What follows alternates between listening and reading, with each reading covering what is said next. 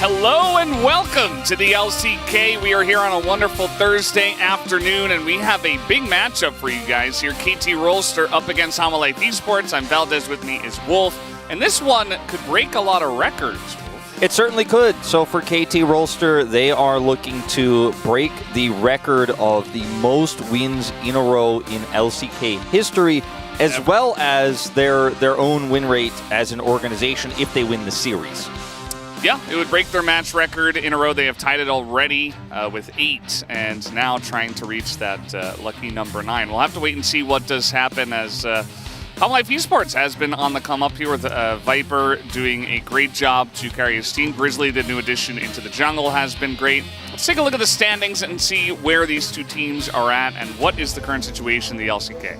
So KT, just that one loss behind Gen G, is assuming that they win today. That's still going to be the separation between those two teams, but otherwise very neck and neck there at the top. Whereas the decline of T1 has allowed Hanwha Life Esports to slip into top 4. A win tonight, which would be an upset, would actually tie them with D+ in win-loss. A 2-0 would actually put them tied for 3rd. So moving up the standings in a big way, and if Hanwha can actually pull this off, it would be so huge for, I think, making a statement that with Grizzly in this roster, this team has finally figured it out. They've finally been able to take down top teams here.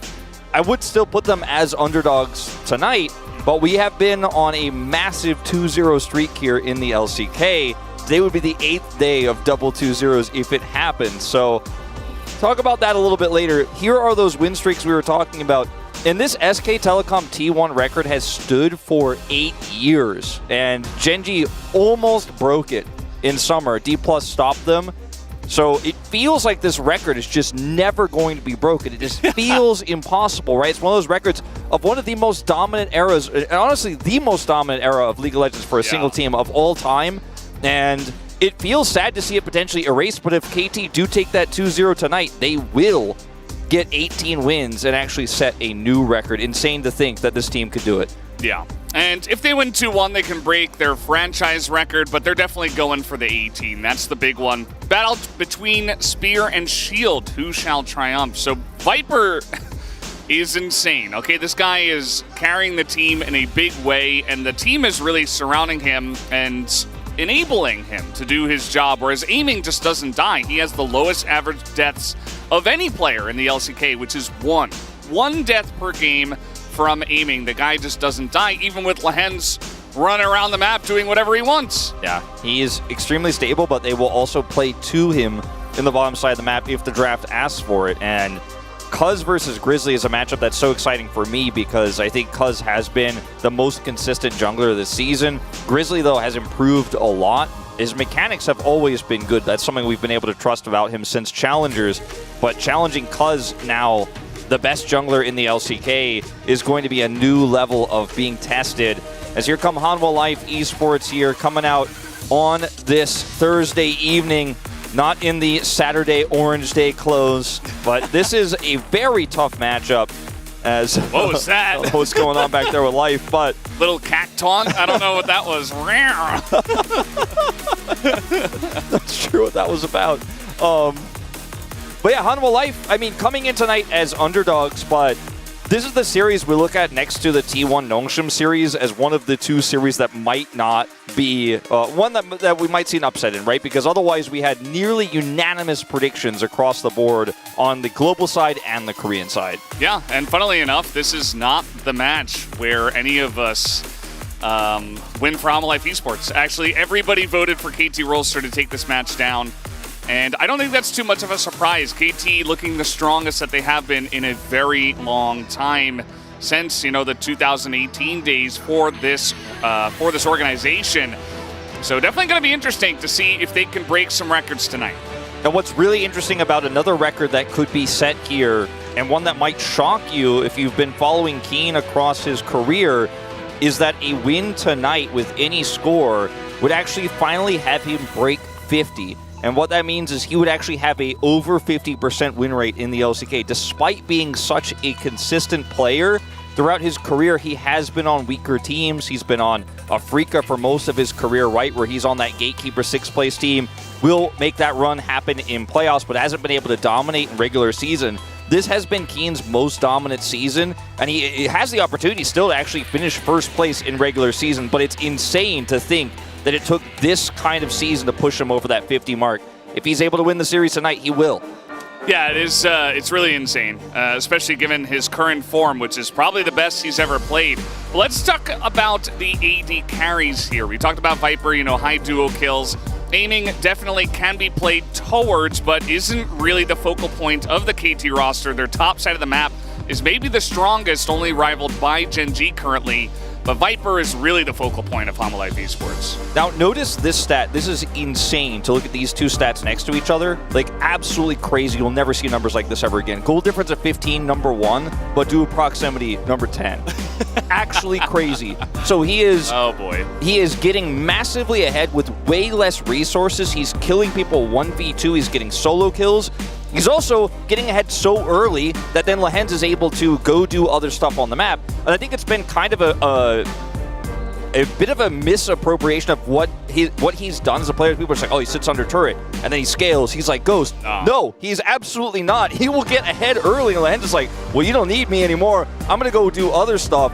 And they will play to him. He will get massively ahead, and he is number 1. The goal difference at 14 in the league. They play through him early. He will carry late. It is insane what this player has been able to accomplish so far here in just half of the season. Yeah, and we talked about Grizzly as well. Looking at the other side, Grizzly has been great since coming in. He did look a little bit nervous.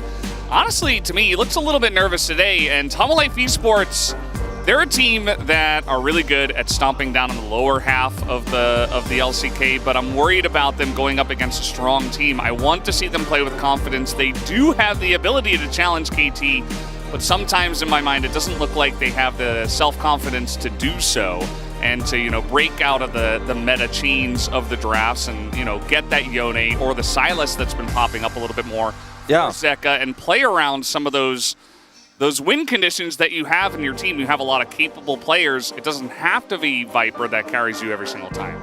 Now, the main reason why I think is Hanwha will have blue side as well. They have pick priority here, so they're the home team in the second round robin matchup.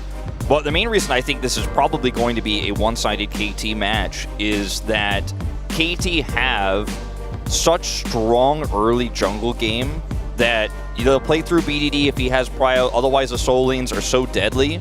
Both of them. And the early game for Hanwha has been their weakest point. You'll get them, if they survive to late game, they will pop off. Viper will carry, right? But it's getting there against one of our strongest early game teams in KT that is going to be the main struggle here. And Grizzly is really, I think, going to have to level up. Yeah, it's definitely a little bit of a mismatch when it does come to play styles. I'm glad you do point it out. KT should be favored for the first half of the game. As let's take a look at some of the drafting here already. Renekton and Annie off the board in terms of aggressive picks that you could go for. See if BDD will be given the opportunity to play Azir here. Zeka did level up as Azir towards the end of 2022 and heading into Worlds, but was known to be a weak Azir player before that. As we'll see what this final ban will be here. Vi. I would expect that needs a look. He was saying Vi. I mean, I don't know if they will actually ban it. Viego. No, it's Viego. So, Viego gone here. Looks like they're fishing for the Vi, so it may mean that KT will ban that one away from Grizzly here. And that could just be Hanwha Life Esports taking the first pick, Azir. We'll see if KT are willing to trade those instead. Giving BDD Azir is always a scary thought. LeBlanc is going to be banned, so that potential trade is definitely available. Now, this is a cool thing you could do on red side. Sejuani, despite the Renekton being gone and KT being able to pick away the Jack, still pick that one. Didn't see that one coming. But this is what red side's power is when you trade strong S-tier picks like this, is you can go, okay, well, now we can get Kai'Sa and Azir, or we can go Kai'Sa Jax, and the Sejuani pick is weakened. There's a lot of reactionary power with so many OP picks, and you get to see what the first pick of blue side is. And Sejuani, just strong in general, but as you mentioned, it's really strong with a top laner that is a strong melee meta pick, and Jax and Renekton are two of those. Jax already taken away. Now, this means that Zeka will have the opportunity to grab the Azir if that's the angle he wants to take here with LeBlanc and Annie banned. Just a very strong pick in this meta right now. Crown Azir very weak into Kai'Sa with Shiv, though. So one of the things you have to consider here is it will be Viper's Aphelios that they prioritize first, getting that late-game win condition into this draft. And we have a solid front line already in this Sejuani to front to back with. And it looks like with the Azir here, they just want to have so much protection for Viper, and they want to play around his scaling into the late game. Unsurprising here, but the Sejuani pick does feel a little bit weaker here, especially when you consider Poppy was open, and they knew that Jax would likely be picked away. As the Yone I like a lot more because it does actually synergize with the pick you prioritize, and it's been Zeka who's been enjoying picking this one up. Has a very high win rate here in the LCK as well. Yeah, I did a little segment on the space where I showed he's only playing Yone against like Guangdong Freaks and Nongshim and this and that, so I'm really happy to see him pick it up, especially because the Azir is hanging, and the Yone should have a good matchup into the Azir. The ability to pressure. The Vi is left up, and they're just going to get it. It's a really strong pick nowadays.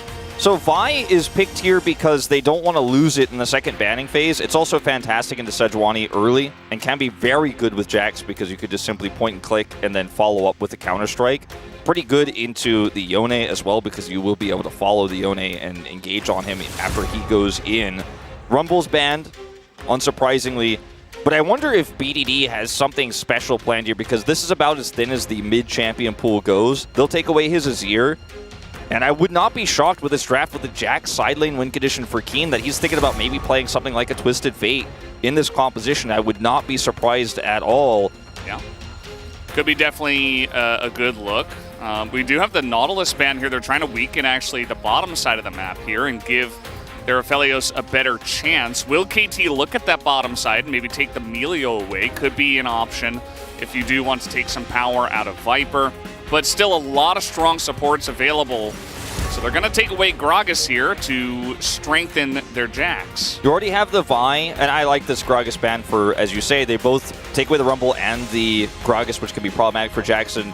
The Melio here, if you pick it as Hanwha Life, Lehens can just R5 the Blitzcrank, for example. I think KT with Vi, Blitzcrank are very happy if they decide to take the risk and actually go into the Melio here, as the Ahri is banned. And let's see what BDD has planned here because, again, Twisted Fate has been a go-to for him. And honestly, even in this draft, I wouldn't hate to see the Akali. Didn't expect that one. I was going to say, even like a Galio pick here works pretty well with what they've set up with Dive, with the Vi, and the Jax.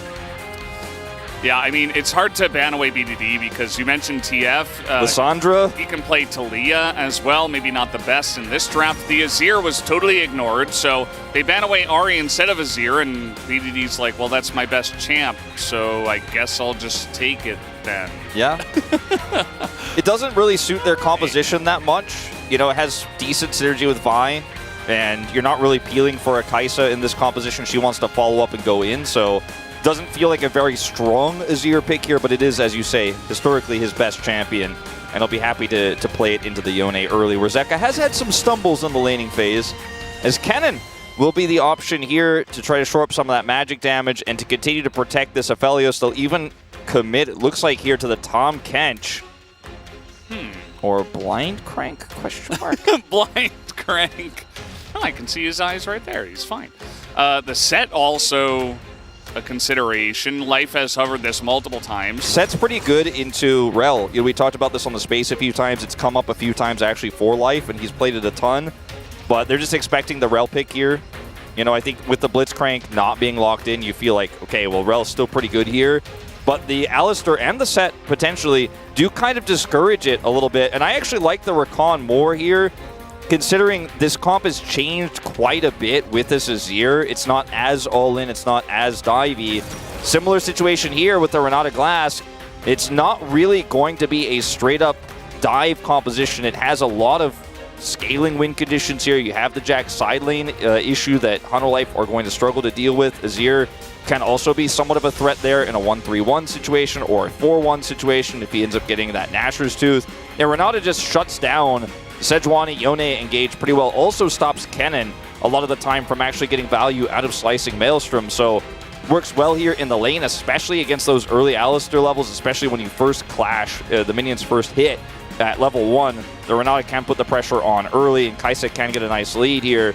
I think for this Hanwha Life draft, it's going to be about Zeka's performance on the Yone, and as much as it has been a strong pick for him, you mentioned it, he picks it against weaker teams, and even in some of those wins, there were big hiccups.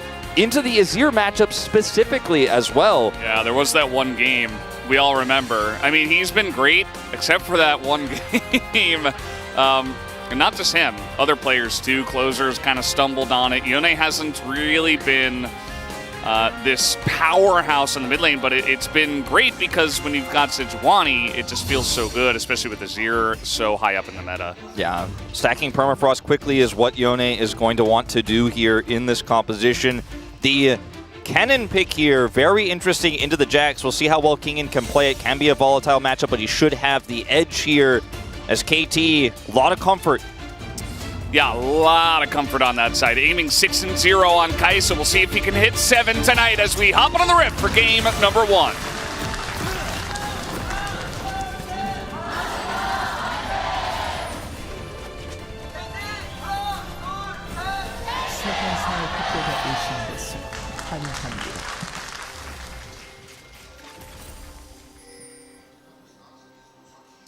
Here we are. Yeah, Kaisa, I was going to mention, you no mentioned, caster chicken here. No, not in the real LCK.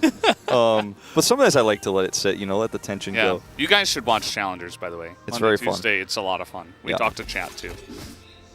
Just look up LCK CL Global and you'll find all of our platforms. Yeah, I mean, you don't have to type the whole thing. It'll usually show up if you type LCK CL Global, but yeah, 2023 is the full URL. And yeah, like, Aiming's Kaisa has been a staple pick for him. I'd say for me, pretty much as iconic as his Ezreal pick at this point for picks that he's had great success on in metas where they are defining picks. And the AP Kaisa we saw last year was really, I think, one of the peaks for Aiming since he returned to the LCK after coming back from the LPL. And now he gets it again here in this draft. And this is what I'm talking about, level 1. I was going to say as the minions clash, or I did say as the minions clash, but they're looking to maybe do something here even before that. Well, a little bit. They got a little auto. Oh, the second auto. Getting in there. And yeah, Alistar doesn't do much level 1, so just putting on the pressure. I am curious about what builds Kingen is going to go for, because, I mean, certainly a decent amount of backline access with the Vi and the Kaisa, especially even the Jax. So you could even see, like, the classic just AP disengage kind of cannon, pressure slicing Maelstrom when they engage onto you, or look for flanks. But nowadays, I mean, the static Shiv and all these other builds out there, the Nashor's Tooth alongside of it, you could definitely see something that could try to match the Jax, although I don't know if it will be very successful in that. Yeah, I do kind of see the conundrum of the build options here because they all come at a heavy opportunity cost, right? If you go for the Night Harvester cannon, which is, I'd say, the most rare one, is, yeah, we have to take a look at this win rate here, nearing 70. But the Night Harvester one, you have like some extra speed and you can look for follow-up pretty easily. The Rocket Belt obviously is going to allow you to engage a lot better, but you're engaging into a Vi, an Azir, and a Renata, so kind of tricky. But if you want to go for the belt for engage, you kind of want to rush it so you can get the value out of it as soon as possible, but then you lose your Shiv timing. So if you rush the Shiv, then your team fighting power comes much later because your engage range is so much lower. And it actually is kind of a tricky problem here that Kingen will have to solve and will have to opt into. As you could see, with the range advantage he has over this Jax, Keen is trying to trade his health bar here for CS. And so far, pretty successful, just using Counter-Strike to push this wave in. And taking a little bit of damage, but will be able to get exactly what he wants. Kingen's doing a great job of pulling the wave right there, especially on the timing where the jungler will come up to the top side of the map. We saw Aiming go back at level 2. Maybe a little cheater recall. I didn't see the exact situation of the lane, but he went back, started with the call obviously, but he went back, got his longsword, and is just right back to the lane. He was at full health, so just looking to crash and get in there quickly. Pings now, coming down as well, danger pings. They know he's likely over here. Kingen's doing a great job of keeping him around already. Winning here in terms of the pressure he's putting on, but at the end of the day, another Q will come in. Kane will be fine, and that certainly gives it away that Grizzly could be here. Yeah, I'm not sure if you want to commit to this one, Grizzly, especially with Cuz here. Cuz is going to come Shadow. He's just going to teleport back to lane. Yeah. And Keen has flash, and like you said, that would just be a little bit too aggressive. So just let it go. Go back to your jungle. And also what Keen was able to do, too, with this play where he stays in the mid of the lane, like stays in the middle point and backs on that brush, and then, Kingen goes in. He actually puts the wave back towards his turret as well with this. So now in a much safer place to farm in this melee into range matchup. And Cuz will, of course, lose some time. As coming up here a little bit behind the curve of the jungle pathing. Yeah, that's the one angle where you can get around the Rift Scuttler, actually. The vision on the top side of the Baron pit. And Cuz goes unseen, but is not going to attack the top lane. Even with it frozen there. Just gets a nice amount of vision down, goes back to his jungle. Yeah. Back to farming.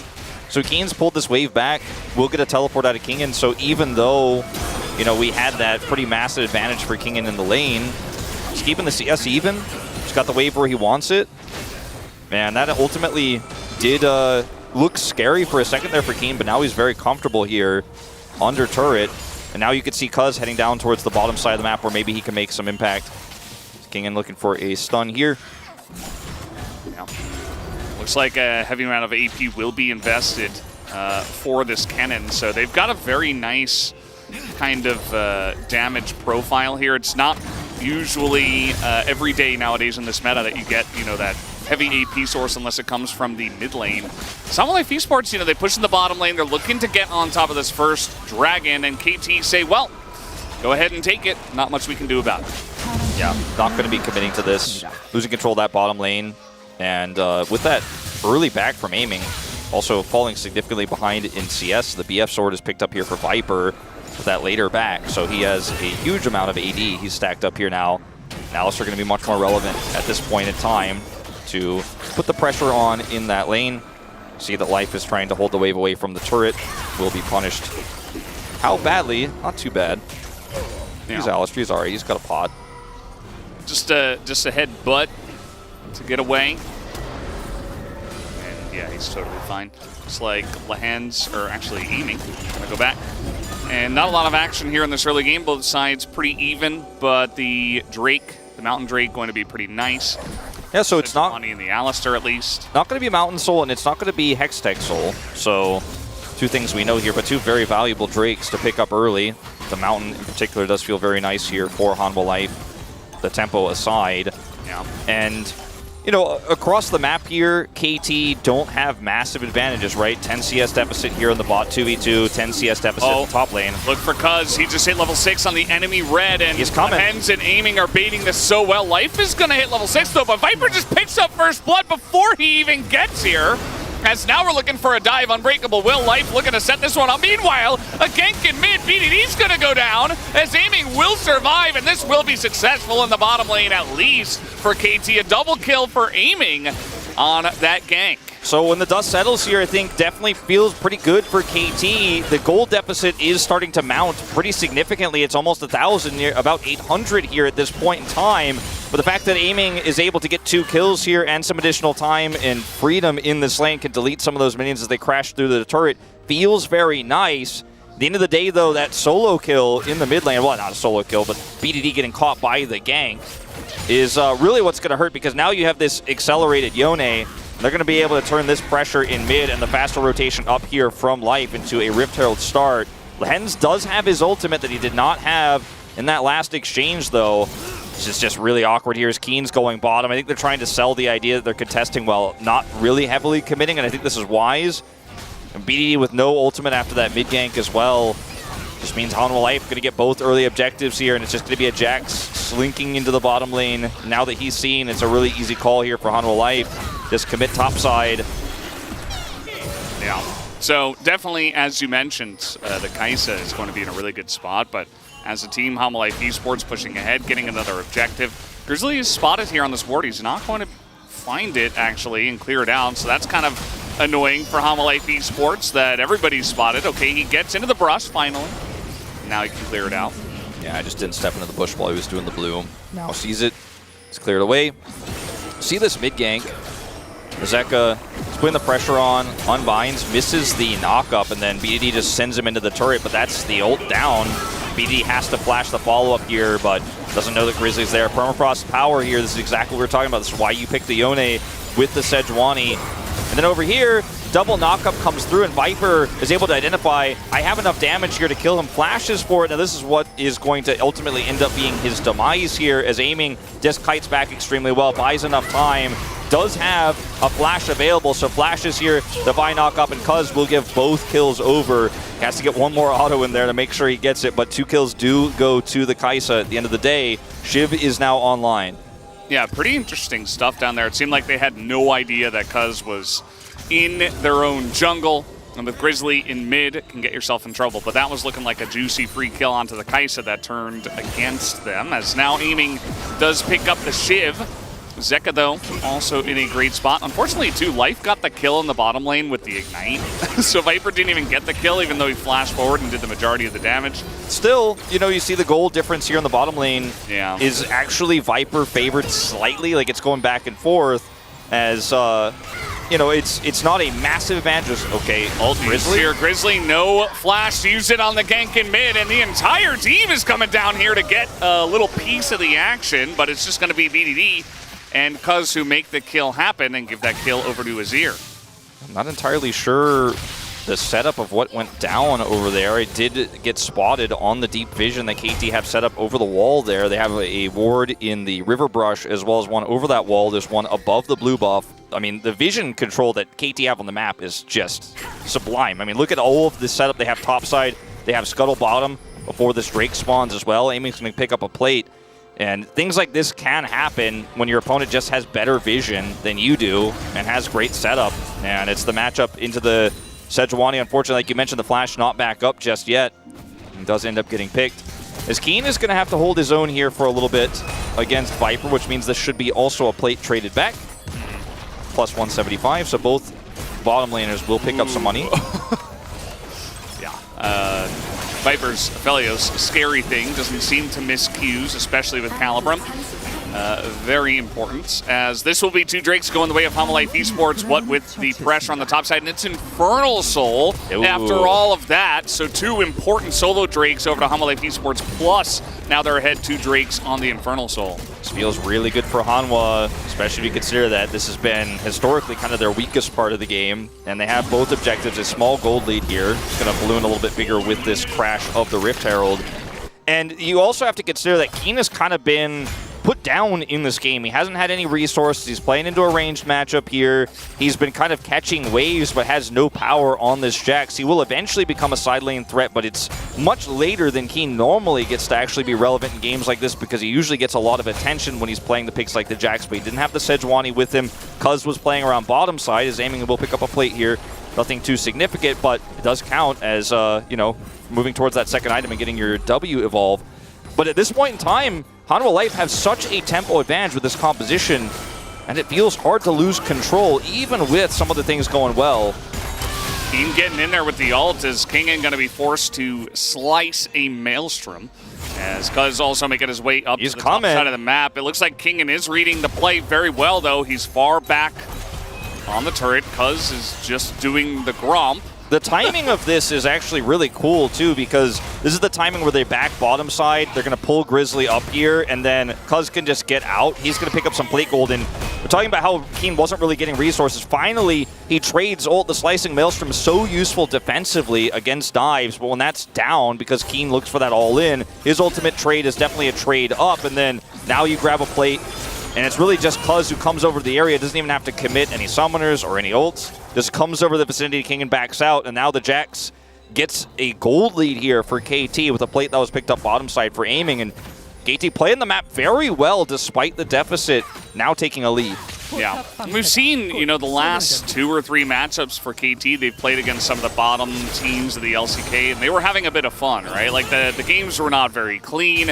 They were extremely aggressive, sometimes overly so. And here against Humble Life Esports, what I'm seeing is a lot of respect. You know, they're not overstepping their boundaries. Keen is playing very leashed for now, and they get that play in the bottom side, but outside of that, they're just farming it out. not, you know, getting crazy, and it's much cleaner play from KT, which is definitely what we wanted to see. And oftentimes with Viper on these late game carry picks, you have a very front-to-back composition for Hanwha Life, you know, with Kingen on an Ornn, for example, or he's been on Scion in the past when you're just scaling. But this is more of a teamfight skirmish-based engage composition as I want to hold my breath here because topside some action. Okay, it looks like it's going to ultimately amount to nothing, but this is not the same type of Viper 1v9 composition. He is very reliant on the front line being engaged here for him to actually have that follow-up to the Cannon ult, to the Yone ultimate. So it's still going to require a lot of team coordination. And I think that Viper is not alone going to be able to carry this game even when he gets to late game, whereas KT's comp, pretty easy, pretty simple to play out, and the Jack side lane win condition does help them threaten, set up on objectives. Speaking of which, Hanwha Life trying to rush this down. They're trying to get in here. Kingen does have his teleport if they need it, as a TP from PDD comes out. The Sejuani ult, they're trying to get on top of this Renata Glass because Lahen's on the flash. We do have Cuz in the backline as Viper taking a lot of focus here. He is able to get away from that dive of the side of KT. Rolster Q coming in. Cuz just going to flash away. In comes Zeka looking in with Grizzly. Gets the KT jungler down. And finally, the first member of either team goes down in this fight. Yeah, Lahen's looking for the ult, and he's just going to have to back out of here. This was such a messy fight on both sides, as I think HLE should be able to secure this Rift Arrow. They're going to see the teleport from Keen. Yeah, the KT are not giving this one up. Some low health bars on the side of Hanwha Life, but at least they have 5 people alive in this game as W comes in. Counter-strike from Keen. In goes aiming immediately. He gets pulverized here, and down he will go. Going a little bit too aggressive as now Keen very much in that backline. Another counter-strike, though, and a headbutt away as Life is doing so much in this game, but not quite enough as Kingen is left alone. And now bailout? a bailout. Will he get it? Yes, he will, as the takedown comes down and a triple kill is given to Keen on the Jax. Oh, man. That's a big I deny, let's say. 4 kills going over. And it looked really messy here from the outset. Is this going to be a long replay? So be aware, we may jump out of this. As diving the Renata, not always the most ideal situation because she has bailout as well. And then Keen sees Viper back there low health. He's like, I'm flashing for this. I'm going to make this happen. So he loses one of his critical cooldowns. Yone's ult is down. And the one thing that's problematic here for KT is this slicing maelstrom. So they're like, I can't start this Herald up. I actually don't want to come in and actually force the fight here into that slicing maelstrom because Kingen can just wipe us there. So they commit the teleport. Keen comes back in. And then he wants to look for a counter-strike angle here. Aiming sees this. Root comes through and he's like, I blow them up in the backline, but the reaction time of Life is just too quick. But BDD is just doing way too much damage. There's 2 carries here in the slicing maelstrom. Low impact from Kingen. And I think if that's a bigger maelstrom, maybe this looks very different. But it is not the reality we're living in. Life was insane in this fight. I was like losing my mind, and he did just about as much as you can do on an Alistair in this one. And it was a close fight, so I understand Lahen's is he's very hyped at this point in time. And now, it's not a Chemtech Soul Rate. We got Infernal, and both of these teams are going to be looking for every single individual one of these Drakes. Yeah, this is really important here for Hanwha Life to secure as the game feels like it's slipping out of their hands very quickly. You end up losing tempo here and not getting this Drake, then you give KT the ability to just walk away from the next fight if they don't have the proper setup, and then the Jax becomes an issue. So you really want to get all 4 in a row here as Cuz is on the flank, spotting Zeka out here. The collapse angle is real because they have Keen on the flank. He doesn't have flash critically from that last fight. Yeah. Oh, Zeka kind of taking the brunt of the soldier's damage. BDD still has Crown. Hanwha Life Esports here. Look at Grizzly's health bar as well. They definitely want to fight over this, but setup's not great. Necessarily, yeah. He's still on that flank. He's still there. He's waiting, and he is so fed at this point in time as they are just going to try to kill the Vi, and down he will go. Cuz is out. The smite is in, and BDD going to sweep them up the slicing maelstrom, trying to save that back line. But take a look at the front line as well. Zeka getting in onto aiming, but he will survive. And KT are going to take this fight in a huge way, but at least Hanwha Life Esports, they picked up that Drake. Now, it is very valuable that Hanwha pick up this Drake, but the question is, was it worth it here with the crushing defeat and a second team fight here? And the answer, I think, is probably not. You know, at the end of the day, okay, aiming. Oh, aiming dead? There you go. Zeka just going miles under the turret. That is very, very critical, but 2 turrets are going to fall in mid and bottom here at the same time. So KT win the fight and turn this into a 2-turret play. And yes, aiming a little bit greedy there, and will get punished for it. Zeka has enough minions here to force Cuz to come over and get interested in this, but not going to be able to take the turret out himself. So all outer turrets still standing here. And you watch this fight again.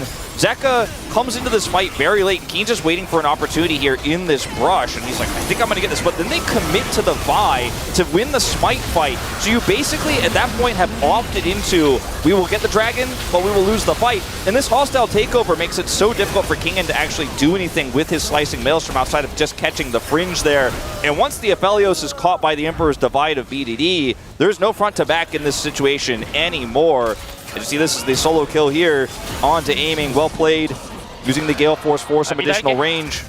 But that's just icing on the cake here for Hana, or not even icing on the cake. That's just a consolation prize. There's no cake, unfortunately. Yeah. Your cake is 3 layers of drakes, right? You've got the 3 drake layer cake. And it's a carrot cake, right? It's got the flame on top. But you're going to need that 4th one. Uh-oh. Here we go again. Zeka. Okay, he's going to get away from that ult somehow. Not sure how he managed Unbind that. The soul. Okay, Zeka, he's greedy. Yeah, this is not the spot. Down he goes. That is just free. You're talking about cake. He's eating it too. Cuz gonna pick that one up, and now with Zeka gone, you've got a fed Azir, you've got a fed Kai'Sa, you've got a fed Jax. Why not just do the Baron? The problem is that Hanwha couldn't afford to give that Drake up, but they weren't set up to fight it, so they commit to killing the jungler to win the Smite War. But now, can you win any subsequent team fight? They're going to teleport here on the flank. KT Baron's just gone. I mean, the control is so good. Grizzly going to get stunned here, and you can just smite it away. Down it goes. The Baron is dead, as Keen might have to pay for it with his life, but he flashes away. And the Moonlight Vigil is dodged here as King is getting in, and aiming is in the backline, going insane right now as they way overextend in this fight. HLE Esports desperate to take a fight after the Baron. Instead, they give a bunch of kills over to aiming, who is just lapping them up right now. Zeka, he gets in a bit late as he was dead initially, and KT are running away with this. I just don't see any way of coming back in this one anymore. You cannot win any objective fights anymore with Baron buff here so early in the game, 21 minutes in. This Jax is already insanely fed. I don't know how many times we have to say it. 3-0 and 5 now, picking up so much gold from the turrets across the map. Baron gold picked up as well. Keen has got to be sitting on a lot right now. And the side lane pressure you have to deal with is something that's a problem when you're in an even game state. It's a problem when you have a slight lead. But from this deficit, you're just never going to be able to control the pace of the game. Speaking of, I mean, he's playing with fire out here and then decides to stay for the wave with no vision. Yeah, where do you think Vi went? Huge mistake. And on this fight here, you're just hard forcing if you are HLE on the back of a cannon trying to come in for a teleport flank here. Keen absorbs all the pressure, stopwatches here, and then watch aiming just see blood in the water as Viper goes forward. The hostile takeover comes in. He knows he's going to get caught by it. Grizzly also gets hit, so he just leaps over the team fight. And that is just beautiful Kai'Sa play. Yeah. Lehens has bailout, so he's totally fine. That's incredible. I mean, aiming deserves so much respect for this Kai'Sa play. And yes, it was 5v4, but... Cannon. Wow, aiming, that was good. That was crazy. And I mean, it's also, you know, somewhat set up by Lehens as well. Like, he layers that hostile takeover, so aiming just sees that. He's like, Viper's dead. There's nothing he can do. He can't hit me. Yeah. I will burst him down. And he just knows the damage numbers. His Kai'Sa is just so fantastic. KT, it looked a little bit worrisome, you know, in the early game. There were some problems in the bot lane. You know, there were the Jax getting ahead, right? But it was like, okay, but Zeka's fed. You know, they've got these objectives, and then suddenly it just all turns around on 2 overcommits, and then the 3rd overcommitment on the Baron is probably just it. There are 3 members of HLE Esports in the top lane. They say, well, we're going to lose the mid inhibitor anyway, so let's try to get some value, but you're going to have to get back here and defend eventually. Viper's going to show once again, so that's another free inhibitor, you'd have to imagine, for KT. They'll take down 2. And HLE Esports eventually, right? I mean, Unbreakable Will used here. And now with 2 inhibitors down, KT just going to back away. So, you know, just picking up the scraps of the top lane essentially right now as Viper's desperate for a 3rd item. Well, that's just the state we're in, right? Because Viper needs money so desperately, the team is going to have to set him up to carry. And if he doesn't have the money to do it, it doesn't matter in the first place. So is it actually an even trade? Is it good for Hanwha? No. But is it good for what the hope of them winning this Elder fight is going to be if we get to it, if we actually survive for long enough? Like, if Hanwha get another drink. Oh, that's true, yeah. I'm like, yeah. I was going to say Elder because I'm thinking like, okay, KT, get this. It's Infernal Solo. It's their first dragon of the game, so it's not Elder. But you're going to need it for all of these subsequent fights. It's not going to be Elder in this case, but you need it for team fights. You need that third item so desperately, but unfortunately, the Jax is just unanswerable if KT commit to it. I mean, he is about to have a Zhonya's here at 25 minutes into the game. Kai'Sa is a problem in terms of her explosive backline deletion. We haven't even had a discussion or an illustration of what the evolved W is going to do in neutrals, because it hasn't been about neutrals. It's just been KT crushing these fights with objective control.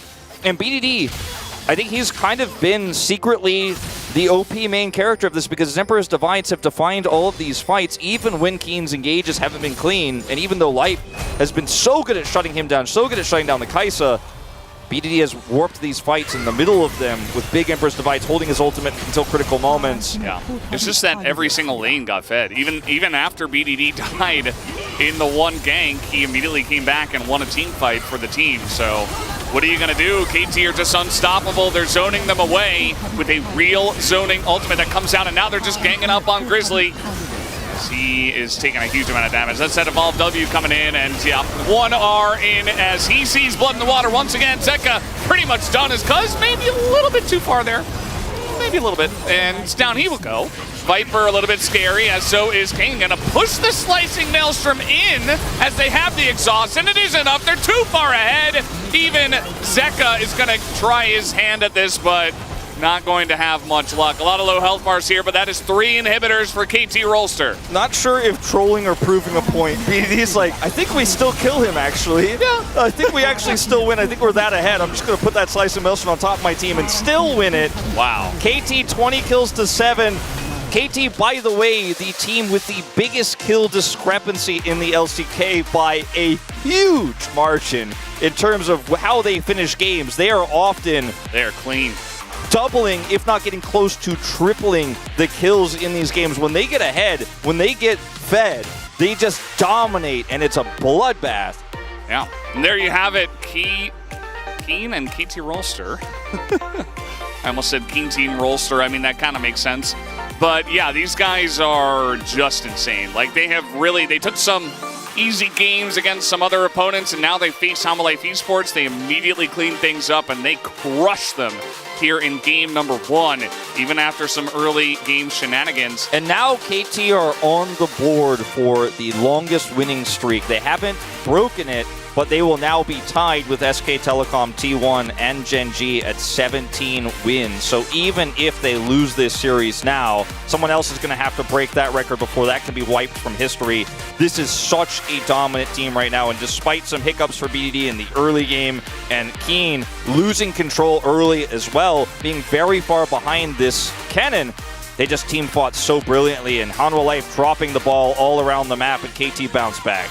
Yeah, pretty insane. I have a feeling, Wolf, that we're making history tonight with 18 wins, but let's see if Hanwha Life Esports have the answer in Game 2. But first, guys, we're going to take a break, as Keen, of course, 1 win away from 50% as well, win rate here in the LCK. But guys, we'll be back with the space after this break.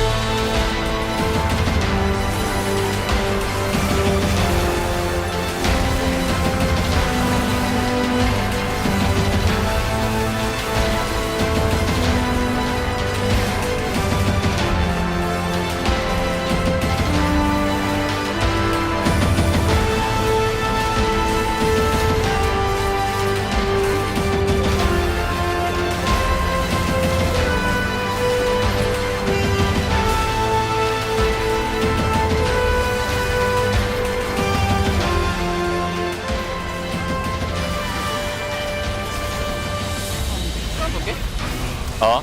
오케이 헤드 노플. 버프. 이제 올 수 있고. 그럼 봐줄게. 딜해야 돼 딜해야 돼. 헤드 한번 볼게. 헤드 봐봐 딜해야 돼. W 줘 W. 야 이거 요네. 앞에 천천히. 리안. 괜찮아. 나 끝. 뒤에 캐는. 나 스틸. 나 탈지 있어. 한복해 캐는. 괜찮아. 야 앞에. 볼뽕 없다. 나이스. 아 시원하잖아 안타가. 뭐야? 얘한테 죽으면 나 조식에 있어. 어쩔 건데. 나 이거 텔로 올게. 나너 조식에 있는데. 텔로 와. 나 Q1 야, 1초. 눈에 풀 있냐? 야 요네. 없어. 어우. 시원하잖아 안타. 나다. 좋다. 아 잘하는데 우리 팀? 그러니까. 왜 이렇게 잘하냐?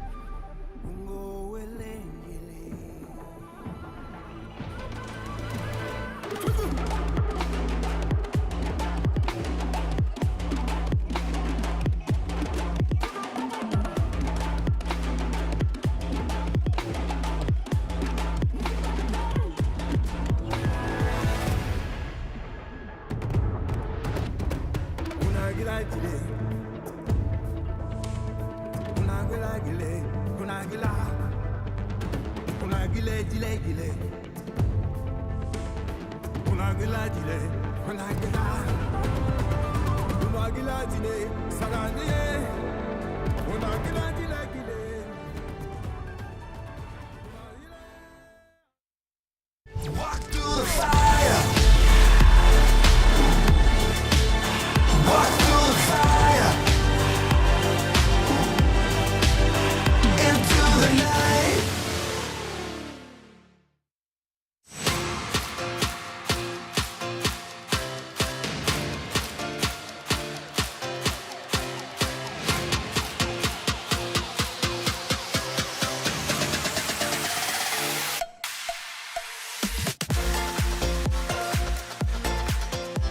Welcome to the space, ladies and gentlemen, on this day of tying with records. I'm Atlas. I'm joined by Orcs here as we break down a 17th game win in a row for KT, putting them in the same leagues as Gen G with Lehens, of course. Now Lehens doing it again, but also in the same league as 2015 SKT T1, which is pretty good company.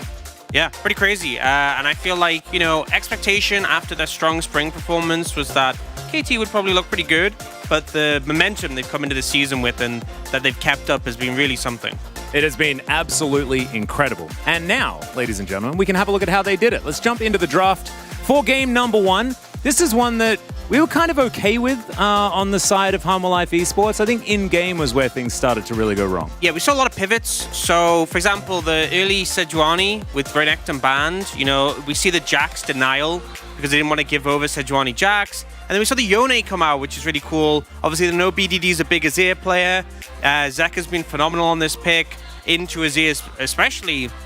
And so we saw initially, it felt like KT was going to start off with a more dive-focused comp with the Vi and the Kai'Sa, but the last two picks, the Azir and the Renata, were very much disengaged picks, and it was really Honor Life Esports who went fully into the dive with things like the Kennen as well, providing some extra AP for the team, because I think having a full AD comp into a Jax is pretty painful.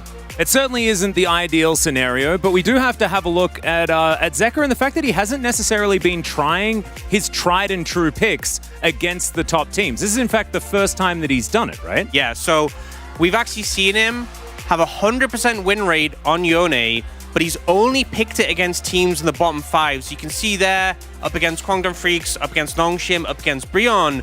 And he's looked really good at them, and you may be like, well, it's easy to look good against these lower teams, but we all know Zeka, his run at Worlds on DRX, and how good he looked on picks like Akali. This is his forte, and yet he hasn't brought it out against top teams until now. So despite the fact the match didn't go in their favor, I'm glad we're seeing this confidence come out, because he looked good on the pick.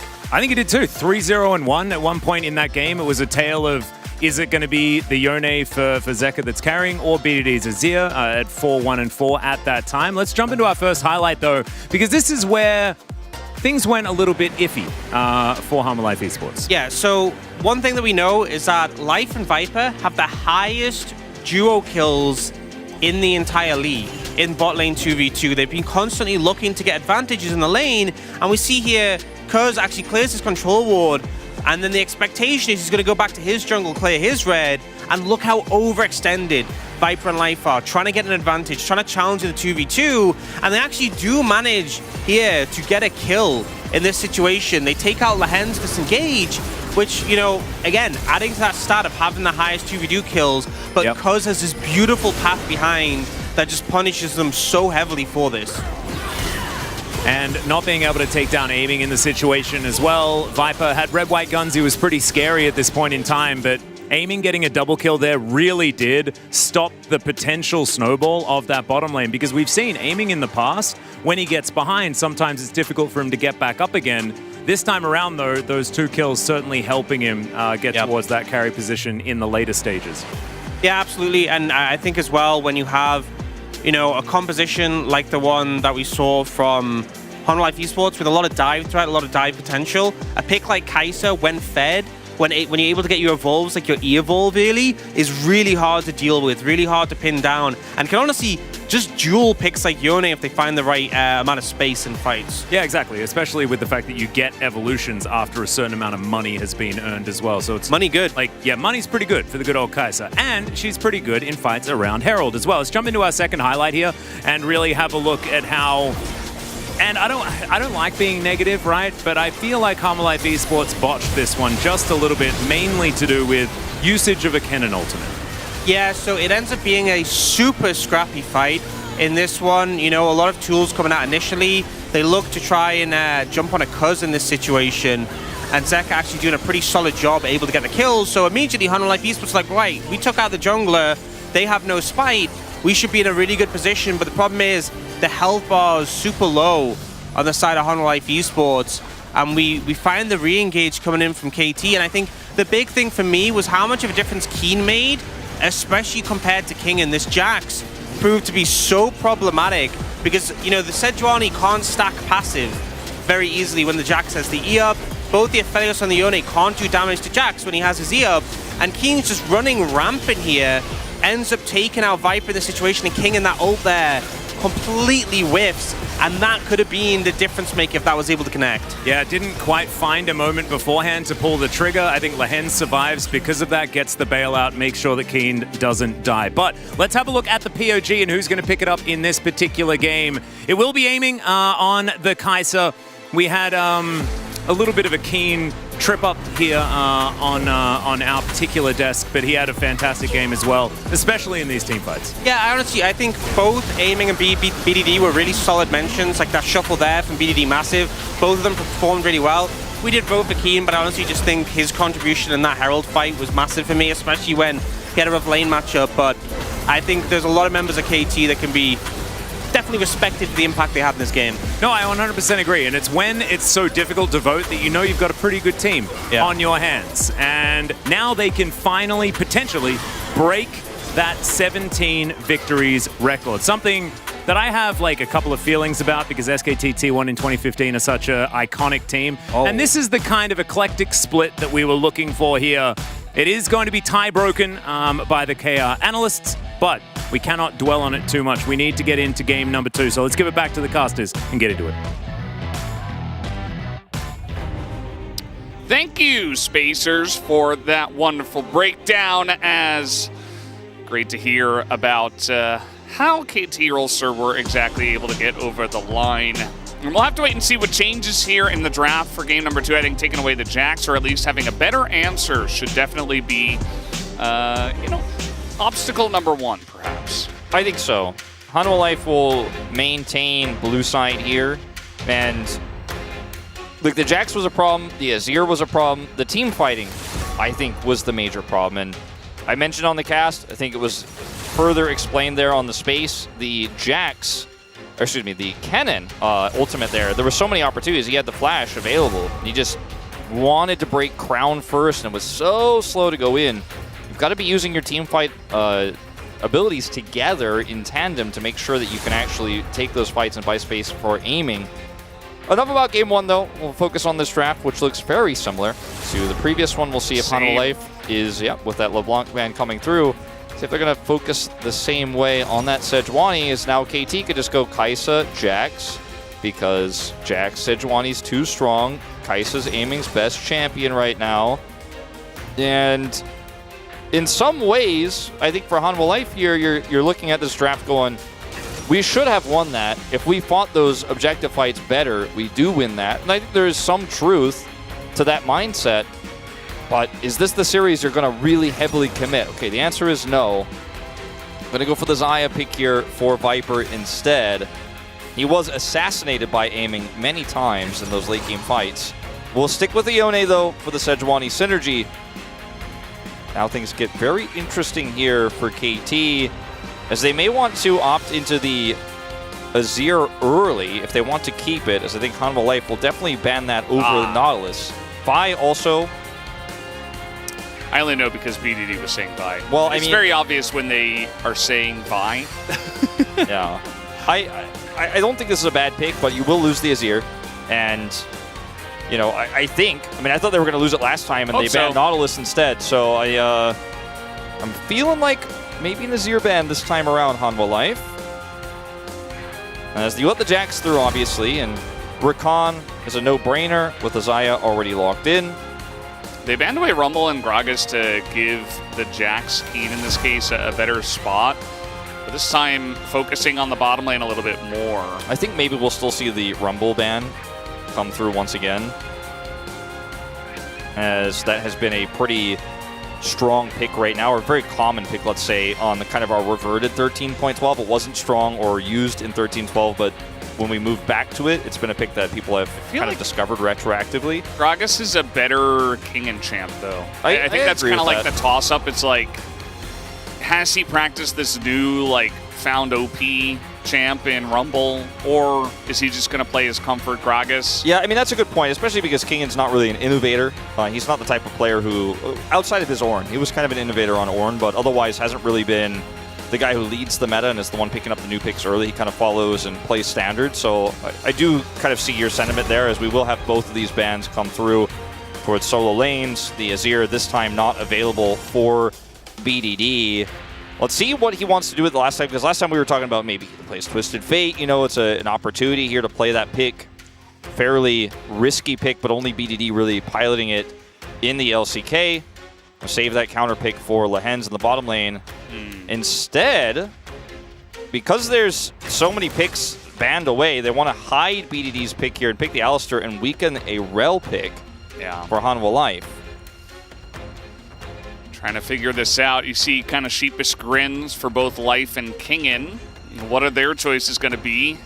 For both of them, it will not be Poppy. blind in this case. Poppy's so good into this comp, and it has like one of the highest, actually the highest on this patch, involvement in the LCK, and a little bit surprised that it has been kind of absent from these drafts. We talked about it briefly in game one, but it's going to come in here for Kingin in this second one. I'm going to find out what Life is going to lock in into the Alistar here. It's just going to be the Rel. It looks like he wants to opt into it, even with that powerful counterplay.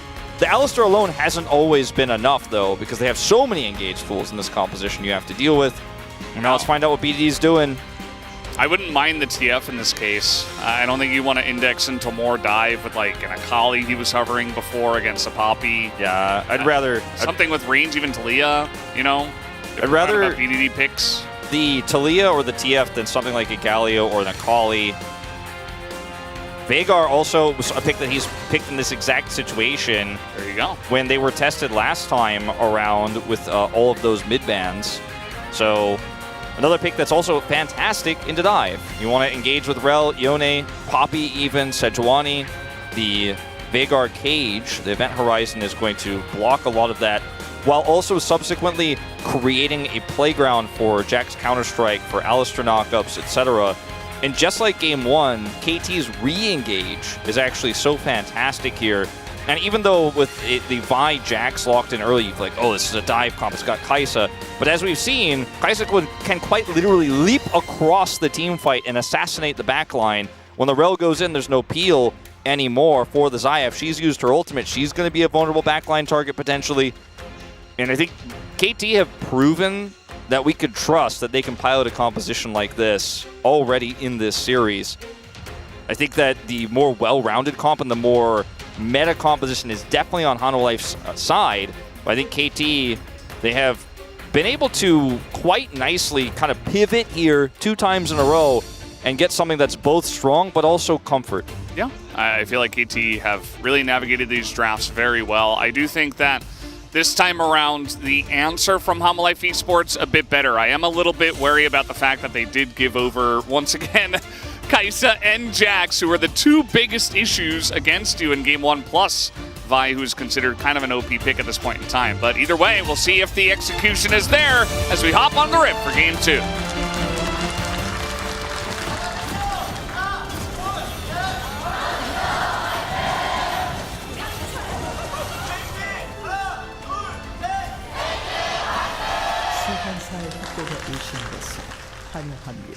And off we go once again into game number 2.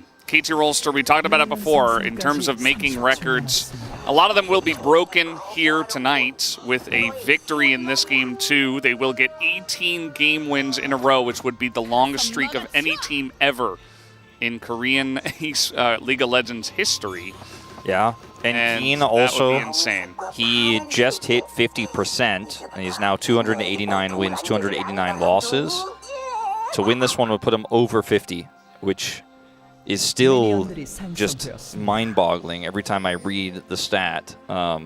He's played nearly 600 games of LCK across his career. And he's probably the best top laner right now. Yeah. Maybe not, probably.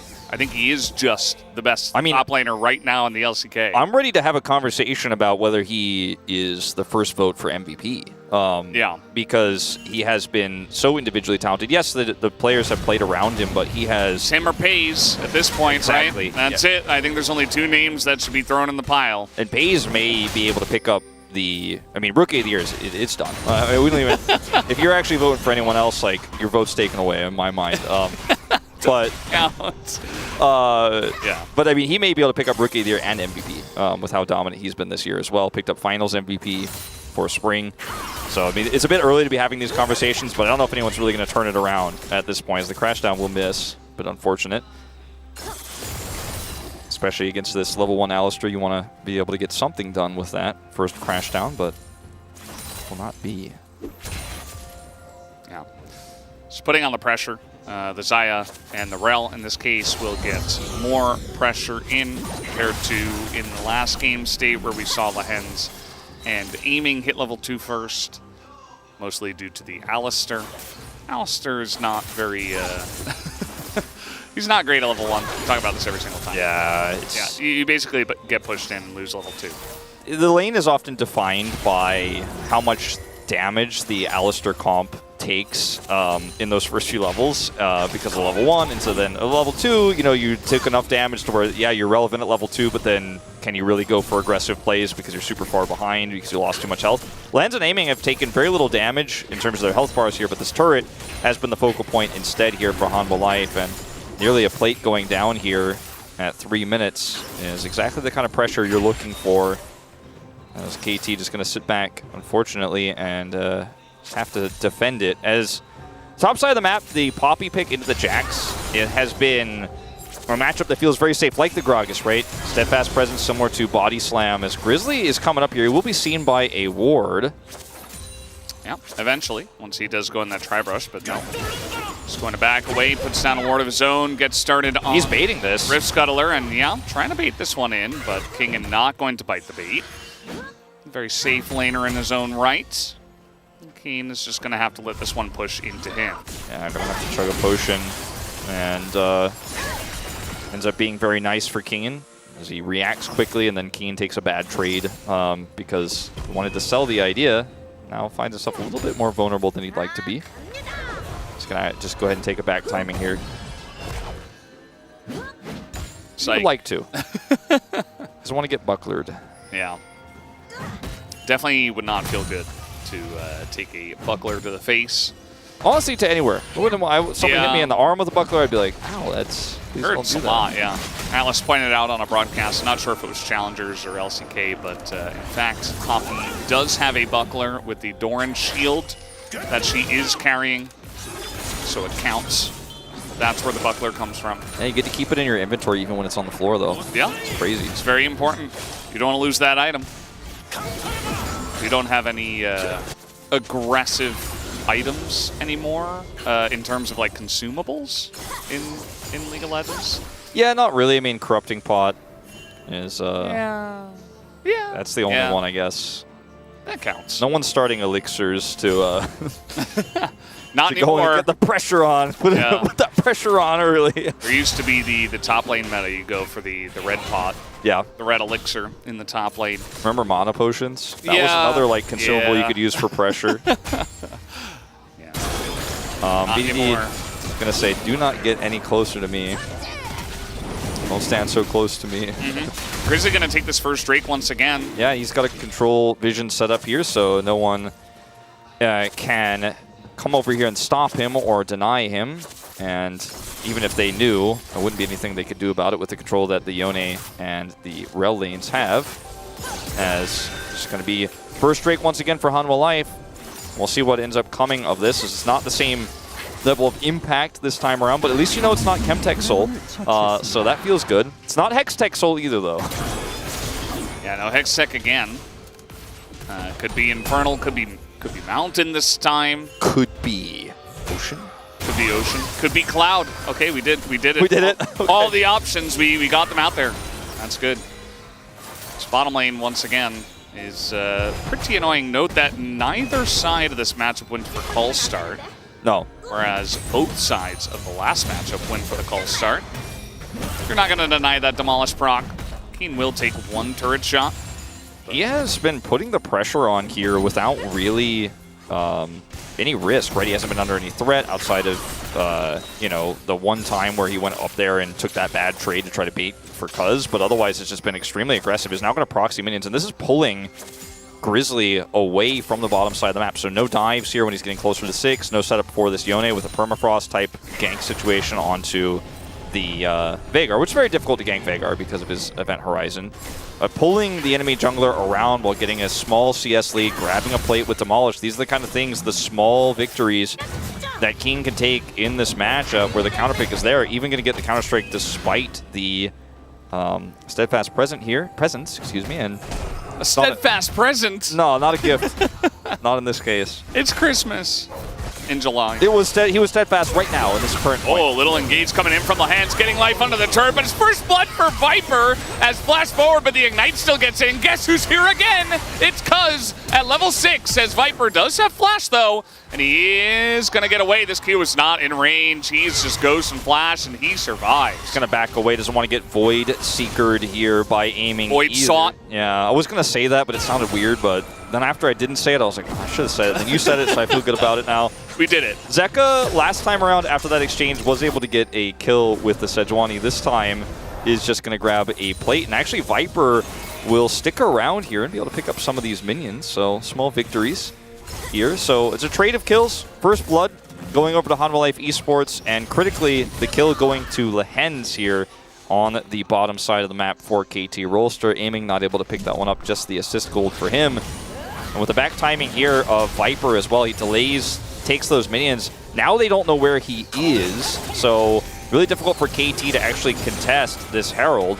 Now it looks like they may just simply let it go as Rel's already up there too with level 6. And once again, KT letting the early objectives go in favor of better team fighting in the mid game. Definitely feels like a much safer spot this time around for Hanwha Life Esports as Zeka, he's in the box, he's in the cage, Lehens and Cuz are here, but Zeka just unbinds his soul and gets in there. Viper taking away the Krugs as well, just sorry, Grizzly. as much as he can off the map. They call it Viper Life Esports for a reason. Yeah. Just gonna have to pay that tax. I'm sorry, my man. You're playing Sejuani. I am actually the carry. Me and Zeka are gonna get it done. We go back to this play once again. It's actually a call from Lehens as Life steps into range of the flash knock-up into Headbutt to pull him into turret range. And this is also, of course, with Cuz nearby. And if they're able to get both of these kills, it feels amazing. But with the flash here for Viper, he gets out, he hits level 6, so now still has another escape available. Cuz will be seen on this ward.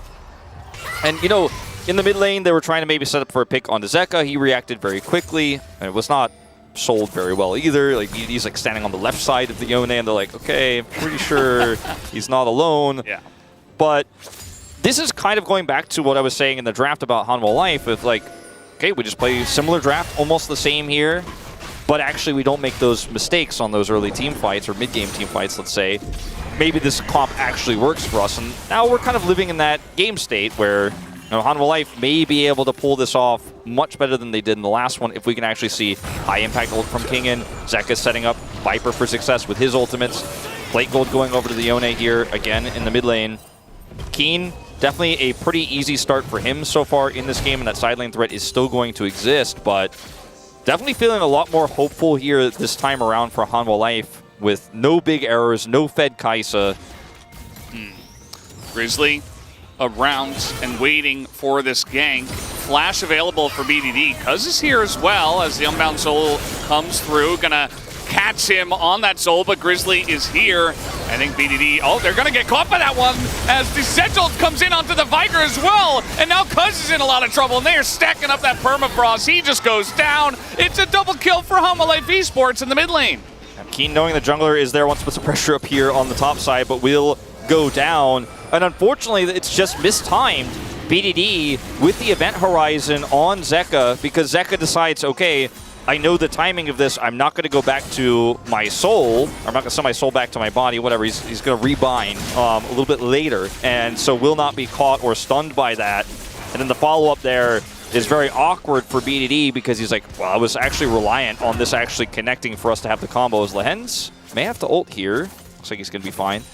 But yeah, that was a trap that was set by KT and turned around on very well. Yeah. Kind of an assumption that Grizzly just wouldn't be there, but if he's ever there, you're indexing so much to try to get this kill onto Zeka that you will just lose a 2v2. I mean, also, I think maybe you still trade at least, even if he is there, if you end up getting that stun, but I mean, Zeka's just like, oh, well, I'm not going back to that, I'm going to do damage in the interim, as he sees the unbind, and then look at how much damage he takes before Zeka goes back. Zeka just waits it out. And even the ultimate missing here, not too important because permafrost is a thing. And if Zeka's caught, you know, or if they actually, as you mentioned, don't have a Sejuani to deal with, they still force this to be a kill. Zeka very happy about the turnaround there. As Lehens constantly, every time we come out of a replay, I'm like, is Lehens in danger? Nah, the answer is usually no. But kind of. He's Alistair into Rel, and he's got everything up, so he's totally fine. Grizzly, see that this time around, you know, he's a little bit muted in game one, but now being a bit unbound himself from those Sejuani chains and doing a great job of getting some of his lanes ahead at this point in time. For KT, it's not often that they are behind this amount this early on in the game, and it's going to maybe come down to Keen to put on some more pressure. And there were leads for Hanwha Life last game, but it was the Jax that was unanswered and the BDD kills, right? The big sweeps that came through that defined the way that Hanwha lost control of the game. And also the Kai'Sa that was fed from that earlier double kill. Just don't have any real angles here outside of winning team fights this time around. Same 2 Drake lead. Double control ward as KT are kind of falling apart at the seams here just a little bit. It's definitely not ideal to see that. It's a lot of money down the hole. This time he's in trouble. Yeah, he is going to get that one done. The Unbreakable Soul as now Lehens gets another ult to the face. Just no helping him. As, you know, you can only play chicken for so long before they just use 3 ults and kill you. So that's the end of Lehens. Yeah, KT in some serious trouble here. There's enough time before this Herald spawns for Lehens to respawn. Yeah, well, do you want to hit that control ward or nah? Just looking at each other. He just likes to keep the control ward at 3 hit points. Yeah, that's what he's about. Sometimes 2. And it's weird because we've seen KT in these positions before where they do just out team fight, and you could trust that even though from a textbook standpoint this game looks really rough, it looks almost unplayable, but there's the Jax angle. BDD on Veigar, went for the Everfrost build. There's a lot of ways to set up in fights. There's a lot of ways to turn. Their comp is really good into Hanwha's. Even from behind, 2,000 gold, that's quite significant. Zeka not respecting the potential rotation, a TP even from Keen to come in. He does have ult and flash and 3rd Q, so he says, see you later, as now the flash stun comes in. BDD in a lot of trouble. He does have flash, as he will get over the wall to his team as the re-engage from Cuz is onto the Rel. Do they have the damage? Yes, they absolutely do. As BDD even holds onto his ult, and that's a much more damage to come in onto the Xayah, who goes down without an ultimate herself. So Viper also taken out, and KT, they see an opening and they go for it immediately. So once again, Zeka overextending on the top side. He's not going to die for it, but the rest of his team is going to suffer on the Herald fight. They just do not have the control that's necessary, as now Kingen going to lose a lot of health. So ult available here for BDD still. You never got an opportunity to use that, so got to be careful. Very scary, as you mentioned. It's going to be fine here at the end of the day, but Zeka getting caught is so problematic. Now over here, they're trying to catch this Veigar, who has Flash and Event Horizon, so Permafrost is here. The Rel even committing to flash in, and Life, he does not have the ability to stop this engage with Magnet Storm. They have that ultimate tracked, so it's really easy to engage on him and blow him up before that comes back up. That's the angle to turn. If the Keeper's Verdict is faster here as well, things go much better, but Keen has the follow-up Counter-Strike double stun with the Flash. Yeah. And as you mentioned, they don't even need the Veigar ultimate, and this is, once again, Hanwha Life dropping the ball on some of these mid-game fights. Yeah. Still with the lead here, but it has diminished quite rapidly, as you can see on this graph. It's kind of the opposite of what they've done in many of their other fights, or matches rather, early on this season. You know, lose early game and then come back and have a strong mid to late game. This time, getting some leads, but KT having the better team fighting, and Keen just flash owning Viper with the Counter-Strike, and the Jax has been so critical in so many games. Speaking of, and now Viper has the Feather Storm, has the Flash, but now Life once again is going to get caught. Huge feather damage though, as Keen still jumping into the backline, has another Counter-Strike. No leap for him though. Should eventually go down. This could be a big shutdown as he is going to leap, but goes down to Zeka. This time around, Hanwha Life Esports will take advantage of KT's aggression. yeah, they will be able to turn this into a 2-for-1. Did have to commit the Yone ultimate, but it doesn't matter because with these kills, they could still secure this Drake, no problem. So again, a 3 Drake lead here for Hanwha Life. This time the third Drake isn't going to be a wipe where they get the dragon, but then give KT all of the money. At the same time, it has been a little bit rocky here, some of these situations. Viper carried that fight, though, completely on his own. Has a Feather Storm this time for the Jax engage, and then pulls the feathers back across all of KT, just rakes them, and is able to save the fight, doing so much damage. And then Zeka comes in to try to help commit to kill Keen. His life has been found again. Yeah, he just keeps getting caught, man. He is not going to get over that wall as the Vi is here, aiming is here. Viper going to try to pull back some feathers once again, and they don't want to go too aggressive, but they do. Cuz now gets caught out as Zeka is right there to help out the team. Baited. Got him. Life here, once again, found, but they turn this around, and the distance at which Hanwha Life can actually engage and follow up with this Yone is insane. As we are going to race for first brick here. 2,000 gold still the lead here for Hanwha. Let's see if this... Well, it's already a couple. Yeah, you're right. Down, You're right. I was still a race. The observers baited me. I was like, it's Still a a race. race. It's a race, but it's not for the important one. It's going to be a trade of turrets. Yeah, still a race. I mean, kind Keen of. won it, but First brick for KT. As Keen goes in here, the Event Horizon is good. Life will end up getting blown up, but look at the feathers coming through for Viper.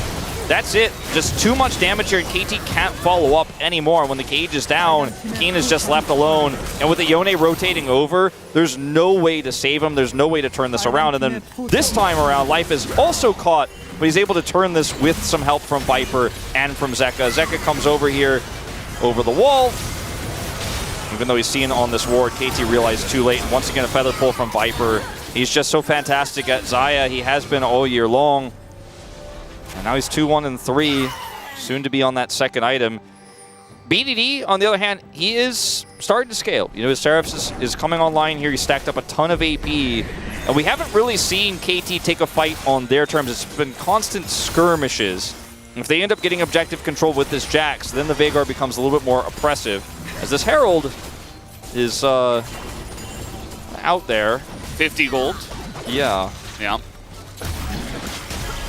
Well, it's going to eat up some of their time, let's say. Sure. Look at it in a positive light. You're talking about the Veigar scaling. The Yone also incredibly fed at this point. Zeka, you know, he did have that one oopsie that kind of got his team into trouble in the top lane, but still 3-0-1 with 2 items already. Got the Gale Force kill as well onto Keen over the wall in the last fight, and he is going to be a menace, especially with the Sejuani to help him out. And just the really tanky core of this lineup, even with Bloodthirster, but also 3 tanks essentially. They're just going to start Baron here. And with the amount of control they have around this pit, I mean, I think that they could definitely try to force a fight with this. They're even going to TP in. Hard committing to this now. Feels a little bit greedy, but BDD, he's not here. Yeah. Well, I mean, they trade TPs, but that's not really what you wanted. I mean, I guess you get the TP out of Keen, which is good. It's always good to take it away from the Jax. Yeah, I think that's maybe ultimately the goal here. Really good macro call. If you pull the Jax out of a side and pull that TP away, then you feel really good. BDD didn't have teleport, wasn't in range to actually get on top of them and punish.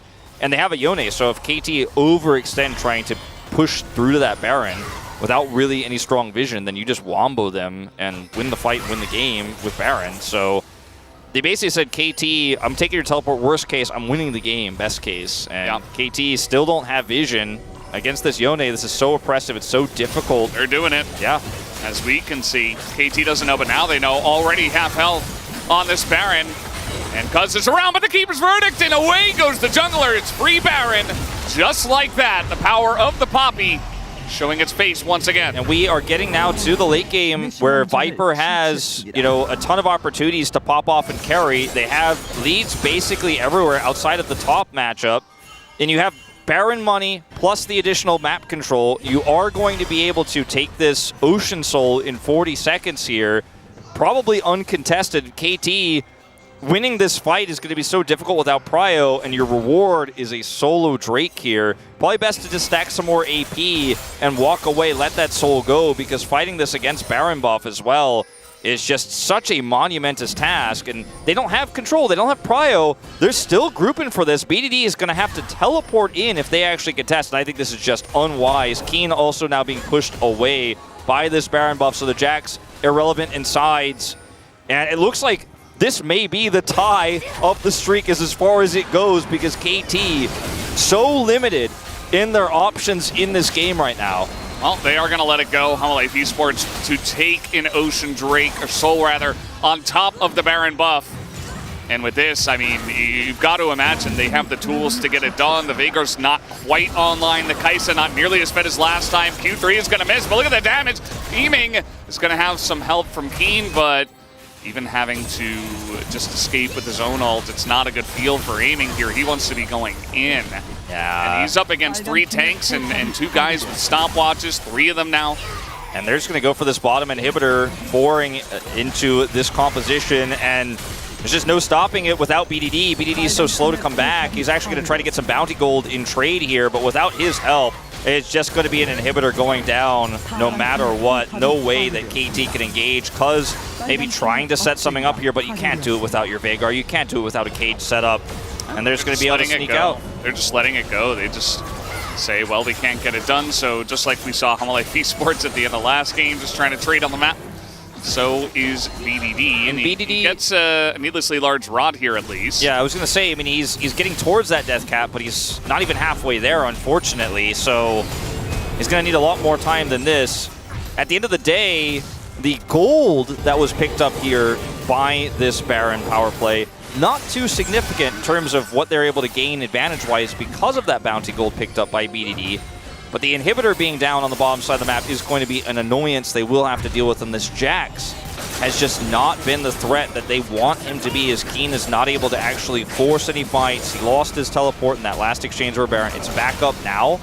And over the course of these next 4.5 minutes before Elder spawns, KT are going to have to try to get this Veigar and another rod, ideally Death Cap, but that's really pushing it, see how much farm he can actually get, and then maybe get this Jax into a position where he can start threatening sides as well. That bounty gold is what they really need. And Hanwha are just moving around 4-1ing super hard here, trying to find any picks they can, trying to push the Veigar out of the ability to farm that Death Cap. And Hanwha is playing this so well. At KT, they know what they need to do, but they're just denied from doing so. At least Jax has some alone time in the bottom lane, but there's no threat here. He's dealing with super minions. Well, let's see the engage as we have the cage down. BDD in a little bit of trouble. Lahens as well, just trying to frontline, but the damage was way too much as the ult is stopwatch. So BDD just doesn't have the damage. In goes the Xayah. The Feather Storms are pulled back, and down goes the Veigar. And that's a couple of guys already gone on the side of KT. Baron buff is gone. Doesn't matter. Humble Life Esports pushing 5v2 in this case. I mean, Keen does have flash, so you have to be respectful of it. But as long as they don't get hit by a big counter-strike here, they could definitely push for more. At least this inhibitor is going to go down. Keen had to back, so that's a huge success in itself here. Cuz going to tank all of this damage. Yeah, pretty insane what he's able to get done. And now this Oh, has no! presence, and Keen is just going to get caught out.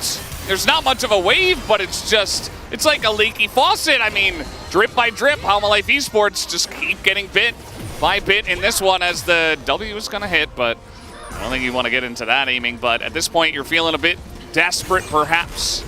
Maybe you want to stop some backs, but you're not really getting much as another Yone ult's going to come in here, this time onto an Alistair.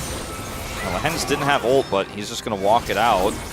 This is so frustrating for KT because they're not getting... Okay, no, Featherstorm, the flash not here, and down he That's goes. massive. Okay, that's the end of the Xayah, but unfortunately there's no objectives. At least they do get the shutdown here for their Kai'Sa, though. they will get the shutdown for the Kai'Sa, you know, who's sitting on 2 items, and this is going to buy some additional time for these side lanes to be dealt with. The mid lane is the only one where they have an inhibitor standing.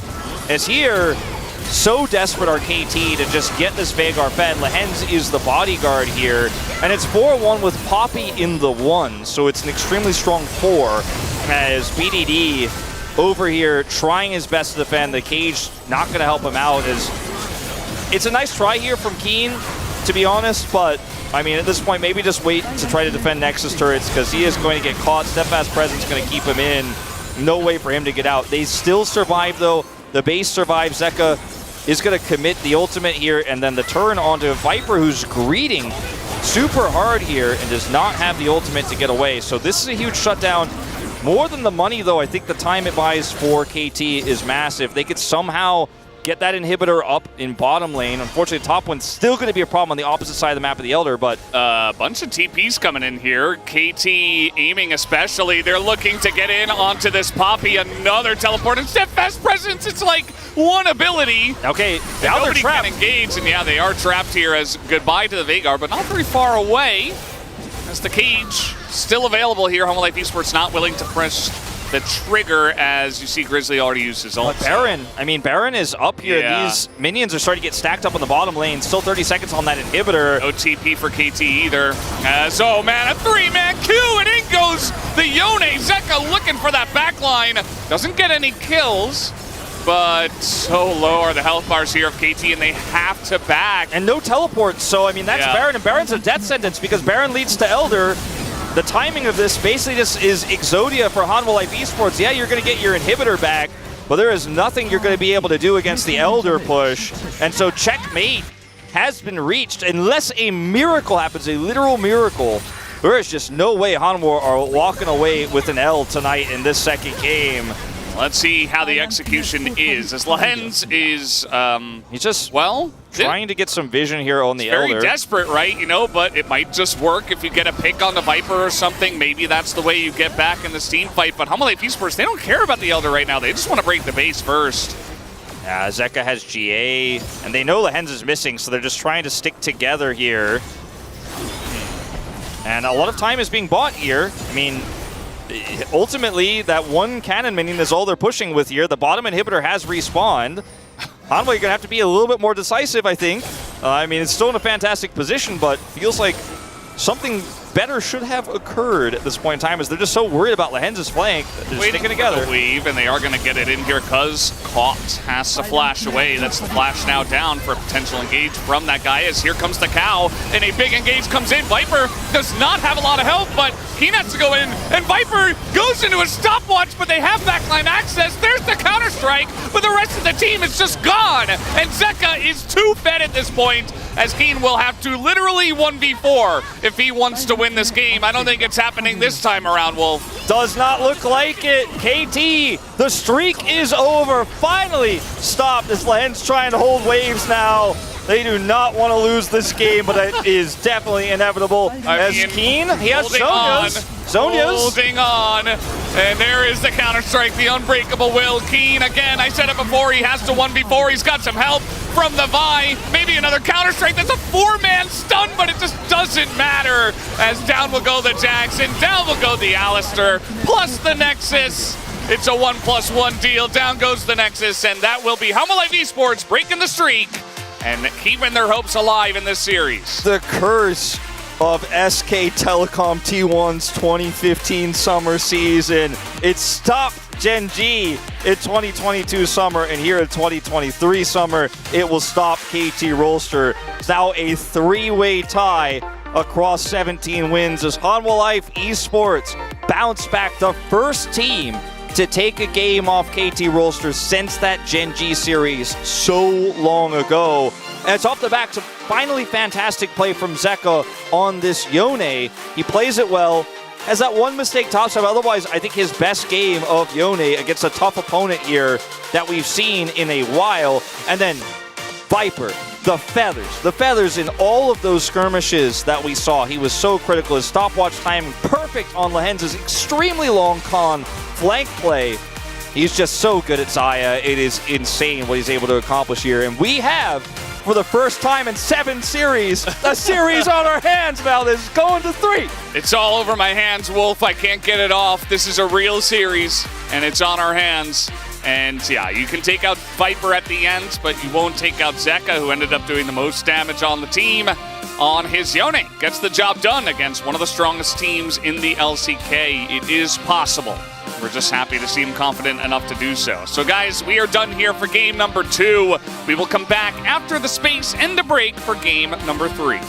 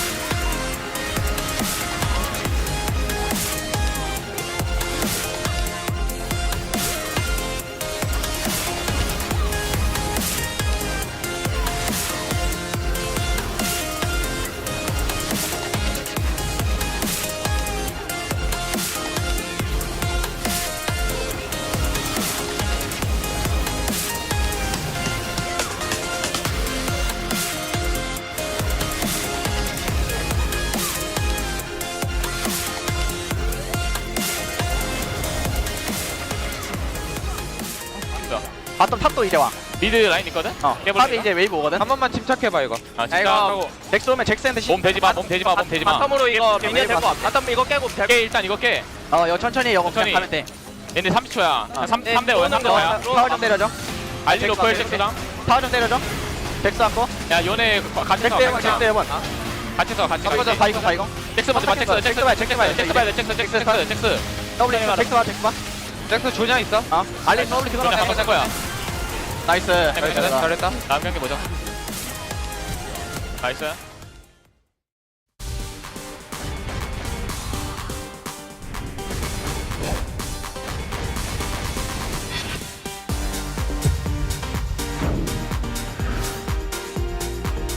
Push bulldog out of lane, so it early teleports. And Showmaker in a lot of trouble here as he is trying to just get damage on the Bulldog. Maybe he's not in trouble at all. And hopping forward again, Showmaker stays calm under the pressure of the 2v1 and takes the kill. Still, Barrel tanking for a long time. He will now die because the ult has worn off. That is the headbutt on the Canado before he does fall. And Barrel survived for a really long time. The dash goes down first. Barrel walks out. What the heck? How dare he, as Showmaker's going to chase after him, will take him down. And TK will definitely win the fight. And Candy goes golden and will deny the Crocodile his kill. Fate now underneath the turret. TK, they're running out of health bars.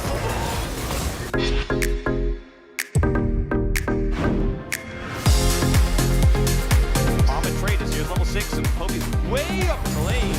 And Rascal is here too, but so is Owner, as Fear is going to come down, and he does dodge the stun with the shield, as in comes Rascal! scoops the kill. And now Owner is just left out to dry. It should be 2 over the side, and T-Rex and Rascal picks up both of them. Man, this is a disaster for T1 in this early game.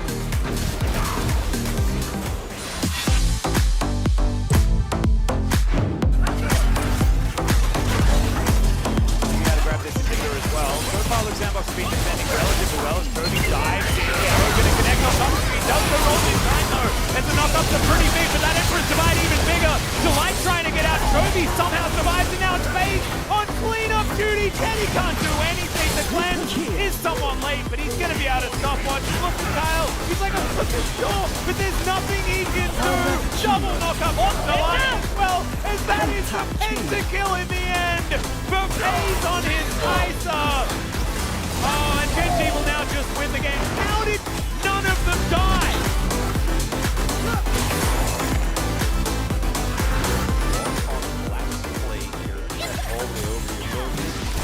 He's just going to get out of there. There's a pump block to try and keep himself alive, but he may just... The kick comes through, and Chobi's not going to fall. The grand entrance comes down yet again, and Chobi's now looking for it. Chobi's even able to pick up the kill. Oh, dear.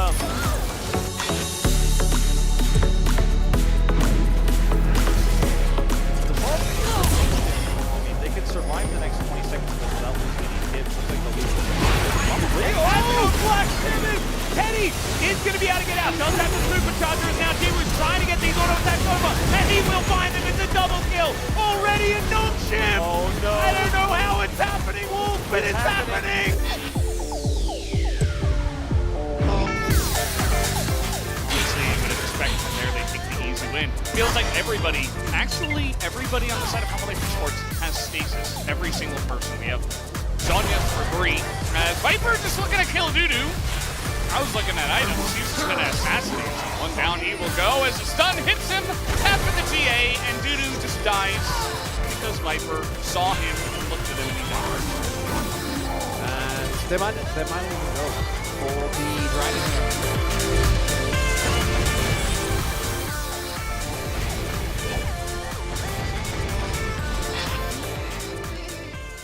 Walk through the fire. Walk through the fire. Into the night.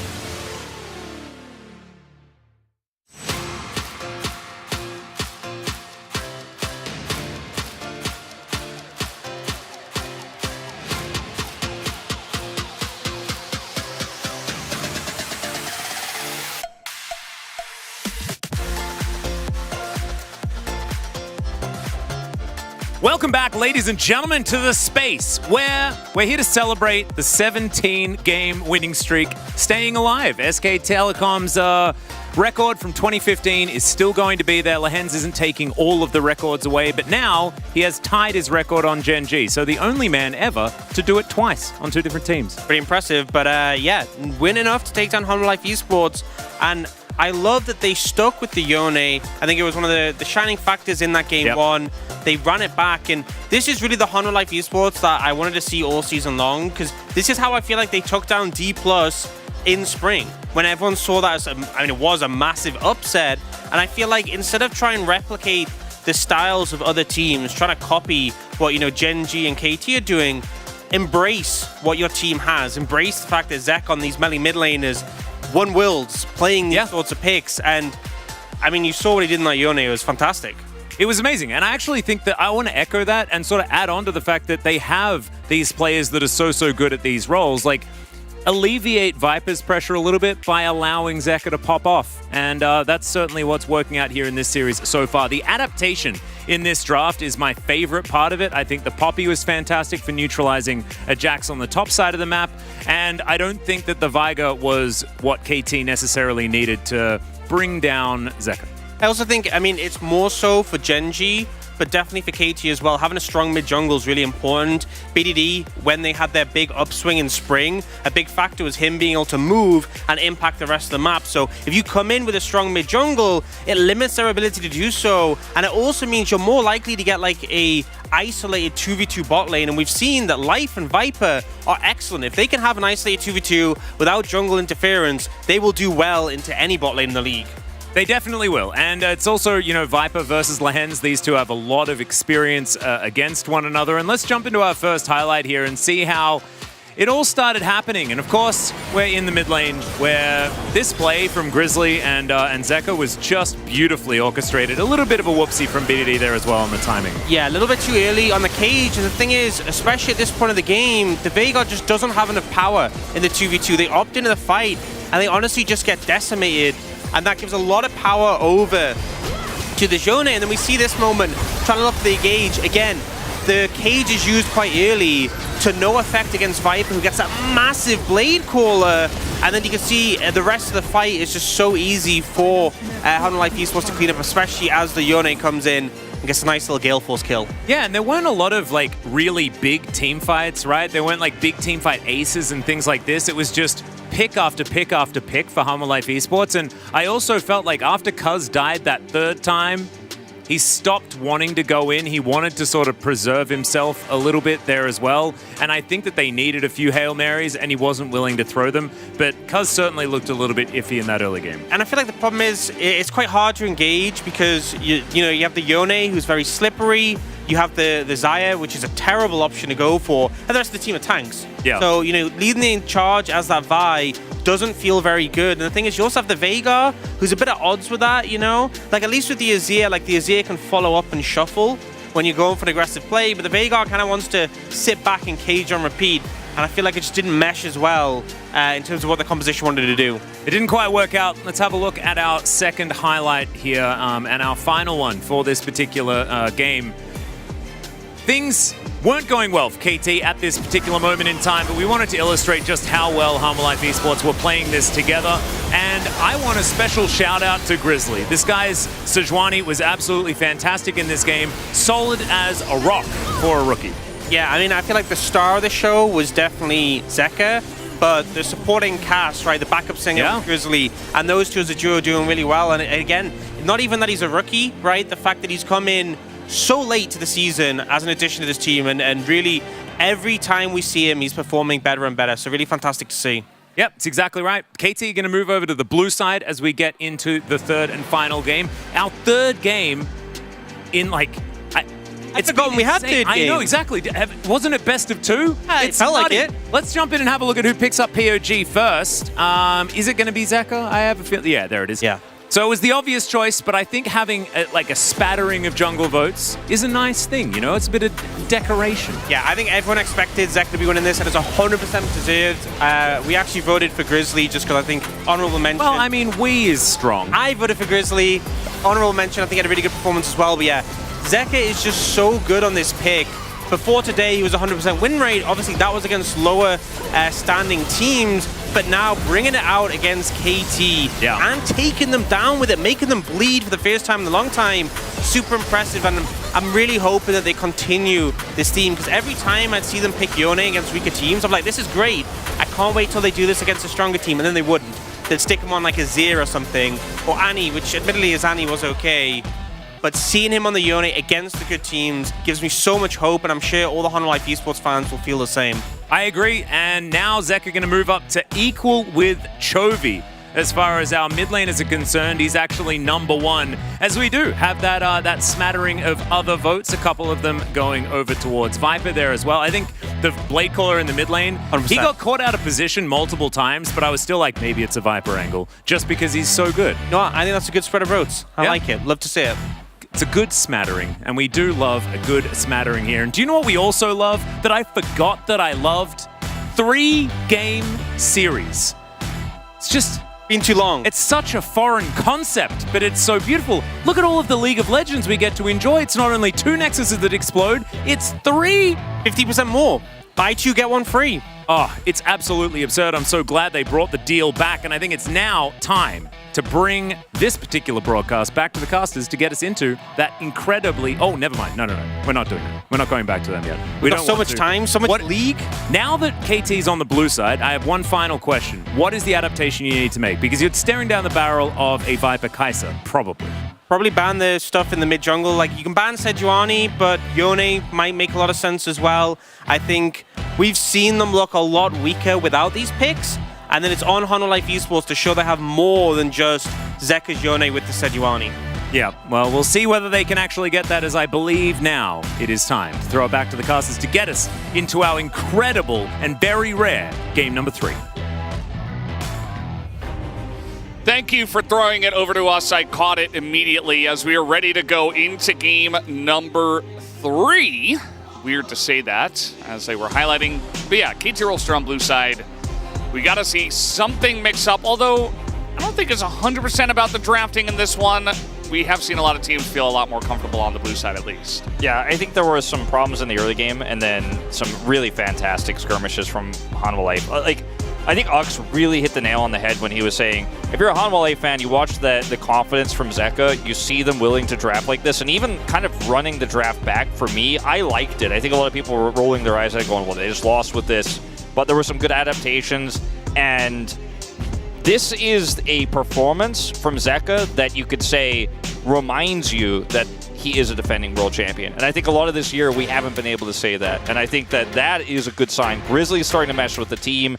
He's still a new addition, but feels like an upgrade at this point. As the Yone, just straight up, it's gone. You can afford these types of bans on blue side. You know what it's time for? It's time for R5 Silas after KT take Alistair. Maybe that's the angle. What is also... That would be the best way for them to not only stop the game streak of KT, but also the franchise series streak that, you know, KT, they tied at 8, but now they're looking to get 9 and make a new one. I was going to say, Valdez, like, the Sejuani ban, too, I think is one that you really have to look at here for Hanwha, because the Sejuani team has been KT, even though we did see Sejuani Yone in both of those first 2 games. It has been Cousin Keen that have been able to make a lot of impact with that pick, and I think Hanwha Life definitely should take that away considering how strong it is for KT Rolster. They'd be happy to first pick it. A blue side LeBlanc ban here means that now Hanwha Life, I think, can comfortably ban Nico away, and KT may just be looking for either the first pick Kai'Sa or the first pick Azir. Yeah, I think both are fair. In this case, you could also consider the Jax or a Renekton even, if you want to play around the Keen. Definitely a lot of strong stuff hanging, and it will be the Kai'Sa that they do prioritize. Ox mentioned it, you know, you're probably going to be facing against Viper's Kai'Sa on red side, and KT decided, you know, the best way to deny that is just to pick it away. You will lose prio pick here on the Azir. You will lose the choice of the Renekton or Jax potentially here. Viego is also up and available if they wanted to lock that, and that is what Grizzly's going to go to. It's been his comfort pick. It's been the pick that he's liked to play the most, so they're going to lock that one in first. We'll actually get the Xayah for Viper, so not a pick you had to lock in now with Kai'Sa already on the table, but I think it just allows now some flexibility. You know you want this, so you get it early. You can pick that R3 a little bit more reactionary. And now KT, they say, well, do we take away the Rakan? Is that something we really want to do here? The Xayah hanging. They were able to... Renekton Azir? Yeah. The choices? Definitely something you could do. And I think it's pretty strong in this case for this team. Could even go Azir Jax again. I think the Jax wasn't really the big issue in that last game, although the Poppy was pretty good at least neutralizing it for a lot of the game. So I know a lot of people are thinking, seeing this instantly and going, oh, it's the Zeka Kali angle. And it could be, but the lack of CC and the amount of ways that KT could blow the Akali up and lock her down by just pressing Renekton W or send her to space with the Azir ultimate just means that I don't think that you're really wanting to do that in this meta right now, especially with the Xayah composition. Now, going down this path of Viego Ahri, okay, we're just doing it! We're just doing it, Valdez! Oh, God. And there was a groan across the crowd because Akali has only been played 3 times this season, is 1-2. One of those losses was Zeka, in fact, as he was beaten by That's right, Azir Renekton in that game. And you and I were on the space, and we had different opinions about what was going to happen, but ultimately, the Akali was shut down in some of those team fights, even though he had a pretty nice win condition on it. The draft was going to change in a big way with either of these picks, the Ahri or the Akali. Now it's more pick-based. I think KT can easily shift the draft into some picks that are great for the fall, like the Rakan. Yeah, and Akali I don't think is in a spot where you really desperately have to pick it up here on R3. Like, I think you could have just taken Rakan, even allow them to ban like Ahri and Akali maybe, or even a Sylas, and then you can get Akali. R4, you know, like, I'm not sure we needed to see it come out this early on, but maybe they wanted to see a little bit more of what KT had to go for before they pick their support, as Poppy will be the ban here. Definitely a good option when you're playing Akali and Viego. Yeah, the Alistar's banned, so KT may consider a Rel ban here as just the follow-up for this Hanwha Life comp. Doesn't feel amazing with Rel engaged. Obviously, the Akali can just slide through and do a ton of damage, but beyond that, not amazing. You know, if you have the feathers set perfectly, as Viper had many times in that last game, it can be a problem. They're just not going to deal with it. Just take it away. Just take away that X Factor. Has been one of the strongest engaged champions, and the Nautilus will be open for the first time this series, and they'll lock that in instead. Can be quite nice into the Kai'Sa, but so far here, this draft, it looks okay for Hanwha Life, but the synergy and the strong meta picks are all on the KT Rolster side. Speaking of strong meta picks for 13.12, this one has been pretty good, although I don't know if it really fits the bill in this composition. The root can be very nice into Akali, and then the follow-up damage and the extra range you get does feel nice, but this is the tree you want, because you press R on this tree, and the Akali is just out of luck, and it's just CC for days across the composition here for KT. Locked down that squishy assassin. They're just layering it, and they're picking up tanky boys as well and girls that essentially, you know, Viego's going to really struggle to get resets as well. So a lot of what Hanwha Life Esports were focusing on early on in the draft is being countered bit by bit here, but now Rumble saving this counter pick for Kingen. I don't like this one that much, to be honest with you, Valdez. Feels very squishy. The Gnar is a lot safer here into the Renekton and is going to be a lot more difficult to actually lock down and dive. The Rumble just felt like aiming is like, okay, I'm going to hold it down here with Lehens. Go topside, cuz if you pick Rumble, you just get dove repeatedly. The Renekton gets ahead, demolishes those turret plates, and then you have a disaster. You can just play around the solo lanes as the Maokai in that case. The Gnar, on the other hand, gives you a little bit more combo potential here in this draft. But there's not a lot of combos here on what Hanwha Life are doing. The composition is extremely low range. When you have Gnar as your long range champion, it feels like in this draft, that's when you're a little bit concerned when you're trying to get on top of a high mobility AD carry in Kai'Sa who can leap across the engaged tools, and then the Azir for disengage. And Maokai can lock everybody down with his ultimate. I feel like this is a pretty big draft gap. I think the biggest of the 3 games so far. I'm going to have to give a huge lean to KT Rolster. Hoping for Keen to win this one. If he gets it, then he will be at exactly 50% win rate. And that will be great for him if he can pick it up. But we'll have to wait and see if he does get there. As you know, something Ox also pointed out in the last space was that the Veigar they were trying to fight early with it doesn't really have the power, but the Azir, especially nowadays and in many metas in the past, can always fight after level 6, and they might look to set that up in this game. It's going to be a really tough game here for the side of Hanwha Life. This is going to have to be the Viper 1v9 angle if they're going to be able to win it and take this series. And might just have to be. We'll have to see what Grizzly can get done in terms of value with the Viego into this comp as well. He has been so strong on this pick. Can he do it in Game 3 with all the marbles on the line? Let's jump onto the Rift.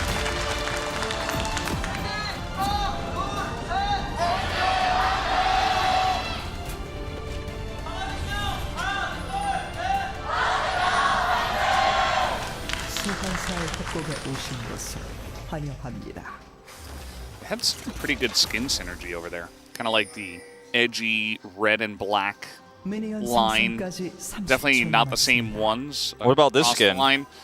This one, I think, is the Prestige KDA, I believe. I'm not the skin guy, I think. Yeah. Some of the other guys are better than that between the 5 of us compared to you and I, Wolf. But well, Zeka, he is a world champion He has played his Yone, which is world-renowned this series. He has played now the Akali, was locked it in. I don't know how much gameplay he's really shown us just yet. He's walked to lane now on the Akali in this series, but this is definitely confidence for Hanwha Life. I think in a lot of ways, oh boy, we'll have to backflip early here. Could still get in there, and now let's flash down on Akali into an Azir. Yeah, the early game is not where you pick the Akali for the Azir, so that feels bad. And they're going to take the blue buff away here, too. Caster Curse. I was about to go into like a bit of a monologue, Valdez, about how a lot of people look at this position and go, oh, he's just picking for comfort, but I think this is absolutely a confidence pick here, where Hanwha Life are like, no, give me, he's saying to the coaching staff, give me the Akali. I will prove once again I can carry on this into his ears. Gage already here. Yeah. A lot of glacial augment in the bottom lane nowadays. Just crisscrossing there between the two supports this time around. Nice hook from Life, as this time the Zenith Blade not going to land. Land's very aggressive with this. Yeah, just looking to continue to stack up some Kaisa passive here in the early game and do some additional damage. Aiming those last hits, there we go. Yeah. And just going to zone them away for a moment here. Of course, the wave will crash through. And I really do feel like a lot of this game for Hanwha is going to have to be won off of crazy skirmishes in the early mid, where the Akali just gets fed, especially now considering that she lost her flash, had to take backflip. It's going to be like you need to catch back up somehow.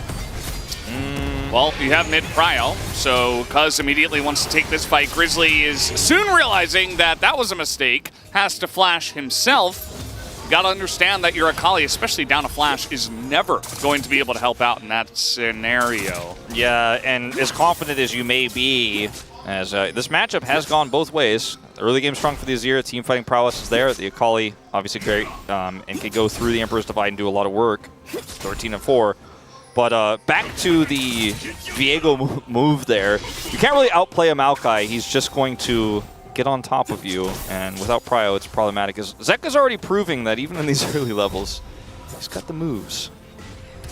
Yeah, he's got the moves like Zeka in this case.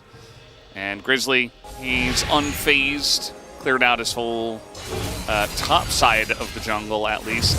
You gotta understand that, his bottom side of the jungle got cleared out, so he's trying to, make a play for at least the bottom scuttle. Is not quite able to do so, gets countered there, so he's pretty behind when it comes to the farm himself, only has the 4 camps, as he is now rotating back down to the bottom scuttle, actually, and might be able to double scuttle from here. Yeah, looks like it, as Cuz is actually staying on the top side of the map, so will, funnily enough, like you say, lose flash around this bottom river, but sees that it hasn't been picked up just yet, and they have a little bit of bot prio, and as Zeka's starting to get a little bit more control of the mid lane, 10 CS up, in fact, by the way. There's even some kill pressure here, as BDD will have to walk away and respect this. Not going to have to use summoners or anything like that, but very nicely done here from Grizzly. Great recovery, let's say. Yeah, it's definitely very important, I think, especially for the confidence of the mid-jungle duo of Hanwha Life Esports. That is where you will have a lot of power. We've all been calling for this for a long time, to play these confident picks into better teams. That's where you look great, and they are looking great today. This is the Hanwha Life Esports we want to see moving into the latter half of Summer Split. You got to give yourselves the best chance to go far in LCK playoffs, and then maybe even potentially go to internationals at Worlds, as we got a big trade up here, but Kingen is fine. That's a really good point that you bring up that I was going to start talking about if we had some downtime, and I guess we do, is just what this means for standings if Hanwha Life win this, because first of all, it pushes Gen.G 1 additional win ahead of KT, so even if KT win the rematch, their chances of getting first place seem pretty good. As okay. Oh, so much for downtime. He's just dead. Oh, BDD maybe able to skirt away, and again, no flash here for Zeka. That was easy kill if he had it up. I just kind of assumed the timing he had it up, but it was not enough, and BDD does get away. Nice little roam here from Life. It doesn't change the fact that Zeka still has a lot of lane control. That flash is coming back up here. BDD going to try to stick around here with level 6 on the horizon here, but has to be so careful with how he plays this out. Needs some help here from Lehend to push this wave through. The Materializer, or rather the Relic Shield, going to come over and help him take this out. And at the end of the day, going to be a BDD surviving, but the lane deficit is still there. KT with the backing Azir, kind of awkward here to try to take this Drake right now. Just do not have the map control required. And see the CS, by the way, the highest per in the game is Zeka, where that gap is coming from. And no teleport for BDD, so you have to walk slowly back. And what they wanted to do was turn this into a Drake take, and it is just not going to happen. Yeah, might be 3 early Drakes for Grizzly at this rate. I mean, we'll have to wait and see how the bottom side of the map continues as Cuz makes his way back. There's vision for both teams now on that Drake. Zeka, he has his teleport, so you'll get back in. And if the early game's going to go like this, which is not normal, or not normally, for the Azir, generally he's in the lead, he's putting on the pressure, he's getting ahead in CS. Well, then it's going to be great for the side of Zeka and Homolife Esports if they can utilize it in this manner. Yeah, I mean, the fact that he's willing to pick this, loses his flash, takes backflip at level 1, and then still maintains basically with very little help. Such an insane advantage in this lane. Then they had the kill pressure, they push BDD out, and they will be able to take this first rake. It's pretty crazy. As KT posturing for a contest, BDD can shuffle. Getting in, BDD is going to catch the Nautilus as life is going to go down, but let's look at the follow-up here. Down goes the Azir, tons of damage is gone. Grizzly is getting some resets. They're trying to take him out, and they do, as Zeka in the backline here will take out Cuz. That's a double kill now for Zeka, as meanwhile we got Keen making his way down from the top lane. But a low dragon, no smite for either team. And Keen is going to push the mid wave here. Viper trying to find an angle here for potential steal. 1Q could potentially do it. It's not going to happen. They have to turn onto the Eclipse Leona. But again, Keen is here as another pullback. And Lehens goes down, stun onto Zeka. But he has flashback up as here comes Keen. One more auto will do it. No, it's not quite enough. Zeka walks it off. And Keen is not able to help out too much in this fight. I didn't have his Q available there either. Just did not have the ability to lock the Sakali down. And yeah, you got the dragon, but they got 3 kills on Zeka Sakali. 0, it's crazy. It is absolutely crazy. And I mean, this is the kind of fight I think you absolutely should not be opting into. In the skirmish power we talked about and why this Homolife comp can work so well is if you skirmish early and get the Akali fed, it just becomes so difficult to play out. Now, BDD constantly under threat, constantly under kill pressure here, and you didn't have to fight this. You looked for the shuffle, and yeah, it was a decent one, but you're fighting into this high mobility Akali without your Renekton, and by the time he shows up, it's too late. He can't get the kill, and none of that bounty gold is taken. Valdez, this was a big overextension. Speaking of which, Grizzly, quote-unquote, overextending in his own jungle, as everybody seems to be there from the side of KT. And keep in mind as well that Akali is one of the champions that can actually go Shiv. Yeah. So he's going to have that soon. He's going to have a lot of side lane pressure. So BDD decides to go for this engage, but only hits the Nautilus. And yeah, you burst him down, but guess what? You're also dead because you're fighting into an insanely strong skirmish comp. Grizzly also dying here is really critical because if he actually gets a reset off and actually starts transforming, this goes even worse. Now, Zeka has both flash and backflips. Locking him down in the Drake pit is not going to happen, but he has to leave. This gives the opportunity here for Lehens to go back in. And then they want to turn this with Keen. Gets the stun off here, Qs, and then is going to flash over the wall, but doesn't have that Q back up just yet and thought the damage from the burn from the Dominus was going to be enough. It is not. Zeka 3 kills to his name. The Shiv almost ready, as you say. Yeah, it's kind of insane now where they are at here. Homolife Esports, they just love ending some streaks, don't they? And they might be able to end a couple tonight if they do win this game number 2. Would also mean that Keen is not above 50% win rate as well, just to add salt in the wounds. Yeah. That would feel so bad for KT that we're on such a streak, but Homolife Esports have been going up and up. They've been really ramping up here. Now, Keen, they're in a great spot now. No, you're absolutely right. And Keen also gave a plate. You know, we didn't really talk about that because Kingen did not go down on the play. He actually got some additional gold here. He now has his Hearthbound Axe. So this is where things start to get a little bit more comfortable for the Gnar. Obviously, it's a ranged matchup, but when you have that extra speed as BDD. He does have it. Oh, he dodges the Emperor's Divide as Flash is there for BDD, but again, it's just Flash gone, Emperor's Divide gone, more power to the Homolife Esports mid lane. When you have this much of a lead as the Akali, Grizzly can just always play to this lane as Kingen has advantages up your top side, so he's actually just feeling very comfortable at this stage in time because Keen didn't pick up any money, didn't get that plate gold. He's sitting on plated steel caps right now, so all he could do is eat Gnar boomerangs as he's going to back now and pick up something. It will be a longsword and an iron spike, so not also going to be really what's going to turn this one around for you, unfortunately, at this stage in time. Can help you clear the minions, obviously, with that activatable, but ooh, this is rough. Now, there's still a lot of ways to lock this Akali down, and all of your eggs are in the Akali basket, really, in terms of the leads here. Aiming has a small advantage. Obviously, Grizzly was significantly behind as well in terms of the jungle farm, and it was a significant gold lead for Cuz. But we'll see if KT can manage to lock down the best Akali player here in the LCK, as I feel like on one hand, you're like, okay, we just locked the Akali down, this is still winnable, but on the other hand, it's Zeka. Yeah, and Zeka's incredible, and also they got Viego for Grizzly. That was their first pick, you remember, on the red side. It wasn't the Akali yet, it wasn't an Azir or a Renekton steal away, nothing like that. Not even in the Jax. They said, Grizzly, it's Viego for you. They left it open, and we'll have to wait and see just how much value he's going to get here. If they are ahead, as we've said many times, you get the resets on the Viego, you get the Akali going, and you know your Azir is going to be saying bye-bye real quick as the Featherstorm forced here. Nice trade for Lehens as Viper's still getting in there. And now Aiming following up there after the recall will take a advantageous trade. Yeah, I'm going to proc the passive there and do that additional burst damage with the Killer Instinct, and is looking to actually finish the cull. Got a ton of money in his pocket here as Zeka should be able to get out of here just fine. Very scary the amount of ways they can lock this Akali down, though, and that's... Okay, Viper...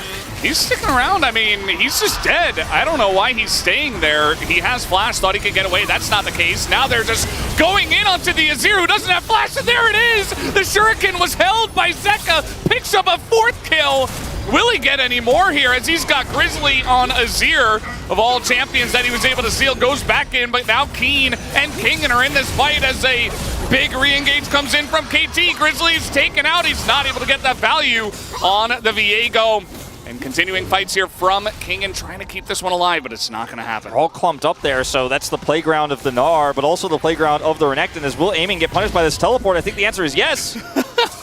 Aiming, yeah, there's no hope for him. He doesn't have ult, no flash, no heal, no nothing, no life anymore. Zeka takes a 5th kill for his Akali in the game. But look at the gold here. KT's starting to get some advantages elsewhere, and in solo queue, somebody gets fed like this, and you're like, okay, well, everything else could be on fire, and we could still win this game. In this game now, it's not quite that state where the Akali is fed, but everything else is on fire, and you're really losing out.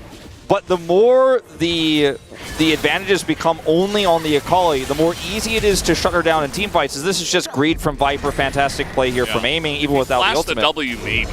Yeah. He got hit by that, so he's just dead. But, you know, in moments like this, the Renekton, obviously, in the extended fight is going to get a ton of value. Zeka gets disconnected when he takes the backflip there onto the Azir, ults back in, and then teleport comes through here for Kingen as his Narbar is expiring, whereas the Renekton is going to do massive damage in this fight, not only with his Dominus AoE, but with multiple Qs coming through, the dash as well, the slice and dice. He does so much for them, and then Zeka comes down here, commits the teleport, and will be able to pick up the kill onto Aiming. So a lot more money in his pocket, 350 gold. But, again, with Maokai Ultimate, with the Emperor's Divide, with the W from Renekton, if the Akali is burst down for any reason, your gold lead will mean nothing, so positioning has to be great. I think Kingen's Narbar sets have to be good. And this is no longer a situation where it's just a freebie win for the Akali, because everything else starting to get a little bit shaky here for Hanwha Life. Yeah, just a bit. We'll have to wait and see how this fight is going to go, as all of our teams love to fight over the second Rift Herald. It gives you a lot of control over the mid-game, potential further objectives, as it is Infernal Soul, by the way. Keen is in the back line right now. Actually, it's Zeka who's in the back line at KT, being pushed out at this point in time. Gets W'd by Aiming here. Nature's Grasp comes out, and they say, well, we can't really fight this. That's the power of the Maokai. And a good position set up there from KT. Yeah. You have to be the ones who are pushing the buttons to go in first as Hanwha Life. I think if you're going to want to take these objective fights, if you're on the fringe, then Cuz just presses R, like you said, and the zoning ultimate comes through, that's the end of your ability to contest, because his composition is so reliant on this Akali because it's very low range. And if you have a Gnar engaged and then the Akali flies through, you could burst somebody down, it becomes different. Or if you could front to back with that Gnar and the Akali flank, for example, maybe she's pushing the Maokai out, the Maokai has to ult defensively, things go very well for Hanwha Life. It's going to be about execution here.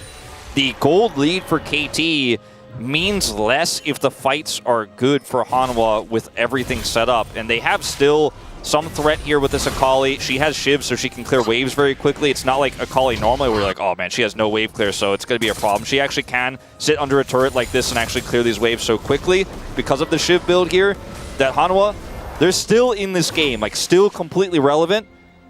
But things can really turn on one team fight like so fast here if that shutdown comes through. Yeah, it might just come down to actually the AD carries in this one. They've kind of been muted because we've been focusing so much on the mid-jungle duos and the fights that we've had around that. But, you know, we'll have to wait and see just how fed Viper can get and how fed Aiming can get. He wasn't able to do much in game number 2.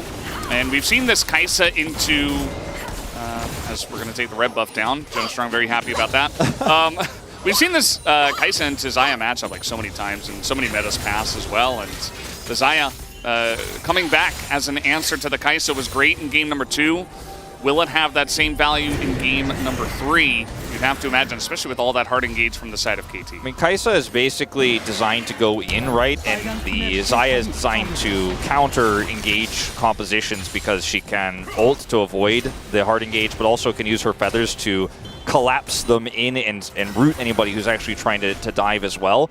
But I think KT's composition is not really dive per se. It has a lot of engage, it has a lot of lockdown. KT are going to use this comp to try to catch the Akali first and then front to back against this Xayah. So it gets a little bit more complex as Lehends. They don't have enough vision here to actually want to commit to this, although I think that may have been a juicy opportunity. They just don't know what we know. Nashor's completed right now for Aiming.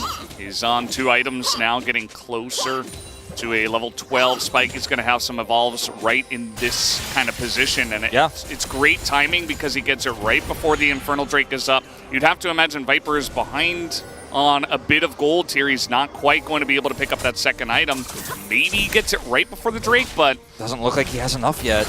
Timing's not quite there. And with the Nashor's Tooth, you get the W evolve because it's 100 AP instantly. So now you have a really serious neutral game here as KT because their AD carry is also low range, except that she has this crazy ability that can reset off of hitting enemies and then constantly pressure. So the neutral game for Kai'Sa is so crazy. And look at all the control that KT have here now around this Drake pit in terms of vision. They have a Maokai. And I think Kai'Sa here is going to complicate this problem. And Zeka, he's backing now, can teleport in. The timing of this is so thin, though. KT just not going to waste any of the advantages they have right now, and there's no Hex Gate for Zeka to teleport through on. Picks up his belt here, but just no teleport opportunities. You don't want to be TPing into this, and it is going to be the second Drake of the game here for KT.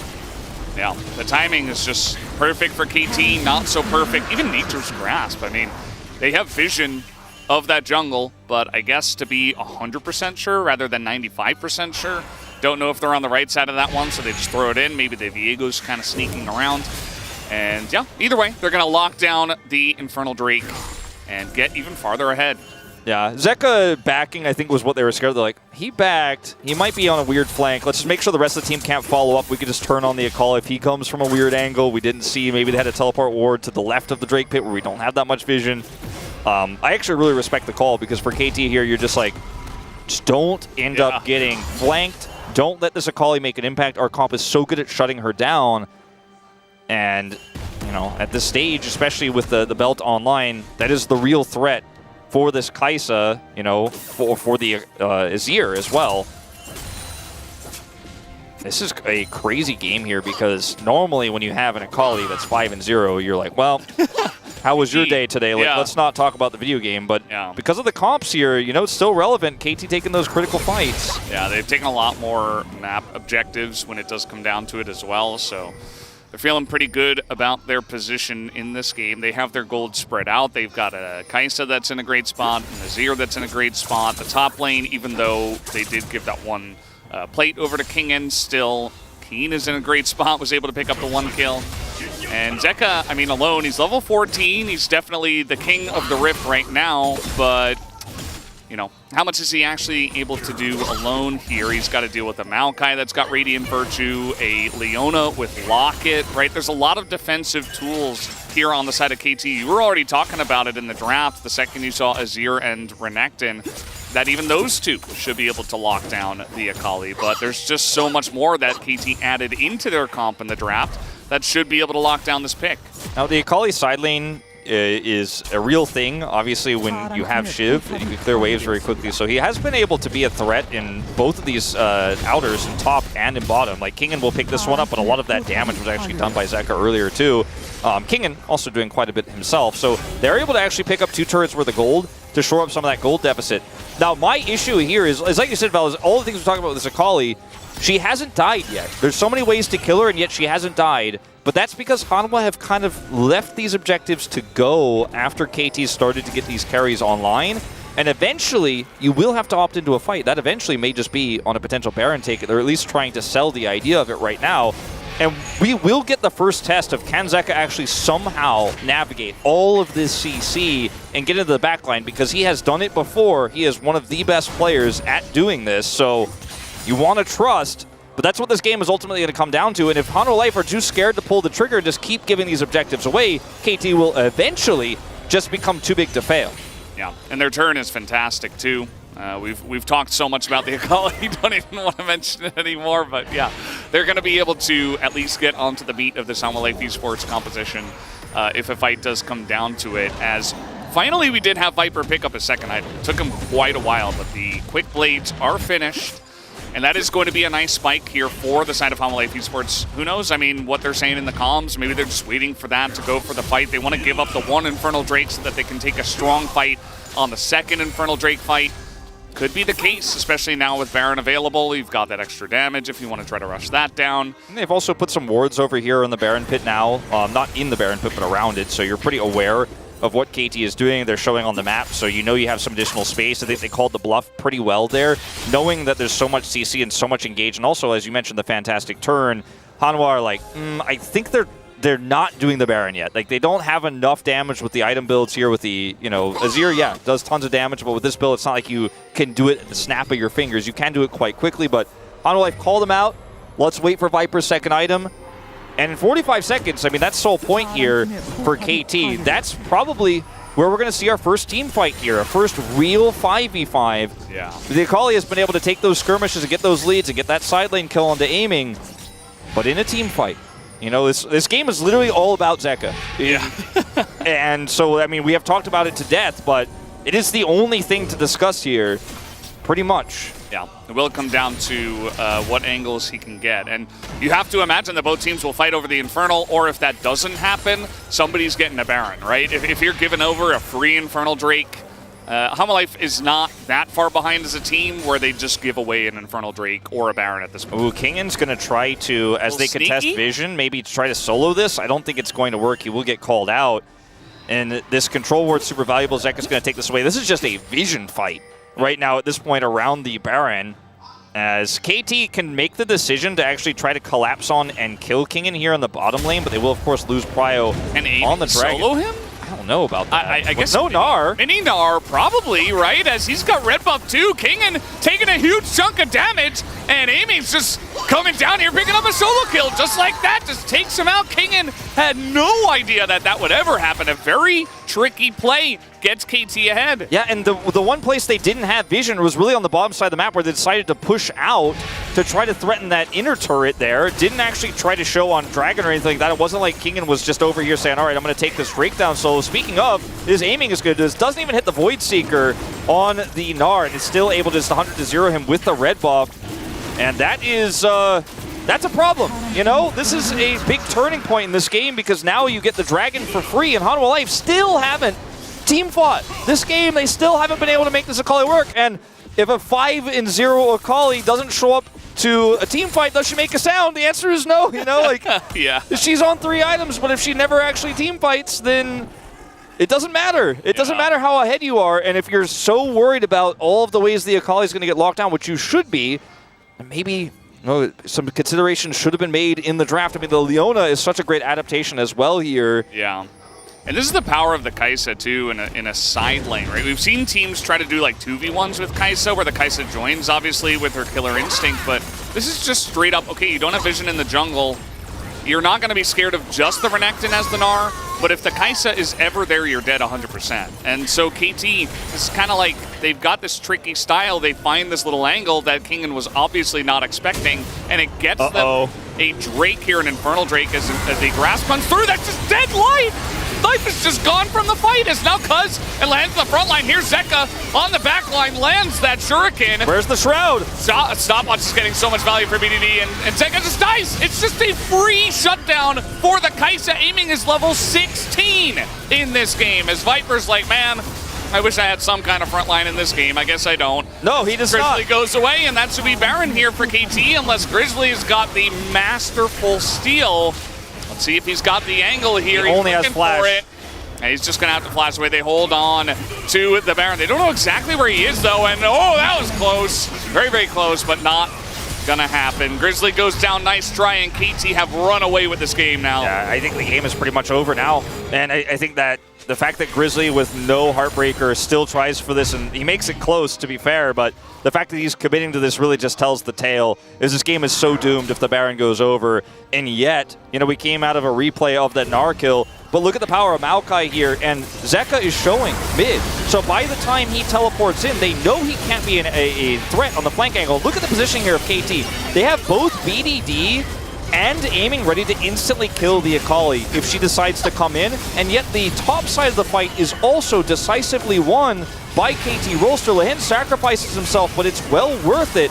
And KT, they pull the trigger first. They had objective prio, and that is all it takes. As this is a very close attempt here from Grizzly, but ultimately he's just another flash down and 300 more gold. Yeah, pretty rough stuff. I mean, that was KT, Rolster pulling the trigger. Hamalife Esports not ready for the fight. And the team fighting is just much better from KT. They blow up Life, who doesn't have Aftershock. He goes Glacial Augment. We've seen this so many times. The Nautilus just instantly dies, and Zeka has no help. Just essentially gets 1v1 by Kai'Sa. That's kind of the state of Kai'Sa in the current meta. And yeah, I mean, this is going to be KT Rolster now pushing forward with the Baron buff. 12,000 gold on this Akali.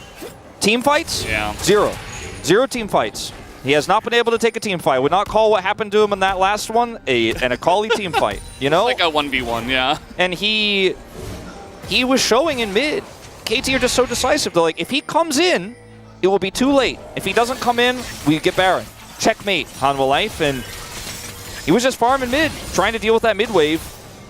And I mean, now you have control of all three lanes, obviously, with the Baron buff, and Infernal Soul is 20 seconds after the Baron wears off. So as long as you can continue to get deep vision here and take these turrets off the map, you will maintain that prio for the 20 seconds required. And Zeka gets one more chance to team fight. I mean, it's not over till it's over, right? And one botched fight, one overextension, maybe that's what you need. But you start to look at the items here. Stopwatch picked up for Keen. He's got a Hex Drinker, so he's also going to be able to tank a little bit more. Double Infernal Drake, too, so, like, all of the damage items are just multiplied and multiplied.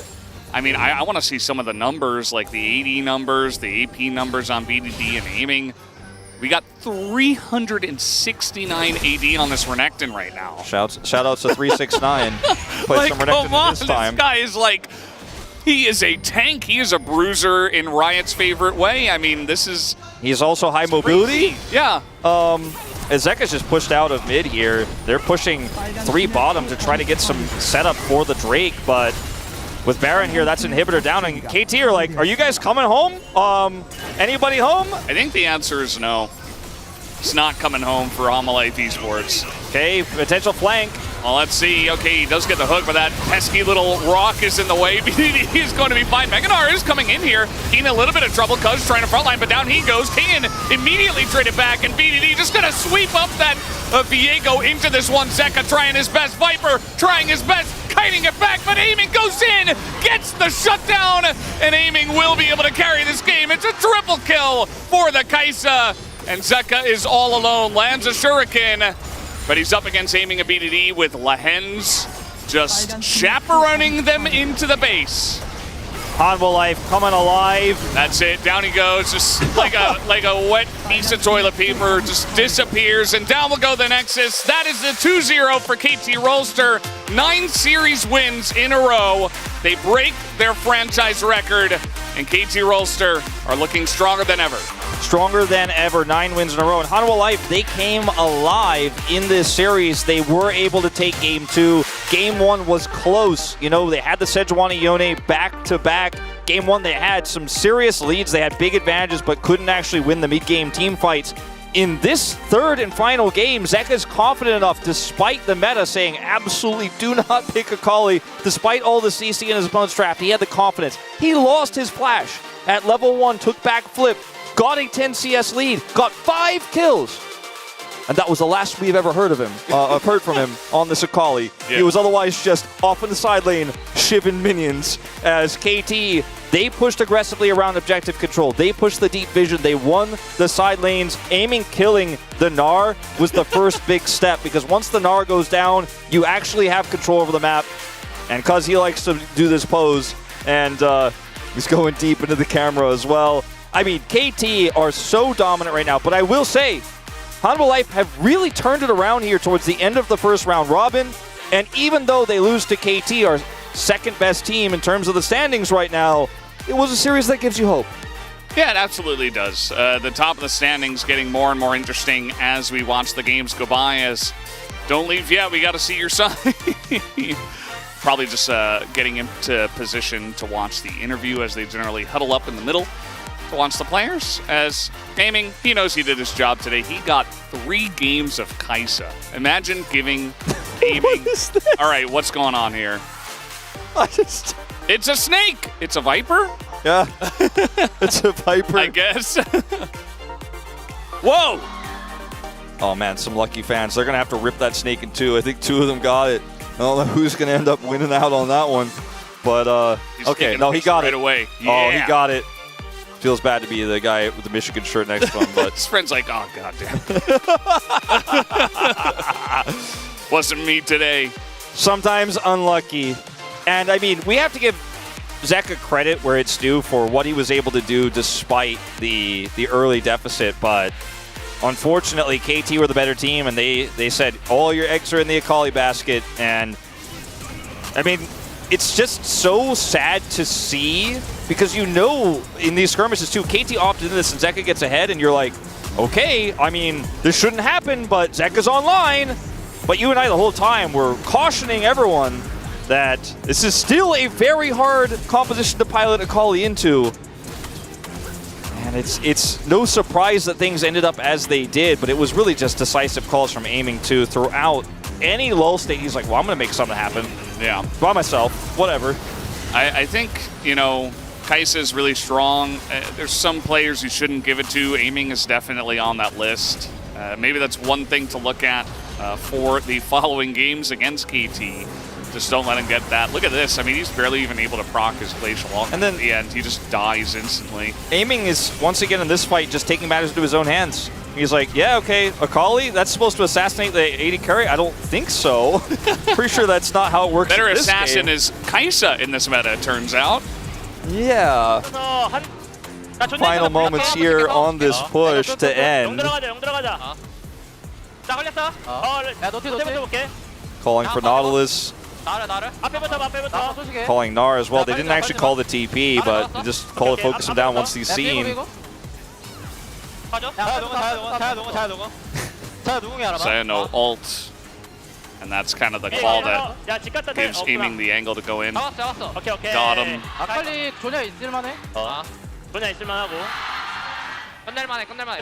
Just end, just end. No wave. This tank because there's no wave. So decisive to kill the Akali. Poor Zeka, man. He was playing Akali into crowd control. There was a meta where crowd control didn't matter as much. It's not the meta we're in right now, unfortunately. That'll be his second loss, I believe, of the season on the Akali. Yeah, rough times for that one And yeah, it ends up being the aiming show at the end of the day and the KT show. Home Life Esports, nice showing though today. Gave us our first 3-game series in 7 or 8 days or something like that. So that's good at least. And we had a fun one, a back and forth one with a lot of action. So I hope you guys did enjoy. KT Rolster setting some new records. Not all of them though, only 7 Tying one, you know, tying games is okay. in a row. Yeah, tying with some big names there. But we are done here on the caster desk for now. Let's go over to the space and see what they had to say about this series. Thank you so much, gentlemen. Great cast for our first series of the day and our first 3-game series in what feels like an eternity. Fantastic to have 3 games back here in the LCK, and also KT making organization history as well with their 9th match win in a row. That is the most they've got, of course, breaking their record of 2021 Orcs. Yeah, like a lot of people are going to have a lot of faith, a lot of belief in KT at this point, which sounds dangerous, but I feel like the more this goes on, the more they're kind of shaking that stereotype we've attributed to them, which will make it even funnier. No, I mean, this roster does look good, and I'm really hoping the form continues. I agree. Let's jump into the draft of this game, because this is another one where we liked that Hama Life Esports was sticking to what they were good at. That's why we've got a little highlight here on the Akali. Yeah, so I think the positive takeaway from today for Hama Life Esports is that they're putting Zek on these melee mid laners, and they're showing more confidence in the stronger teams to play these picks that are so good for him. The downside is that this draft didn't really work for me, and KT did a great job of drafting champions that are very good against Akali. A lot of point-and-click CC, a lot of lockdown, 2 carries that are actually difficult for it to deal with. The Kai'Sa and the Azir have a lot of tools, and both of them, I believe, went Zhonya's. Definitely aiming did, so very hard to assassinate. And we saw the Akali got really fed, but couldn't really follow it through. And I think the other problem with Hana Life Esports comp is you're only engaged the Nautilus, maybe the Gnar when he's mega. And what we often see from good duos in the mid-jungle are like Annie Viego. Annie has a setup, Viego's a carry. Or like Sejuani Yone. Sejuani has a setup, Yone's a carry. Whereas with the Akali and the Viego, they're kind of both trying to be the carry, which it felt very difficult because you kind of want one of them to lead the charge and then the other one can follow up.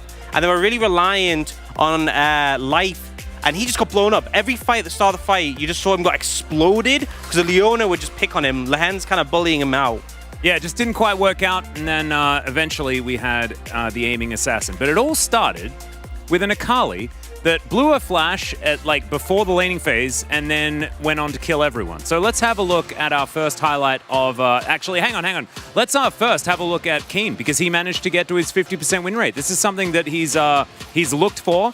And as we can see here, Keen has been under a 50% win rate for the majority of his career. And he's actually been outspoken asking for a 60% win rate from his teammates. Since joining the team, he's above that, but has a bit of work to do before he gets back. So congratulations to Keen. He's not able to get over it with a 2-0, but he is able to equalize it here with the 2-1.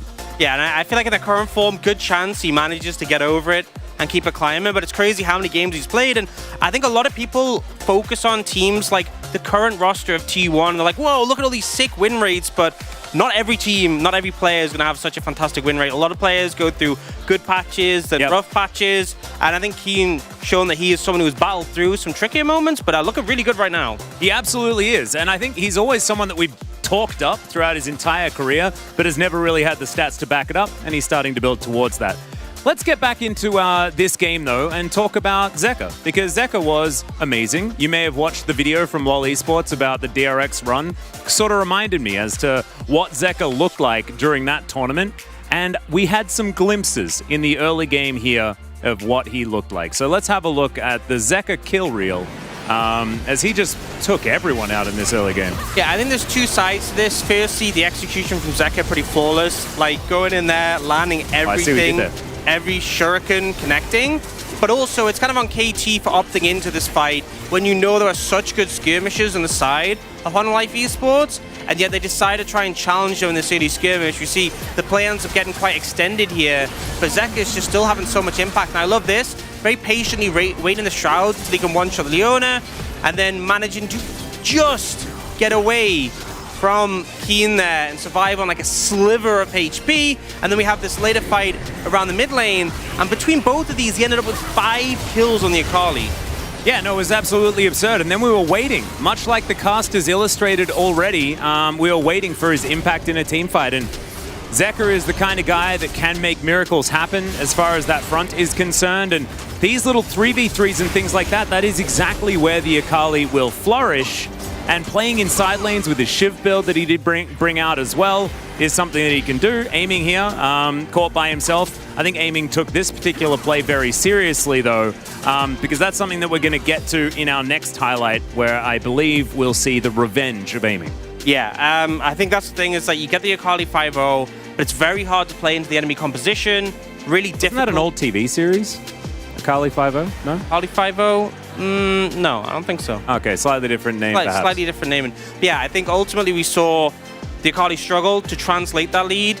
I think compositionally that was a big reason why, but they just never found the window, and I think they were waiting for the moment where they could find a big flank with the Akali, and that's our highlight too, that we sort of saw the attempt to make that happen. Yeah, exactly. Let's jump into it now and see how it all kind of fell apart for Humble Life Esports, because they were clawing onto a pretty even game state up until this moment right here, where KT really did start to demonstrate that they had a lot of pretty comfortable engage options. Yeah, and the big thing is life gets exploded immediately, so your engage is gone. There's a Renekton TPing above your backline, so Viper's in a terrible position, and then Aiming just jumps on Zeker and just explodes him. The Akali did nothing. Your backline is getting dismantled right now. It was just a really rough position to be in, and it kind of shows the prowess of KT when it comes to those team fights. Like, individually, Humble Life Esports is a very strong team, but in team fights, KT, they are up there. They are, you know, only Gen G really rival them now for that level of play. No, I would agree. I think that we're still very excited. Well, we're excited about Gen G facing off against KT. Oh, okay. Okay? Oh, my. Just needed to make sure we clarified that. We are looking forward to the matchup of Gen G versus KT to see who is going to win, and we're nonplussed about it. Yeah, and we're pretty excited about who might be POG this game. Yeah, and so let's have a look at the exciting POG and whether Aiming is going to pick up back-to-back in this particular series, and he will. 500 points now, 8, 1, and 2, pretty close to Legendary in this game, and he was just... He was not messing around. And, you know, I'm going to be honest, there were some honorable mentions in the last game when he got the POG. I think this was such a no-brainer. Yeah. He gets it in this one. Not only being excellent in the team fights, but also when it came to going in the side lane, finding the Gnar, going for that pick that gave them so much pressure, and here, make a decision, I'm going to hunt this Akali down before Zeker can do anything for me. Remember, this is a fed Akali, and yes, Kai'Sa's good at dealing with threats like this, but still like a great play to go for. And honestly, I think the biggest glow up on KT this season has been Aiming. I feel like he was the weakest member in spring, and he has really been playing super well, and I think the meta has suited him massively as well. The fact that we're seeing things like Kai'Sa, he's been phenomenal on. And yeah, I mean, as I said, no-brainer. Yeah, nothing says no-brainer like an 11 out of 11 here on the desk. And I think that there weren't even any options. I think if you are actually to log into the thing to vote for your POG, there'd just be Aimings. Yeah, is that how it was? Yeah, I got a message in the chat saying Aiming. Normally I say what my POG, but they said no Aiming. Okay, yeah. I was going to say that anyway, but yeah. Sometimes it's really good for Yundo to lessen our workload, and that's absolutely fantastic. What's also fantastic is Dia's ability to translate these interviews. So let's throw it over to her now to get into it. Thank you very much, guys. This is Dear for the POG English translation. We're here joined by Aiming on the side of KT, who just got a solo POG with his 9th consecutive match win. Congratulations. After a 3-game series, you finally won, and let's hear how you feel. HLE definitely has a good momentum, but I'm really happy that we were able to keep our consecutive victory. Although dropping a game meant that you didn't break the record, 17-game winning streak means you tied with the highest consecutive wins in the single LCK season record. We don't really put much thought into making records, but you know, it's nice, and we're just satisfied about the win today. It looks like you picked Kai'Sa in all 3 games. And So I'm wondering how important Kaisa is for you. I feel like Kaisa can definitely be a core for your team. A lot of strengths to her. She's a champion that has a lot of strength as an AD carry. In game 1, there was a serious wombo combo that you and Leehan's pulled today. Let's take a look at the replay. It's right here. So Renata had ulted here, and Kaisa had followed up so flawlessly. And was it Leehan's call to try something? We were trying to back away while fighting, and we saw a really good angle. And I had killer's instinct up, and I got that instinct and to go in, and it actually turned out as well as we planned. And it was my call to actually go ahead and make that split-second decision.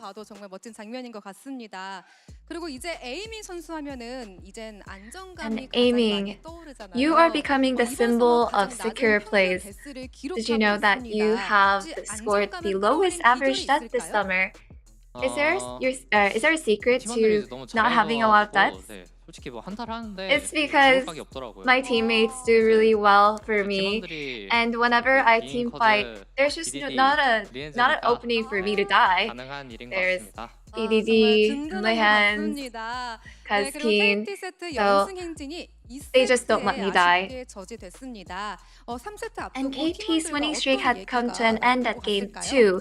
So what kind of discussion did your team have prior to game 3? Seems like it was a game, we went into game 3 after a very long time, but mostly we just wanted to go in with a pretty good mental mindset, no pressure. In game 3, the enemy Akali got a lot of kills early, making the game more difficult. So what was the plan to deal with her? No, I paid attention to the mid lane. I feel like BDD's mental was a little boom, and I wanted to make fun of him, but I didn't want to make it even worse. So we just told him, hey, okay, we can win. So since we have won the game, I'm sure his mental has healed. And in the last interview, Keen said that he would put in some effort in coming up with a nickname for you in aiming. So what's the verdict? Yeah, we don't have a nickname yet, but for him to give me a nickname, I feel like he just has to be on the stage. So hopefully he makes it to the stage as player of the game next time. Do you happen to have a nickname that your teammates call you by? Not really. Just Haram, God, Prince, maybe Prince. I'm sure we can get confirmation from Keen next time when he gets POG. And with your 9th consecutive match win, setting a new record for the team, your next opponent will be DRX. All the teams in LCK are very good, so we'll make sure that we prepare well and make sure we win. This will be the end of the interview with Aiming, and back to the space. Thank you so much, dear, for the exceptional translation of Aiming's solo POG interview, or should I say Prince Aiming's solo POG interview. Prince, of course, is not in our region anymore, but we like to remember him, and if we can attach his name to Aiming, then that's a good way to do it. Let's jump into the standings and see what has actually occurred here after this has taken place. Halma Life Esports now moving down to 5th place. T1 still remaining on the western side of the bracket. We'll see what things are going to happen as we move further on into the week. But right now, 5th place for Halma Life Esports and still 2nd for KT. Yeah, still a lot of fighting to try and get 3rd place, I feel like the fight is for, but I think KT and Gen G, they are fighting for 1st, and no one else is even close. Yep, it's true. And even dropping a game there, it happened in the first round robin, and I don't think KT really saw it as a bump in the road. We'll just have to wait and see for next week for that matchup between Gen.G and KT to decide those top 2 spots. But you'll have to wait 30 minutes as we head towards Bro versus Kwangdong Freaks. This is a battle for a very different portion of the standings, but one that is just as important. So we can take a 30-minute break, Orcs. We can try and recollect ourselves before all of that action will take place, and we will see you right back here, right then. Thank you so much for watching. We'll see you again soon.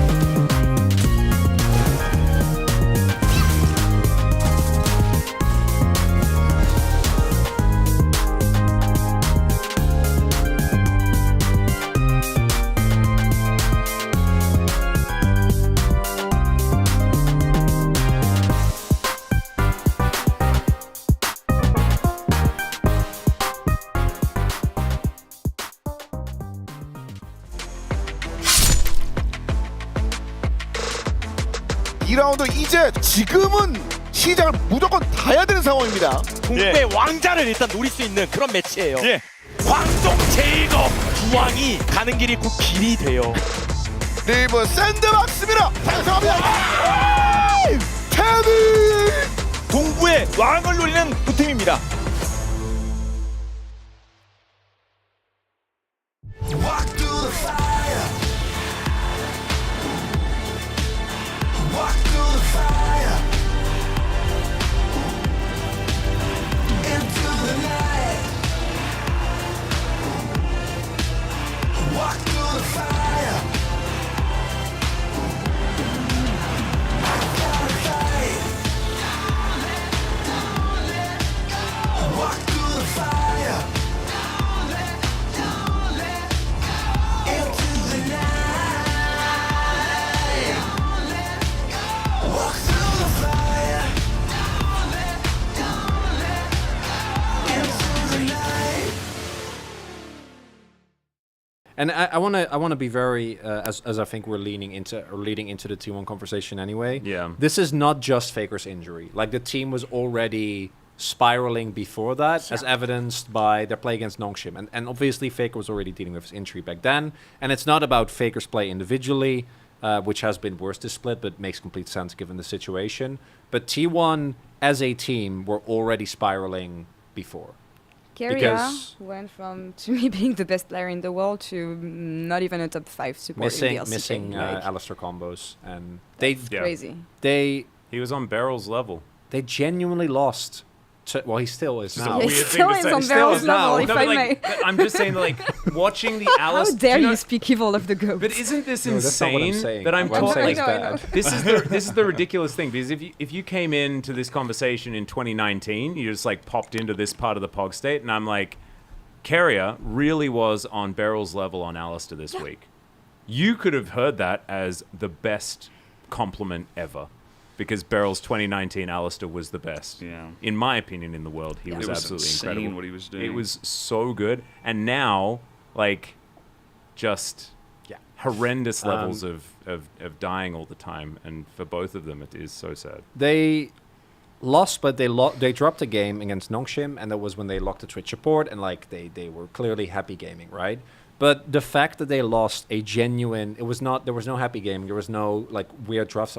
No, they just got to Nongshim. boomed by Nongshim with Jiwoo and Nila, and obviously like that's his one champion that he does really well on. But I think the team was already really struggling, and it makes sense given the fact that this is a roster that came out so incredibly hard. Right, they came in undefeated split. They did get the undefeated split, right? Yep. Yeah, undefeated 18-0, split. yeah. Then also won their championship. Then got to MSI finals with no issues at all. And obviously lost.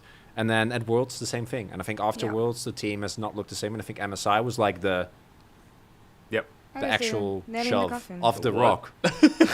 They got sending the boat out. No, to it's sea. like no. It's like the scene from Joker, Dark Knight. I don't know if you've seen Dark Knight. Joker? Yeah. Yeah, Where no, it's I like saw all you both. need is a Yeah, little yeah. push, Yeah. like that. I always have that in my mind. That's I think. That makes When you sense. said shove, I imagined a Viking funeral. Yeah, that's what I thought too. Yeah, you're like well, we sending did the boat do out to we sea. did do a Viking funeral segment at MSI as well, so it actually makes sense. Huh. Yeah.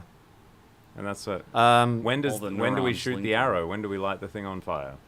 if they actually don't make playoffs, I think that the push was after Worlds, and then they hit a lamppost on the way down at MSI, where it was like, oh, this is our best team, and then they kind of got wrecked by some LPL teams, and since then, I think I know whose lamppost it was. It's just.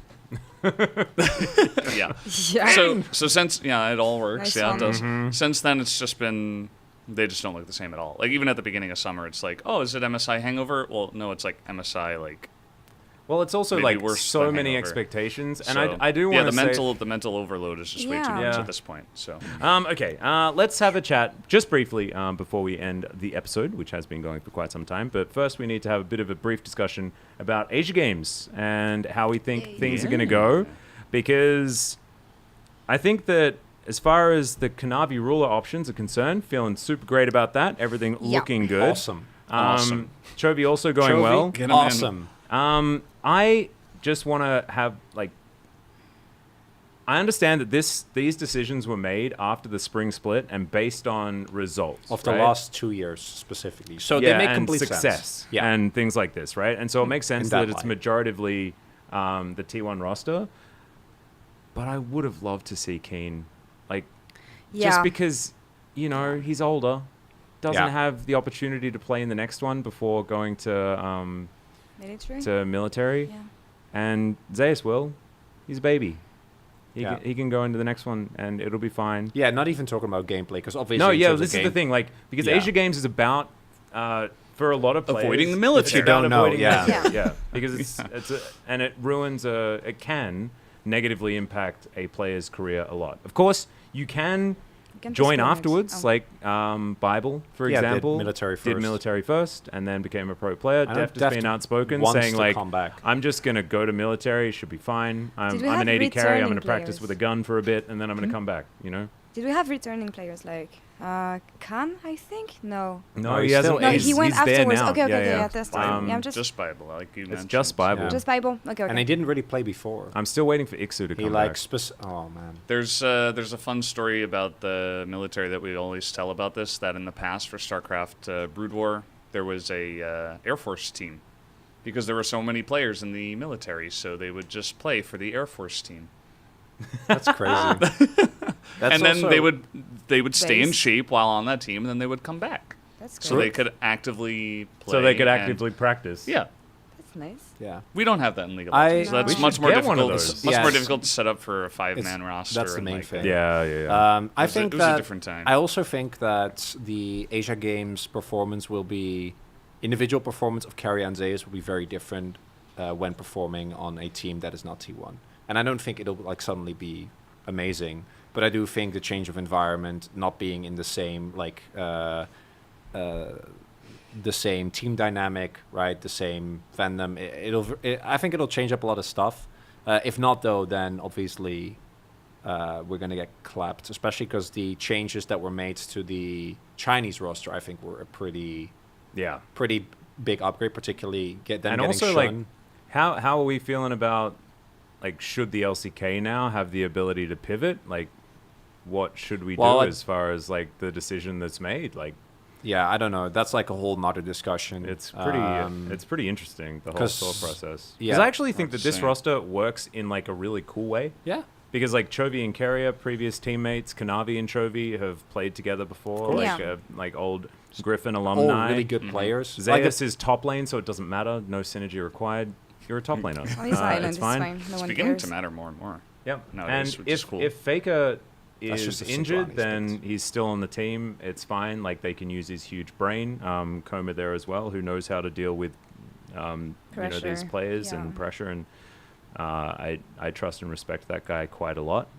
I think that like on paper, especially if we were coming into this, and like we thought that this Asia Games roster looked fantastic, but current form wise, you'd be hoping for other teams, right? And it's also the reality is that they're going to beat every non-Chinese team by like an incredible margin. Yeah, that which, is true. oh, as you far as remember what confidence happened last boost. time? Do you remember what happened last time? They played the full SKT skin teams in back-to-back games, makes sense. Yeah. and then they lost the tournament. It was a bit sad. But they were having a lot of fun prior to that.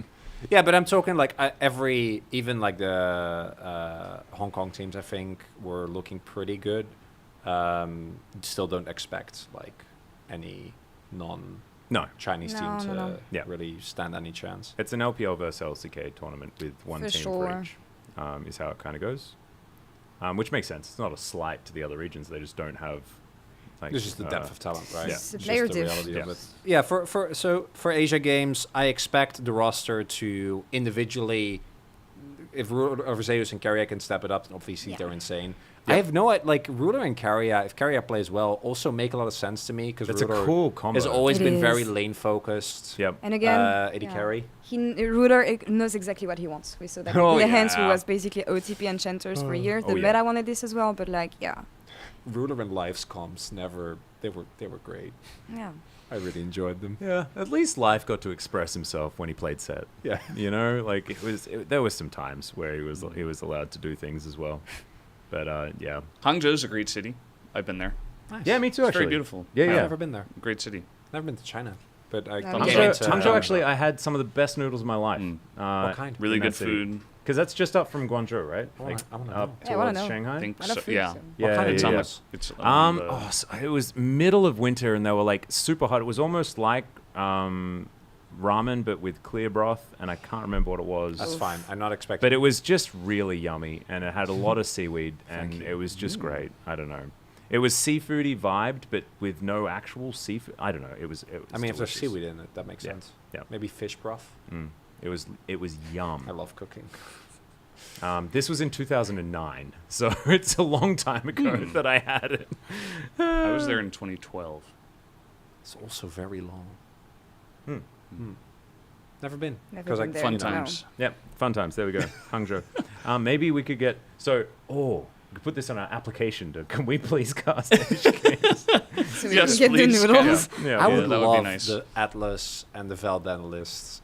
We've done it cast before. for Yeah, Asia we Games. we do. We often do like random other stuff. Yeah. that's I have thrown around. I have Haven't casted. last I year. have casted. We could even Hearthstone try the review Atlantis. Oh, I Could could be a try the thing, yeah. Atlantis.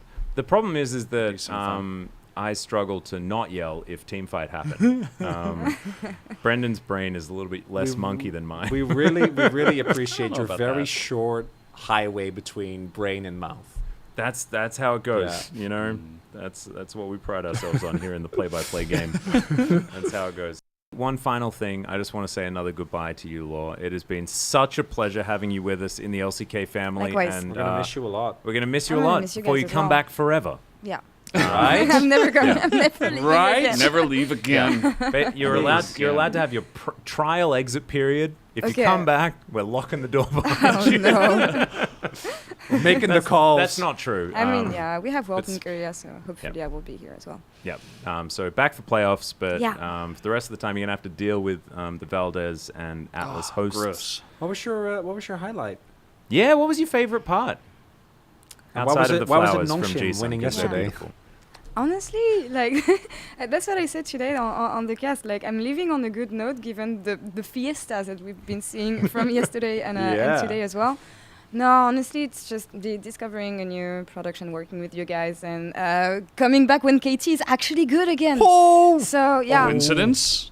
And now no. They lose to Hanwha. I am. This week they lose to Hanwha. I'm actually superstitious. The lucky charm is leaving. I'm actually really superstitious, and like if they start losing, I'm gonna start crying, and it's gonna be really bad. It's gonna be a whole thing. Yeah, well, no, at least you have. Good for my I'm taking the next plane. Now man. at least you have the KT the picture of you with the KT. That's the hat best on. meme. Yeah, It is actually highlights. such The a good idiot meme. head. Yeah. That segment was great, though. Yeah, I I had want a to do fun more time. for playoffs. Mhm. But yeah, thank you for the warm welcome and Oh, no, great you're welcome. moments Thank you and for memories. coming. It's been an absolute joy, and Law will be back. Don't worry, playoffs going to be absolutely amazing as well. Yeah. Thank you, gentlemen, as per usual, for being extraordinary poggers on this episode of the Pog State, and thank you for being amazing fans of the cool person variety and not like the other variety that we were having a discussion about. know you are. Yep. Thank you so much for watching, and we'll see you next time for the next episode of the Pog State. Bye-bye. Bye.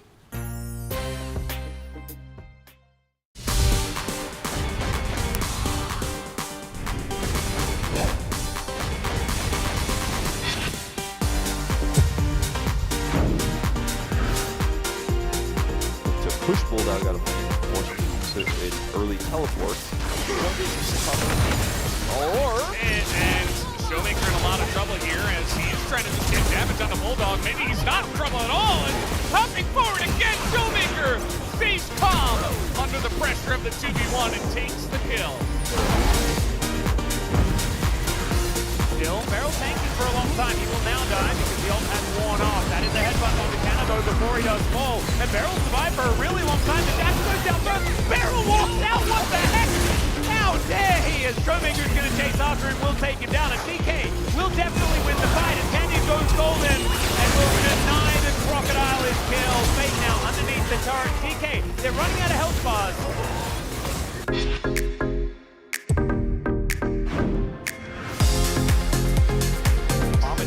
Level 6 and Poby's way up in the lane. And Rascal is here too, but so is Owner. And the Fury's gonna come down, and he does dodge the stun with the shield as in comes Rascal, scoops the kill. And now Owner is just left out to dry. It should be 2 over the side, and here enters Rascal, picks up both of them. Man, this is a disaster for T1 in this early game.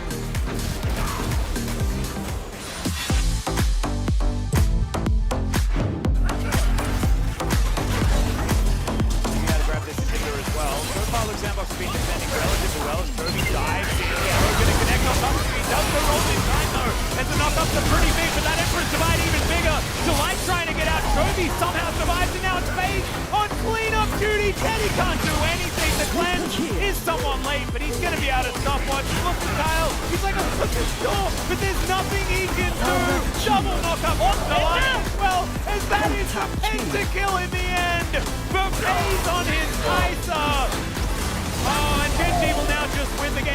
How did none of them die?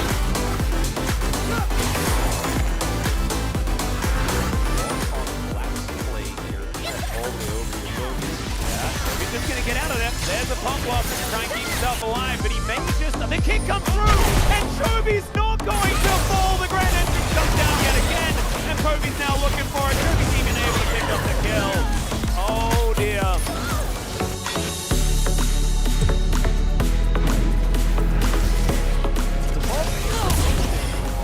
Survive the next 20 seconds without losing any hits. Looks like they'll lose the Black Simmons! Teddy is going to be able to get out. Does have the supercharger as now T-Woo's trying to get these auto attacks over, and he will find them. It's a double kill already in non-ship. Oh no! I don't know how it's happening, Wolf, but it's happening. Obviously, you would expect from there they take the easy win. Feels like everybody on the side of Compilation Sports has stasis. Every single person. We have Sonya for 3. Viper just looking to kill Dudu. I was looking at items. He's just going to assassinate someone. Down he will go as the stun hits him after the GA, and Dudu just dies because Viper saw him and looked at him and he died. And they might even go for the Dragon.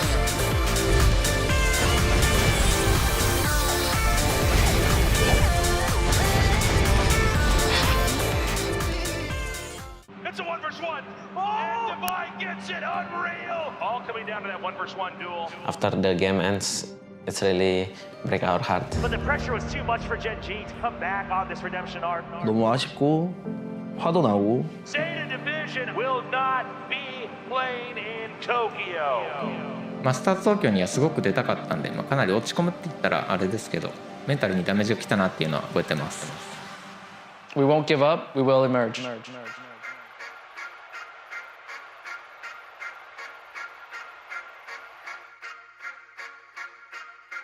もう一度チャンスがある大会なのかなと思います。 저희 젠지는 다시 일어날 겁니다. 諦めないで勝ち上がります。 Team Secret, we're gonna win it all. Laban Pinas.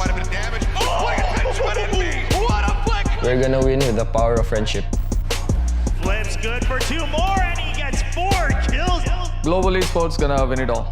G winning. Where to get out? It's gonna be an ace from Rossi. We're Talon Esports, and we're gonna win LCQ. Starting things off with a reckoning of his own, but Cruz. DFM が LCK を優勝します。 But Anthem with the ace. We won't give up, we will emerge.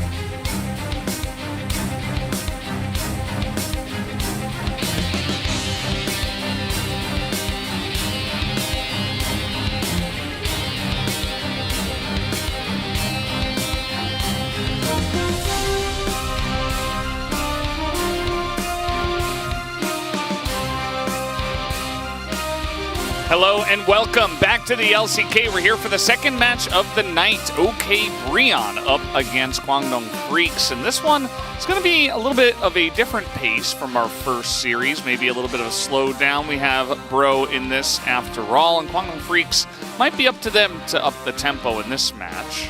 Yeah, well, I mean, we have seen OK Savings Bank Brion take some really nice early games. You know, looks like Umpty's making some early impacts. His kill participation's really high. Looking at, 2,000, 3,000, sometimes more goal leads. But they just can't seem to cross the finish line. Kwangdong Freaks, similar scenario, but I have to give them the edge in terms of how they've been playing. You get past the mid-game. Yeah, they definitely have the edge, but anything can happen as a clash of the lower side of the brackets do happen. Let's go ahead and take a look at the standings that we do have here, as it is Kwangdong Freaks currently 2 wins ahead of Bro, and definitely the team on the right side of the bracket that's looking like they have the highest chance to make playoffs. Oh, definitely. Kwangdong Freaks 2 wins ahead of Bro, but a win here actually pushes them a 3rd win ahead, and Bro's chances of making playoffs drop down to the likes of those of Live Sandbox and Nongshim, right, with a 2-9 scoreline. If they get 2-0, they will actually drop down to last place. This is a really critical win for Bro if they can take it, because it puts it down to just 1. They're now then will be tied basically in terms of wins with DRX. And their next few opponents, not so easy. Hanwha Life, D+, and then T1, who will likely have Faker back. Those who target the King of the East versus those who defend it. And Kwangdong Freaks certainly doing well against the right side of the standings teams, but doesn't necessarily mean that they come in here and stroll to an easy victory. They will still have to execute on their drafts, and they've had really good solo lanes when it comes to Dudu and when it comes to Bulldog. As the total head-to-head here in the top lane, 11-9. Are you afraid, Morg? I'll show you, dude. Well, they are very close in their 20 matches they have played against each other, 20 games against each other, but Morgan does have the winning record. But right now, with current form, there was a time where Morgan was the master, Dudu was the apprentice, but I'd say at this point, the roles have changed quite significantly, as Andil will be playing again here as well, and this is instead of June, of course. Andil's been a player we've commentated a lot in Challengers, not very inspiring of a support player, nothing to write home about, but see if the shift up here can give Kwangdong Freaks a better start here in the second round robin. Yeah, I mean, he's got that aggressive style that was showcased, as here is Bro. Umpty giving a little chuckle. Karis back in the mid lane now for quite a bit, as he was swapped out earlier on for Ivory, but now is back as the mainstay of the LCK team after a little bit of a dip into Challengers. A lot of fans cheering for OK Savings Bank Brion tonight. Crowd lit up pretty loud when they walked out, and you could also see Umpty gave a little bit of a chuckle when the crowd roared there, as despite the record, like the Jin-Air team they seem to have really fallen into the shoes of, they have a lot of fans, and even though they are lower in the standings and have consistently been, they're just a fan favorite across both the Korean fans and the global fans alike. Yeah, they definitely are, and they have their own mascot over here. It's OK Man, who's looking pretty okay, man. As let's take a look at Kwangdong Freaks. Dudu has been really heightening the level of this team, as has Bulldog. The rest of the team trying to follow in their footsteps and get something going. Their communication and coordination hasn't quite been there. I think that has been one of the sources of their struggles. I feel like Kwangdong Freaks are, in a lot of ways, like raw materials that haven't quite been fully melded into an incredible weapon, let's say, if you want to put it in like RPG terms. They have fantastic solo laners. They have a jungler who has a ton of experience in Youngjae. He has shown a lot of promise over his career. He's been in the LCK for a long time, although often as a sub.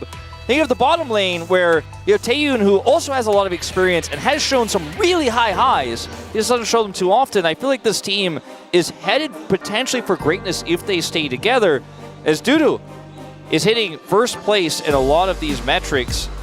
Only one that's listed here that he's not is KDA, but he is straight up just one of our best top laners in the LCK. Morgan used to be, I think in a conversation you'd say he's a much stronger top laner than Dudu, but the improvements we've seen for Dudu over the last 2 years have been drastic. I mean, he is really good right now. He's completely on form. And while this is an angle that you normally say for Bro is one of your strong points, not in this matchup. Not anymore. Times have changed. Dudu has really improved. He's putting in the practice and the time. And he is the ruler of the top side at this moment in time. So, can he do it again today? I feel like, you know, up against Hanwha Life Esports, I believe, was their last matchup. Little bit of struggle streak. That was on Sunday. Was a 2-0 for Hanwha Life in that matchup. But still, you saw some glimmers of hope there from some of the solo lanes, and we'll have to see if we can get that again. Also, Young Jae wasn't looking too bad in that series either. So certainly if they could kind of solidify the top side of the map and become that weapon, you know, smelt some of those iron bars together, maybe they can get something going. I think if you can solve the bottom lane, which has been the most inconsistent part of this roster, which I think is why we see Andil here, is CV Max just kind of trying to throw some darts at the board at this point to see what sticks. If you can solve that, if you can get that bottom lane working in tandem, if you can actually see those players build the synergy and play with the rest of the roster, this team could challenge the likes of, I'd say, Hanwha Life and D+, you know, on their best day, on Kwangdong's best day, that is to say. And there are so many players on this roster who have been around but haven't been able to solidify themselves. Like, Youngjae and Taehyun are the standouts, right? But you have Dudu, who, for so long, people are like, well, he has potential, he has potential. How is his potential? But now he's actually showing it, right? Bulldog came in very hyped up.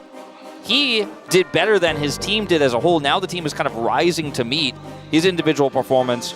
You see on the other side for Bro, it's like the potential was there. The potential's there for Morgan. Like, he had some high highs. Like, Karis, oh, man, we know this guy's so good. We've heard so much about him. Umpty, he's a veteran.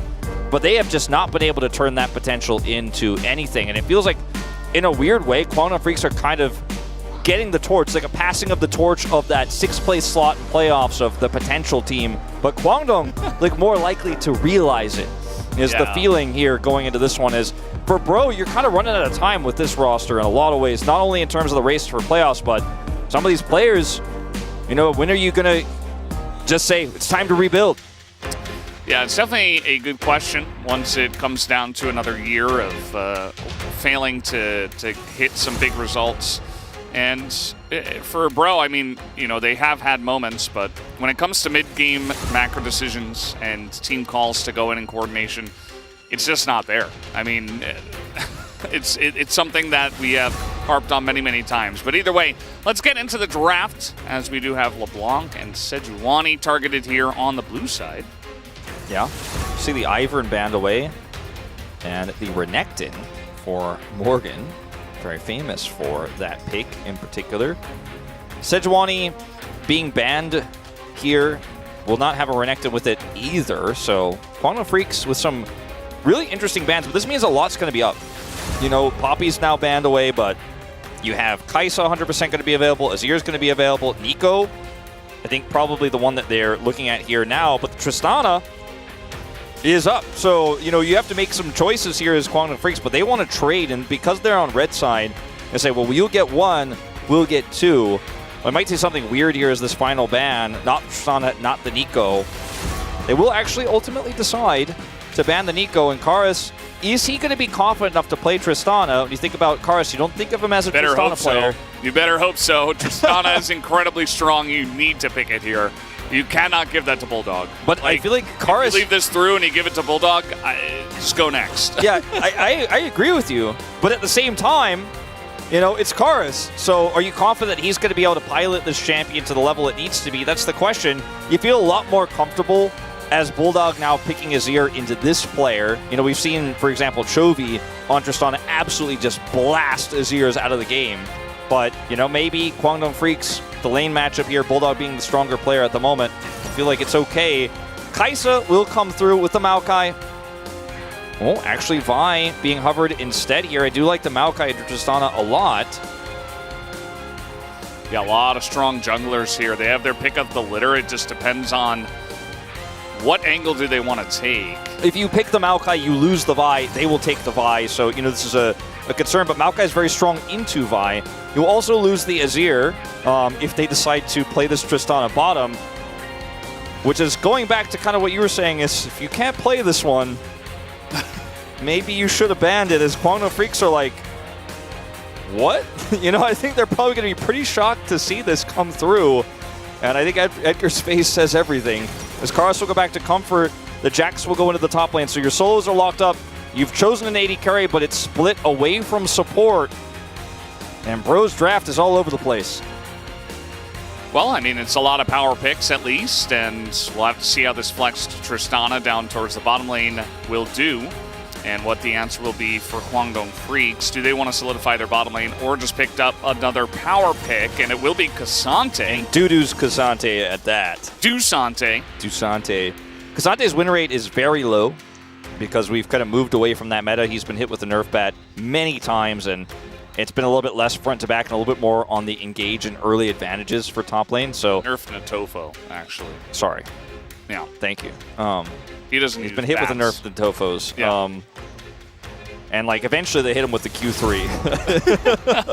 Like the first nerf, they were like, he's like, I'm fine. Second nerf, but the third one, that was the knockup.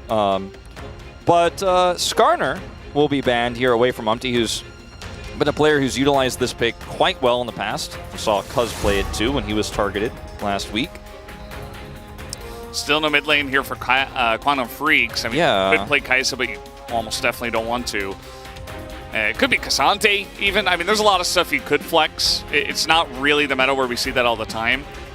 But Jace, another strong one that they take away. The Jace is the strongest one if you want to go double AD here in this draft, but I don't think they necessarily have to just because they have a Maokai here. There's a lot of other strong picks they could play, be it melee or just even something like a Kennen for follow-up engage they could play if they want to play the K'Sante mid. The Yone is also another fantastic pick for Bulldog here, and that smile on his face says everything. He was definitely considering it. And Galio would be really interesting here. Malzahar seems like a fun hover, but I mean, how much has CB Max been cooking?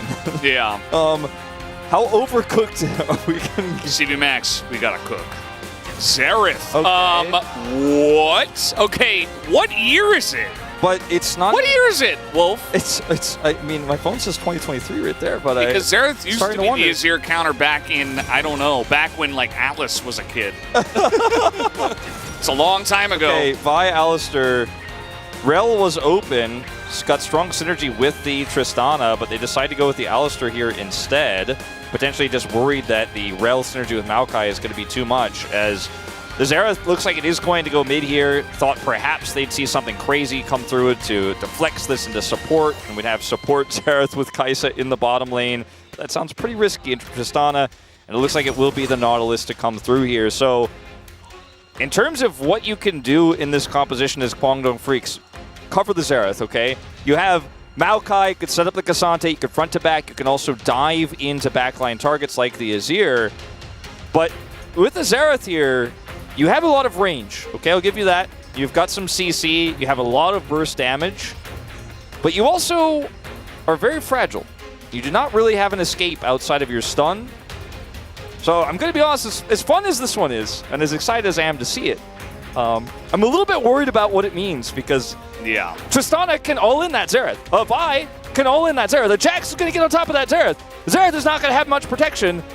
I think this may have been a bit of a stumble here for the Kwangdong Freaks. I think a very risky choice that absolutely may backfire. The cons, I think, outweigh the pros here for me. I absolutely agree. I don't think they had to do this in this matchup, you know.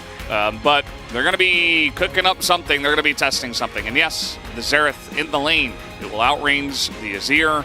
It will poke him down. That's why it's a lane counter from basically the caveman era of League of Legends. And does that make it good? Probably not. I mean, this is going to be very interesting to watch, though, how Bulldog is going to do this. This guy is, you know, he's a pioneer. He's the one who does this. He does this crazy stuff with the new champions, in quotations, that he brings back from the dead. Let's see how it goes here as we hop into the Rift for game number 1.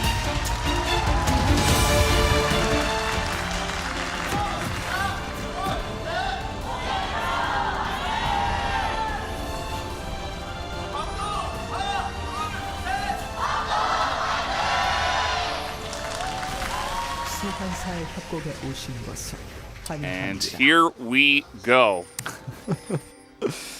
The last Pro Xerath game that I could think of, I think it was Showmaker played it at MSI in 2021, I want to say. It's the last time I could think of it.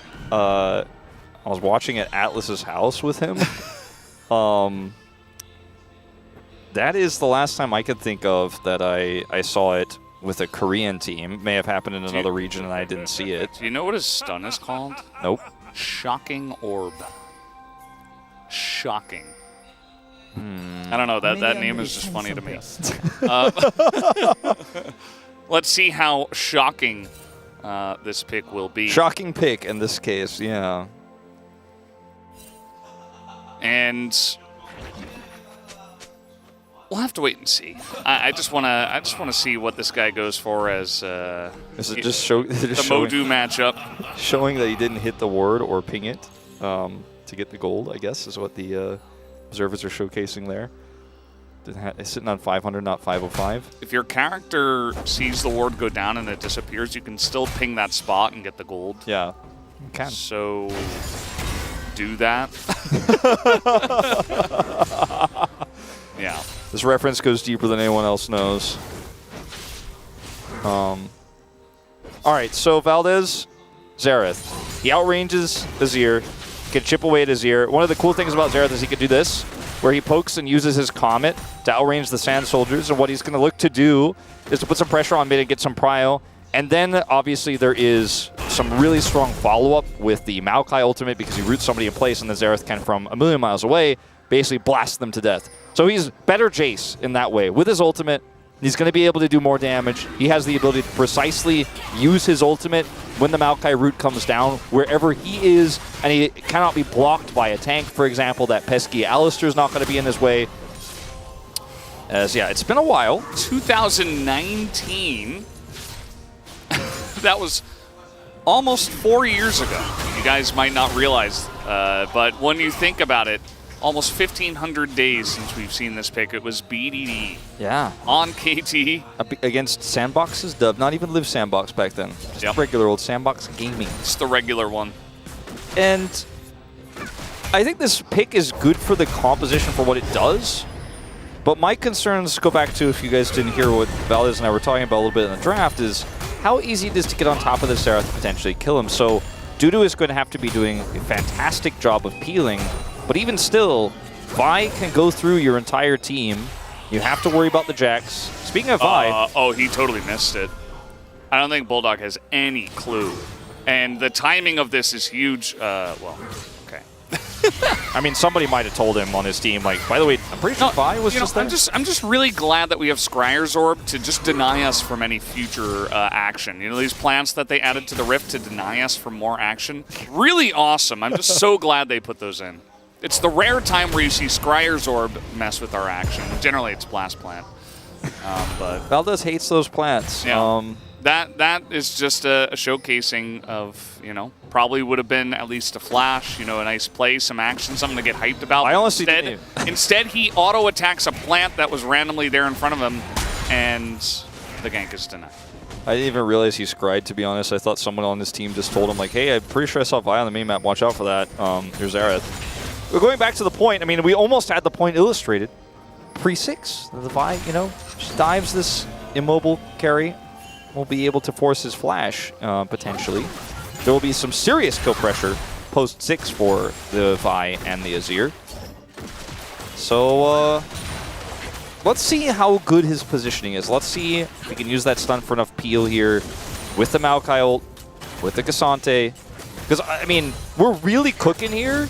And I can smell, I mean, it smells delicious, but, does it? Did we cook too long, you know? Well, we got a big trade up here. Another Q comes down. Morgan in a lot of trouble, but Dudu not going to be able to follow up on this one. Q3 primed and ready. But the pot's ticking here for Morgan. He's got some cookies. Should be okay, but nice to see some action up in the top side. Counter-Strike once again, but Dudu running out of mana just to dash away. Yeah, I thought Morgan actually might have been able to hit the Counter-Strike there and hit one more auto, but thinks better of it. And, okay. Yeah, not sure. Flash trading in the bottom lane. Not sure what happened down here during that top exchange, but yeah, both flashes are down. As Umpty is going to use a control ward here, that's a flash. Yep, that's the flash, just like that. That's kind of like, that's not a Xerath thing before, you know, chat's like, oh my god, Xerath is terrible. That's just an Azir into a immobile control mage kind of thing, so. That's very common. Maybe the fact that Bulldog was close enough to get in range of that could be an issue because you are Azir and you can kind of keep your distance, but, you know, you have to farm. You're trying to put on pressure. That's what the Xerath does. Yeah, this is kind of the turning point. Obviously, when the Azir ult comes through, you get the flash. And the Xerath can still outrange you before the Vi has level 6. As Control Ward, you're going to spot Youngjae, who does not have 6. They're going to heal for this. Yeah, Alistair, there's no flash available, so flash comes in from the Maokai. It's easy as that. First blood given over to Kwangdong Freaks. Umpty is here, but immediately rooted. And a very nice follow-up after the action that we kind of missed, but you know, the trade of flashes from the supports. And now take a look at this. In the mid lane, Bulldog putting on that pressure. So as soon as the ult's down, he has a timing window here before Vi has level 6, and before that ult comes back up to actually put that pressure on, especially when you know Vi is bottom lane there. So Bulldog is really playing this quite well. Uses his own ultimate as well to actually continue to push the Azir out, and we'll be able to force him out of the lane, and we will see them both back. But some CS tonight here is up 15 CS. But that trade of flashes on the bottom lane ends up being super impactful when Andil and Taeyun decide to go for the heal commit for the extension there to get the Nautilus into range. It was really beautiful to watch. They're able to then punish Effort, who, as mentioned, doesn't have flash. Umpty will be able to, it looks like, take this dragon here. Scary for a second there with the jump scare from our observers, but he is just going to be fine. And that's a set of advantages here for Kwangdong Freaks, not only in the mid lane, but obviously that bottom lane kill that Youngjae was able to pick up here. Yeah, he's feeling pretty good. At least Bro got the Ocean Drake, but, you know, just to follow up on what you were saying, they use the heal to get Andil in range, and that's what allows this hook to come through. Henna obviously not going to take that. He could have potentially taken the hook and buffered it, and in that case, you save your Alistair, and you also save yourself. But get a little risky, right? You know, like if you get rooted down or if you mess up the timing, then you die, and that's not great. But you also have to know perfectly as well the range of the hook, because I think perhaps the idea here is like, does that actually hit? And you're trying to back away, and you just can't think about everything that quickly at once, you know, unless you're basically perfect. But yeah, I do agree that was an opportunity. Is Henna? Here we go again, trying to put some pressure on a Taeyun, but that W's going to land on the Effort here. Another root comes down, the passive procced from Taeyun, and just a little scuffle in the bottom side. This constant trading is starting to get a little bit scary. Now, Umpty here has Morgan, so Youngjae was also, I think, probably considering, like, hey, if I ult him, can you kill him, Bulldog? You've got ult back up. As another hook. Another hook, man. Andil, he's got that challenger's brain in him. He just keeps on going. He hits level 6 as the depth charge comes in.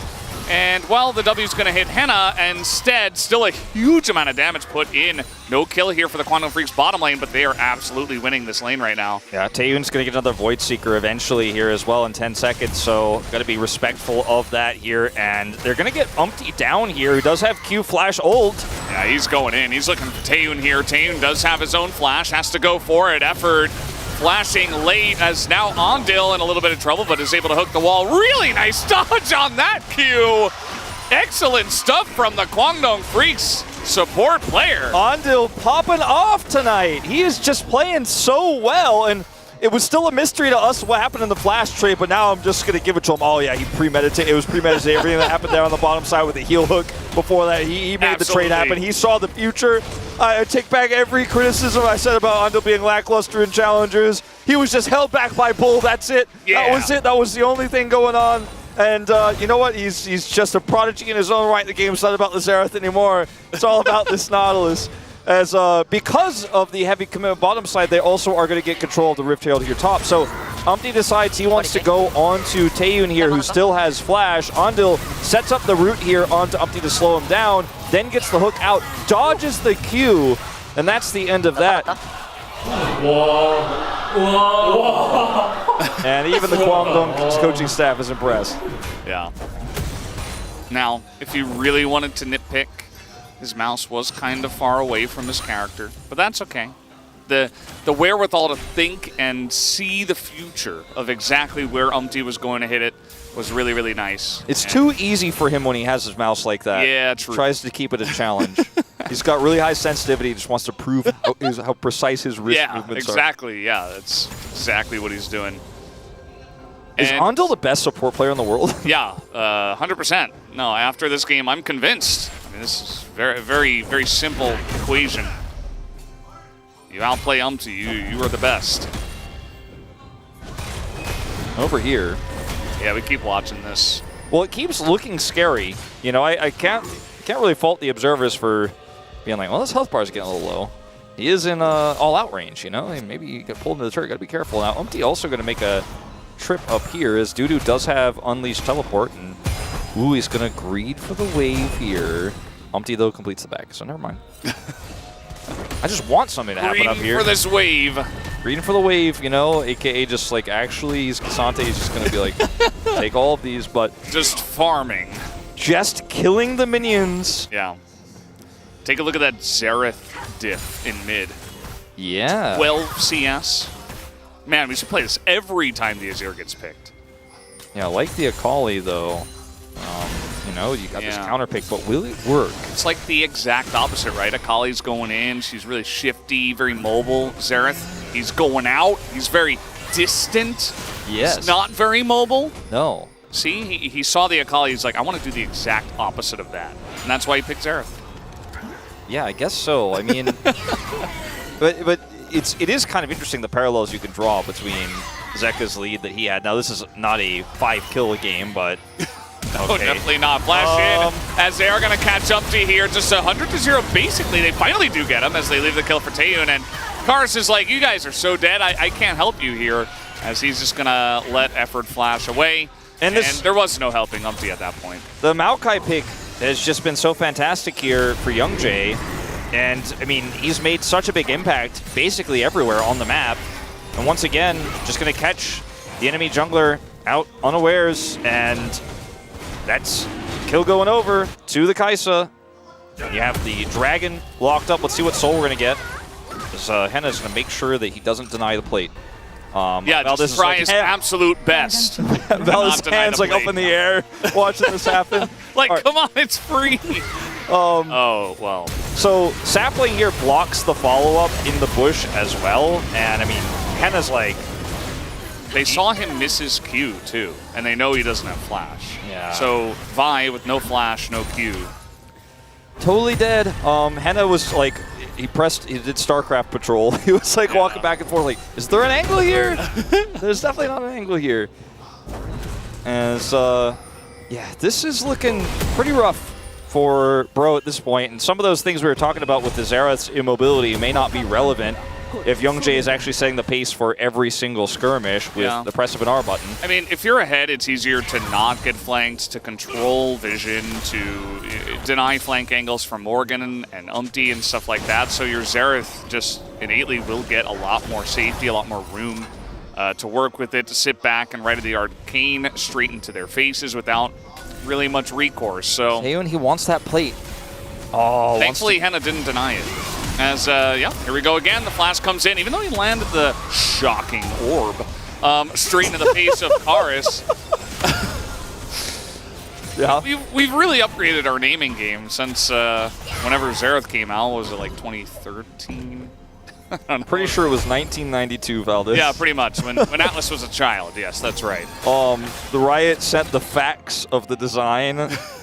The head designer sent the facts over after, and then because he didn't get a reply immediately, he paged the guy who does the ability names, and he was like, "Please, I've got this stun on this really cool new champion."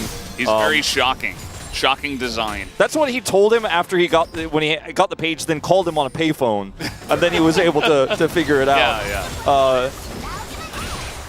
Sent the message by pigeon, carrier pigeon, over to the other office. Yeah, and then on his way out of the office, he rolled down his window with the crank to say goodbye to the guard and said, like, "Oh, we're making big money. I got this new champion idea. It starts with an X. Yeah. Top this secret. Champion's going to make tens of dollars." This was so long ago. Yeah, so long ago. That was it was a lot of money back then. Yeah. Used to be able to buy a hot dog for like 50 cents. Yeah. Back in my day. Then the champion eventually came out and outranged Azir. And then we saw it a lot. Yeah, and then back in the day. Yeah, back in the day. And now we're seeing it in 2023 in the future. And Jay has really been winning this jungle matchup so far. Yeah, he's been quite consistent at shutting down what Breon have been trying to do, which has been quite limited, right? And yeah, well, he's going to get hooked out of the Shocking Orb as the Right of the Arcane is also going to miss. No flash here for Bulldog as he is taking quite a lot of damage. Goes forward, gets the kill onto Umpty before he goes down at least. Makaris and Henna are doing a ton of damage, shelling into this front line as the ult finally comes out from Andil. Has a locket, I believe, but he's still going to go down as the hopping and the resets will continue from Henna.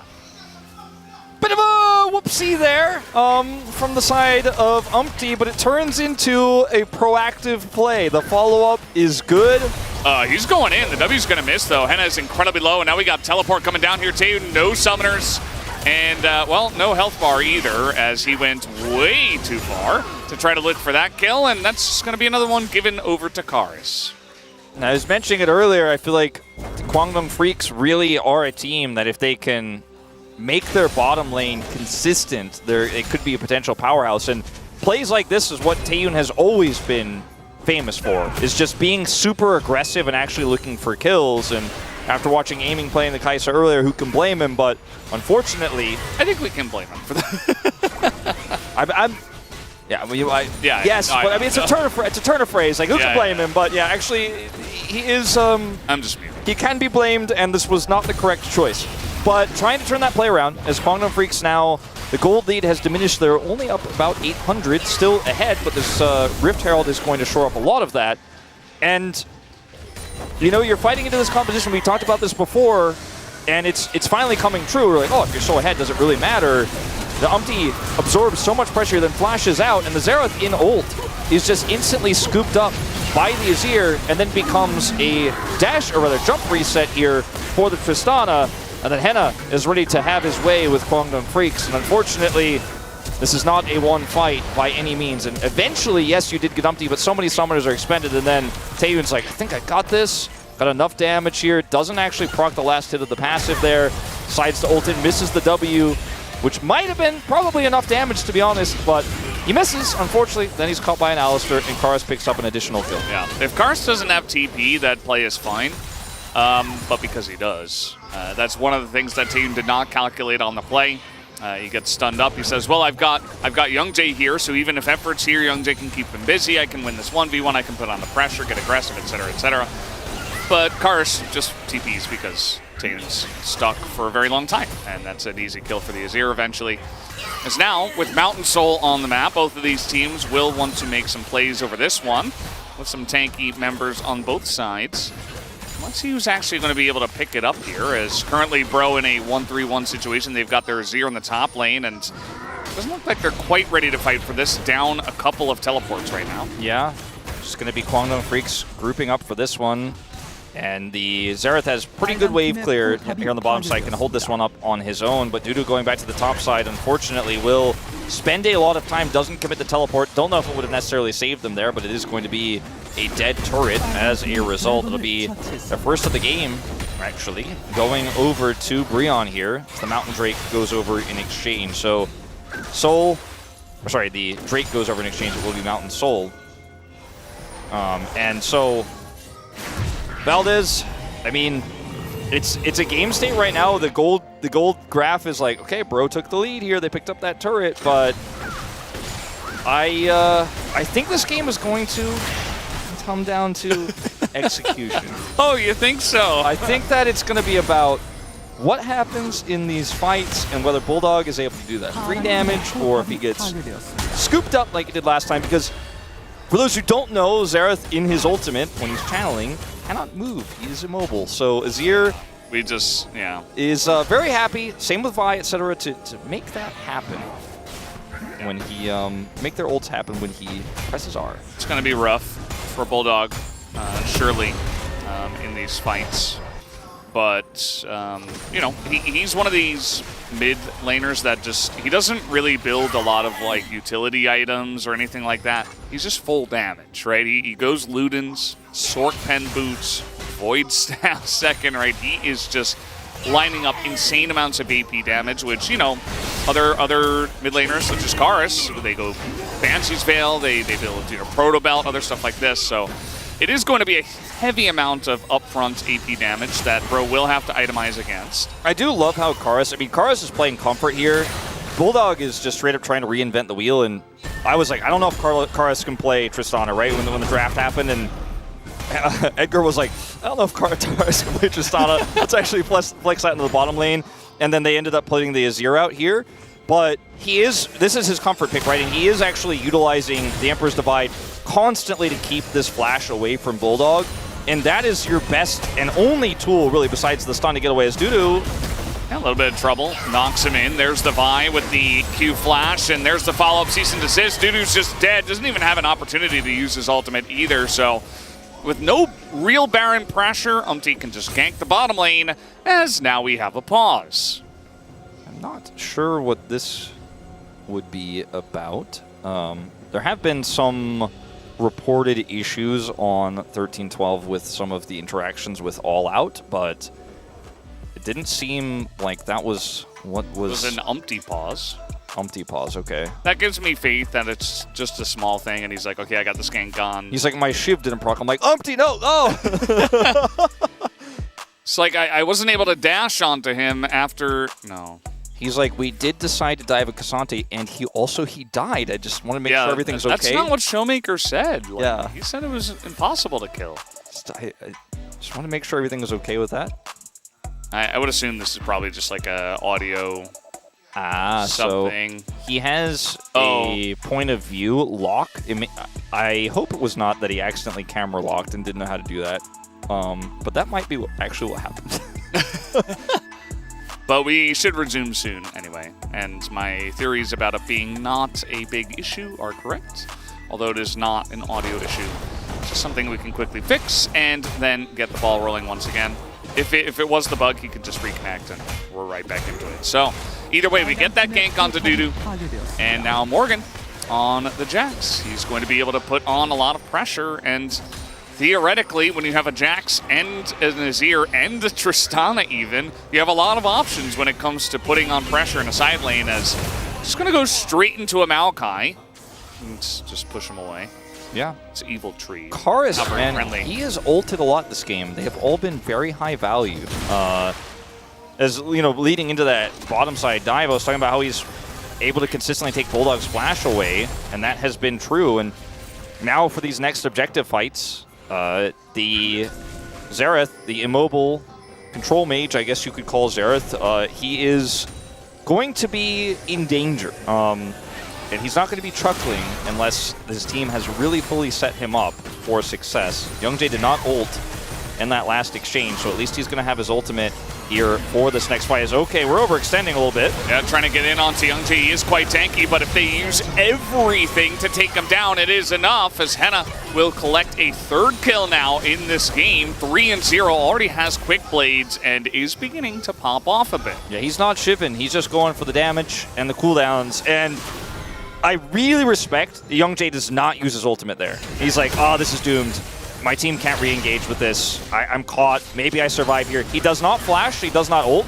So when we return to, or when he returns rather, to this next Drake fight, for example, he will have those critical tools that their composition is so reliant on. So really nice moment here for Youngjae to not panic. Well, it was not so nice because he was probably trying to siege the turret using his ultimate, then overextends. The team's on the same page. He dies. But he has the wherewithal to know, okay, if I hold this, we still have these tools. And so therefore, it's not doomed here on this next fight. Is look at where he's trying to get into, set up here, clear this vision, and then maybe siege up the turret. It's very common to use a Maokai ult to actually siege a turret and take it off the map before a Drake fight, but he is caught by Umti. Yeah. I mean, they get the teleport out at least, and maybe that's part of his calculation where he's like, well, we got the TP, and, you know, they used a bunch of ults, and okay, I'll just go down. I'll save my ult for the Mountain Drake fight that is coming up. And either way, he does have it now. As let's see what will happen in this one, as we have effort way on the flank, like even behind Dudu. This Dudu is going to spot him, but the Drake has already taken a ton of damage here. As the right of the Arcane thrown into Karus for a lot of damage, and in goes Youngjae, takes it away. and just runs away with that. The Nature's Grasp, pretty key as well, as a follow-up is coming in here from the side of Dudu, but he is all alone. But then again, he is Cassante, and Morgan's not really in this fight, so just gonna take the Drake and walk away with it. That's 2 Mountain Drakes now for Kwangdong Freaks. They also got the turret in mid, so they grouped for mid, and then they used the Xerath range to basically say, if you guys are in the pit, you're fish in a barrel. He's able to kind of disperse them, and then the Maokai ult comes through, and Youngjae is able to steal it away. I think if he's not successful on the steal, they probably do have to commit a little bit further to make something of this, but at least they got the turret. As you'll see, as that push is coming through here from Taeyun, who can also engage from far away, you see these long-range blasts coming through from Bulldog, pushes away the Azir, so there's actually a little bit of space to come in here and steal that Drake away using the Nature's Grasp. And then, just to be safe, Nautilus Andal does ult the flanking Alistar here, and that will be allowing them to make sure that he doesn't make any plays here and they can regroup back to mid. So, lucky that they're able to close that gap fast enough to get the steal off, but they got everything they wanted from this. Now Mountain Soul Point, turrets down, gold lead here, still there for Bro, but anyone's game. I think this next fight is really going to be the one that decides a lot of the pace of this game. If it's on Baron, it's going to be a lot of structures potentially going down, especially if Kwangdong Freaks get it with the siege they have. Whoa. That was kind of crazy. Bro definitely have an insane amount of Baron damage. I feel like if it were a little bit more of a decisive team, they could have at least threatened the Baron after they got the pick onto Youngjae earlier on. But again, it was still very early on, and we know how Bro is, so they don't take the chance. But definitely something to look for as the game comes along. If Bro will actually pull the trigger on that objective with the insane amount of damage they have. It is rough because there is an incredible amount of poke when you consider both Xerath and the Kai'Sa here now with the Nashor's Tooth finished, but will be an angle, especially if they do get a pick. Yeah, and they have decent turn, but it's the poke that's the problem. And I feel like every time that Youngjae's ult is on cooldown, you have an opportunity as Bro to try this. But right now, as they know, it is still available, and so they don't want to pull the trigger and try to start this Baron, or at least try to force a fight, because they'll get trapped by that Nature's Grasp if they do. This Tristana is a problem. The Azir with Leandries is a threat to this Cassante, but otherwise isn't going to be doing the follow-up damage for the Xerath, so the coordination for Bro in these fights needs to be good, and they need to then burst down whoever gets caught by either the Vi or the Azir, and then get up the resets for Henna, as Henna is quite important in this game. See what he's trying to buy here. Is he buying a Maw? Yeah, Maw, he does have it. Wow, that's crazy that he has that at this point in the game. He's going to feel pretty good about his ability to follow up with all of those additional magic resistances and the lifeline. Yeah, I think it's pretty interesting to go for that. Obviously, it delays his Lord Doms is the word I was looking for. So he's going to be doing less damage to Cassante and Nautilus and Maokai, but at the same time, he'll stick around for potential resets against the insane amount of magic damage that is on the side of Kwangdong Freaks, especially all their carries. You think about Xerath and Kai'Sa, you're already mitigating a ton of damage with this item. So yeah, definitely an interesting choice, and he is ahead. So I think it's okay in this state, but I'm sure a lot of people would say, well, he should have just gone LDRs. I've done more damage. I like it because I think that, you know, you're not trying to kill the Cassante. That's not your job in this game. You let the Azirs, Leandries do that. Here we go. Here we go. As the Red of the Arcane nearly going to take out Henna, so the Maul getting work done, I guess, as now the Nature's Grasp coming in. The hook does come down onto Karis, but immediate Embers of Taeyun is not doing damage as they do isolate him here on the backside, but down will go Karis as well. And Taeyun lives for so long, but eventually is taken out. And a huge pushback from the Tristana is going to get them a lot of room here. Bro winning this fight 1-2. They do lose their Azir, but definitely an angle here to start this Baron. Yeah, I think they feel pretty confident as Bulldog, he has Flash here, so has some ability to just poke away if they try to hard engage on him, but here comes that effort flank. Yeah, the effort flank is coming on in. Youngjae going to give his life to try to keep them alive. He will flash away, as will Bulldog. They do get them off of the Baron, but Bro are going to collect yet another kill. And the damage is there, the poke is there. I'm not sure if they could do this Baron. They are running at it. It's really scary. I think you really have to be ready to collapse on the Bulldog here. I mean, the damage is high, but the health bars are low, and Bulldog, he's looking for that chip. That's one.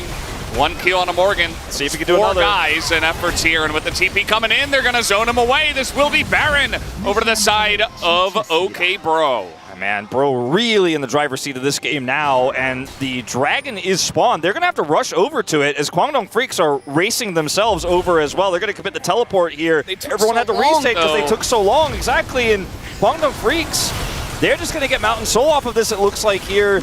And if I'm Kwangdong, I'm feeling pretty good about the exchange. Not feeling so great about the fight, and obviously losing control of the map. But at least you have this Mountain Soul you can sit on here. Those shields are going to be pretty useful for the Cassante here. And now, that LDR that you don't have is going to hurt a little bit more in front to backs. But oh yeah, the setup on that... Yeah, and the setup on that Baron fight is also just like such a, I think, real indication of how many threats there are for the side of Breon, that Bulldog is like 2 miles away from the fight and can't really do damage after his ultimate expires. As, I mean, they're just sieging up super hard right now. And the fact that Kai'Sa also does very little in that fight is, I think, why Breon are now completely in control of this game. And I think the Mountain Soul, I mean, if you survive this amount of pressure, the Mountain Soul will be useful later, but gotta survive first. Yeah. That's really the question. I mean, you look at even the Xerath I was looking at, 100 armor plus. He doesn't have any armor items. It doesn't matter. He's got 3 Mountain Drakes and a Mountain Soul. So, you know, everybody is just going to gain those extra resistances, especially the people that are actually building resistances with their items. And like you said, just got to hold on, survive. No inhibitors are broken yet. There's still a minute 20 here for Bro's Baron. And that's really going to be the crux of it. Can they get critical damage done with this Baron to make the trade worthwhile? Straight up 4v4 down here in the bottom lane. Bulldog going to commit the ult to push them away. And it's so interesting how this game now for Kwangdong Freaks is a game of keep away where they have some additional shielding. But if anything, if I've learned anything from these last few fights, is I don't know if they are willing to play this comp the way it needs to be played. Is okay, here we go, maybe this time. Yeah, trying to push them off of this one. The counter-strike not getting much damage done at all, as in they go now. The follow-up sweep, and they get the Nautilus down. Taeyun is second as well, and Youngjae is caught here as well. It's 3 kills under the belt of Bro, as now they're getting that critical damage I was talking about. Yeah, the critical damage has definitely come through. As Jax is going to teleport topside here, Morgan is going to look to turn this into potentially a 2 inhibitor play here with the last few seconds of this Baron buff. We'll be able to get this turret at least. And actually, with this turret being as healthy as it is, they're going to have to really heavily commit into the base here, as they're split into 3. And I mean, 20 seconds on Youngjae here. Maybe they can get more than just inhibitors. They're getting all 3 inhibitors at least. They still have Baron buff. It's 2 seconds, but right as the inhibitors fall, right? Okay, they got the 3rd one. Right as all 3 inhibitors fall, the Baron falls, and it's like a 6,000 power play. Bro have broken the backs of Kwangdong Freaks in this game 1. This fight here is where it all starts, right? And look at Bulldog. He is so far away.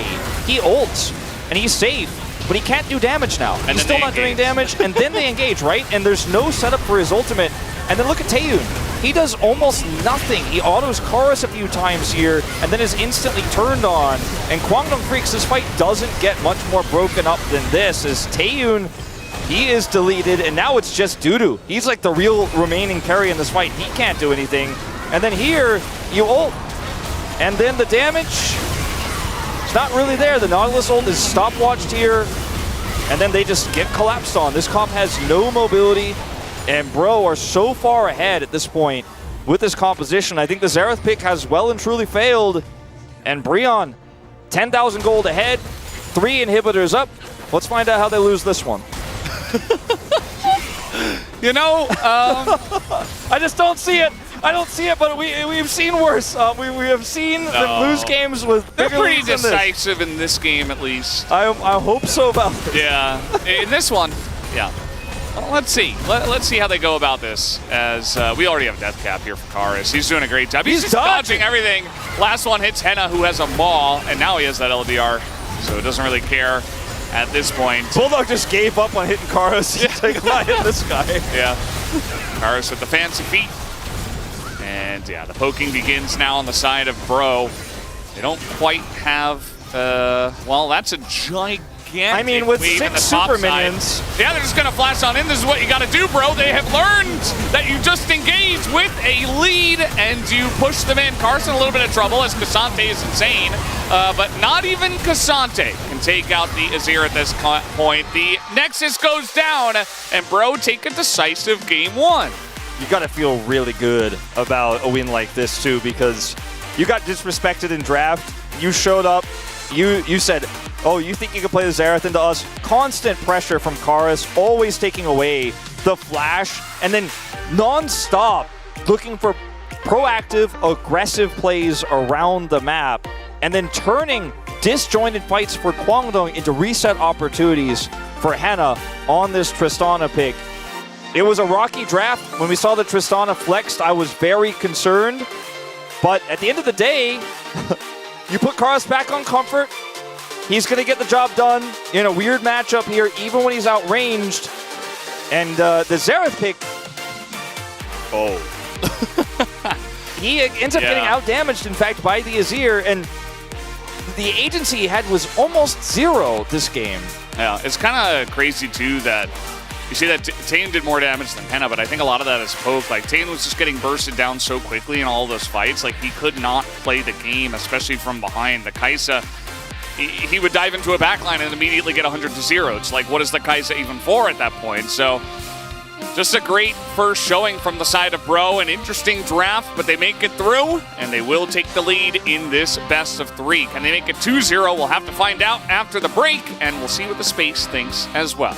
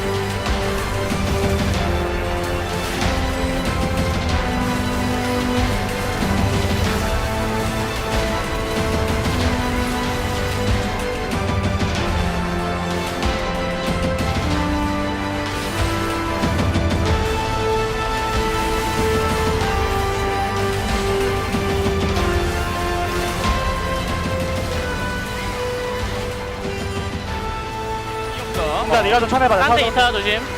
딴데 이타야. 아직 조심해. 얘들아 탑 바텀 웨이브로 써. 탑 바텀 웨이브. 미드 유지 말고 탑 바텀 웨이브 내려와. 쳐내만해 이거. 이렇게 쳐내. 잘 쳐낸다.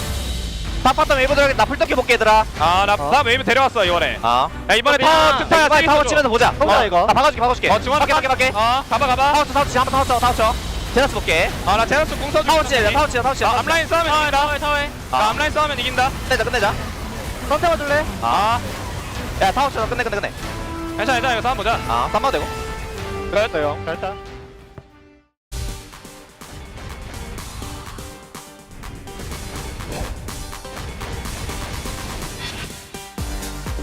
Finally, one final thing. I just want to say another goodbye to you, Law. It has been such a pleasure having you with us in the LCK family. Likewise. And We're going to miss you a lot. We're going to miss you a I'm gonna lot miss you before guys you as come well. back forever. Yeah. Right? I'm never going. I'm never leaving again. Never leave again. But you're allowed to have your trial exit period. If you Okay. come back, we're locking the door behind you. No. It's a 1v1. And Divine gets it. Unreal. All coming down to that 1v1 duel. After the game ends, it's really break our heart. But the pressure was too much for Gen G to come back on this redemption arc. 너무 아쉽고 화도 나고 Zeta Division will not be playing in Tokyo. スタート東京にはすごく出たかったんで、かなり落ち込むって言ったらあれですけど、メンタルにダメージが来たなっていうのは覚えてます。We won't give up, we will emerge.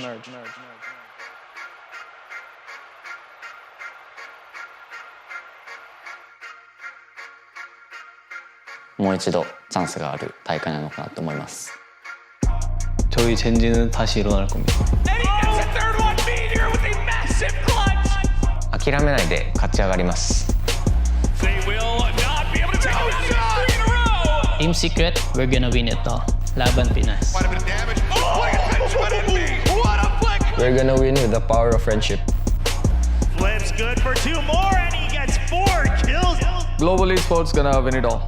G winning. Nowhere to get out, and that's gonna be an ace from Rossi. We're Talon Esports, and we're gonna win LCQ. Starting things off with a reckoning of his own, but Cruz. DFM が LCK を優勝します。 But Anthem with the ace. We won't give up, we will emerge.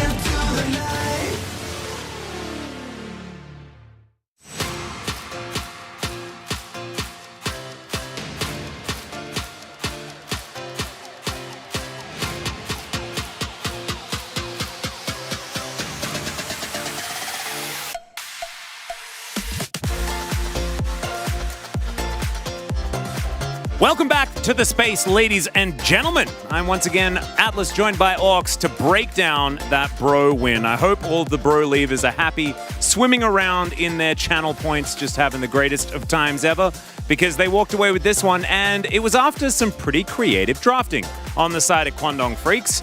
They went back to a strategy that I used to commentate in 2015 when I started casting the LPL. I don't know whether it works now.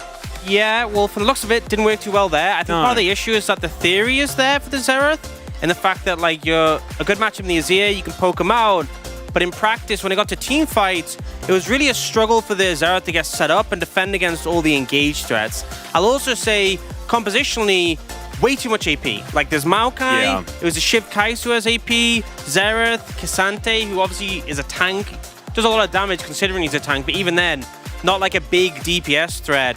And it meant that, like, everyone on the side of Bro just itemized magic resist. You know, Mig treads across the board, Mortius for the Tristana, Banshees for the Azir.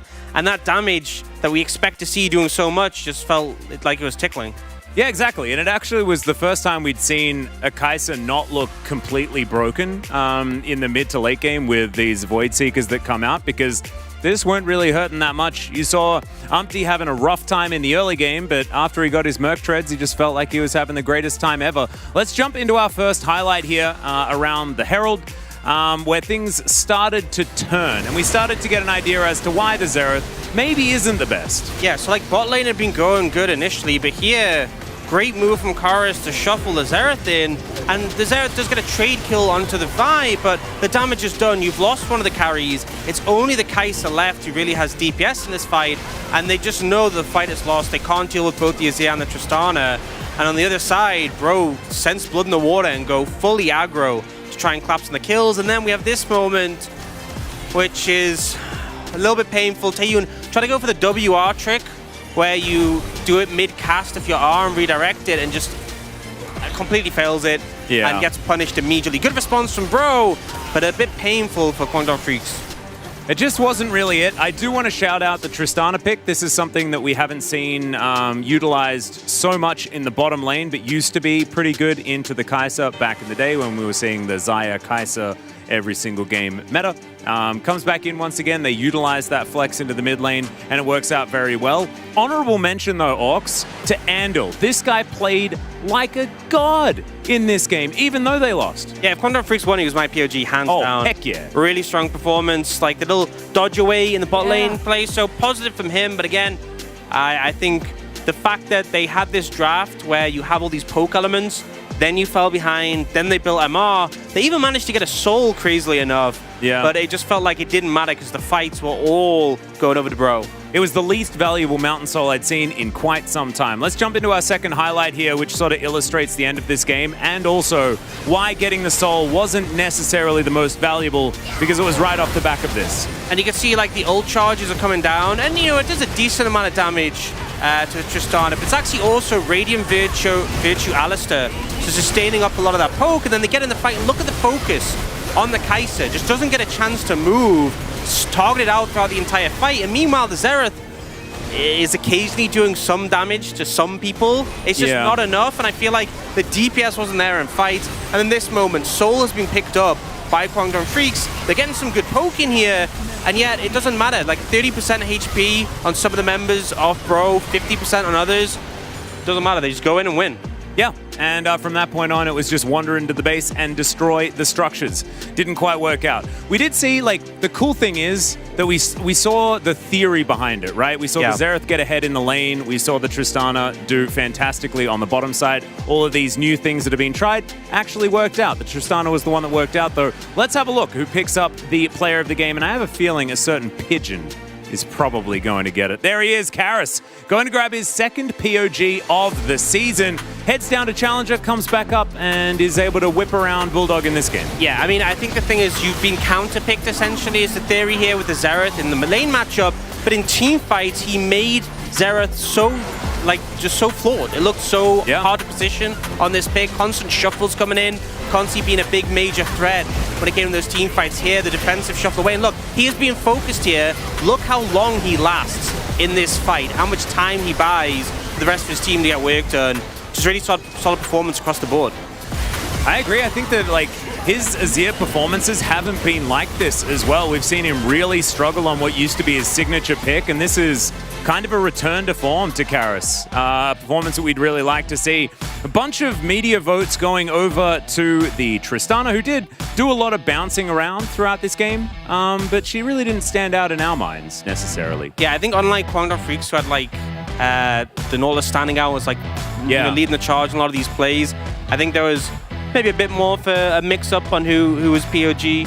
Like a couple of votes towards top, and jungle, I'm not really sure about that one because they had a rough early game. But yeah, I mean, I think glad Karis won it, to be honest. Absolutely, I think Karis well deserving, and now it is time to throw it back to the casters to see whether once again we can get a 3-game series. Gentlemen, how about it?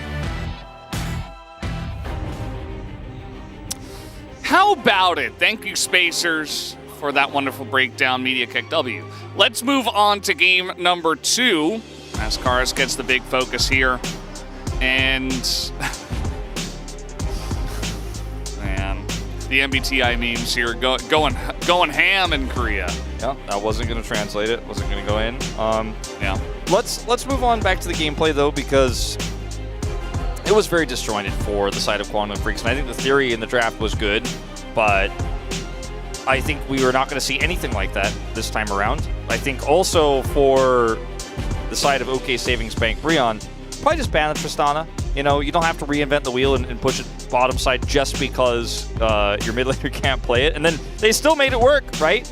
But was definitely worrisome potentially, as I think if you just ban it away, you have a lot more flexibility. You can play better to Henna's strengths. Not that he had a bad game at all, but no. At the end of the day, those are the big standouts for these drafts where we were raising our eyebrows.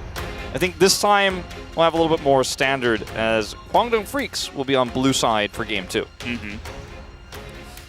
And we know that Bulldog can play Tristana, so I wouldn't be surprised if they force Bro to ban it away.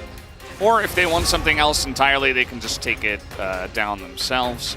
But it's clear that at least Henna can play it, so that's like another consideration. You don't want to necessarily first pick it, you know, depending on their plan. I think it is a good first pick on the blue side. You absolutely have to take it if it is available, but CV Max is kind of like, there's a lot of thought that goes into it. Yeah, his thought process is, now Tristana Ivern, that's a bit too much, but Tristana, we're okay with that. So he's banned the Ivern again.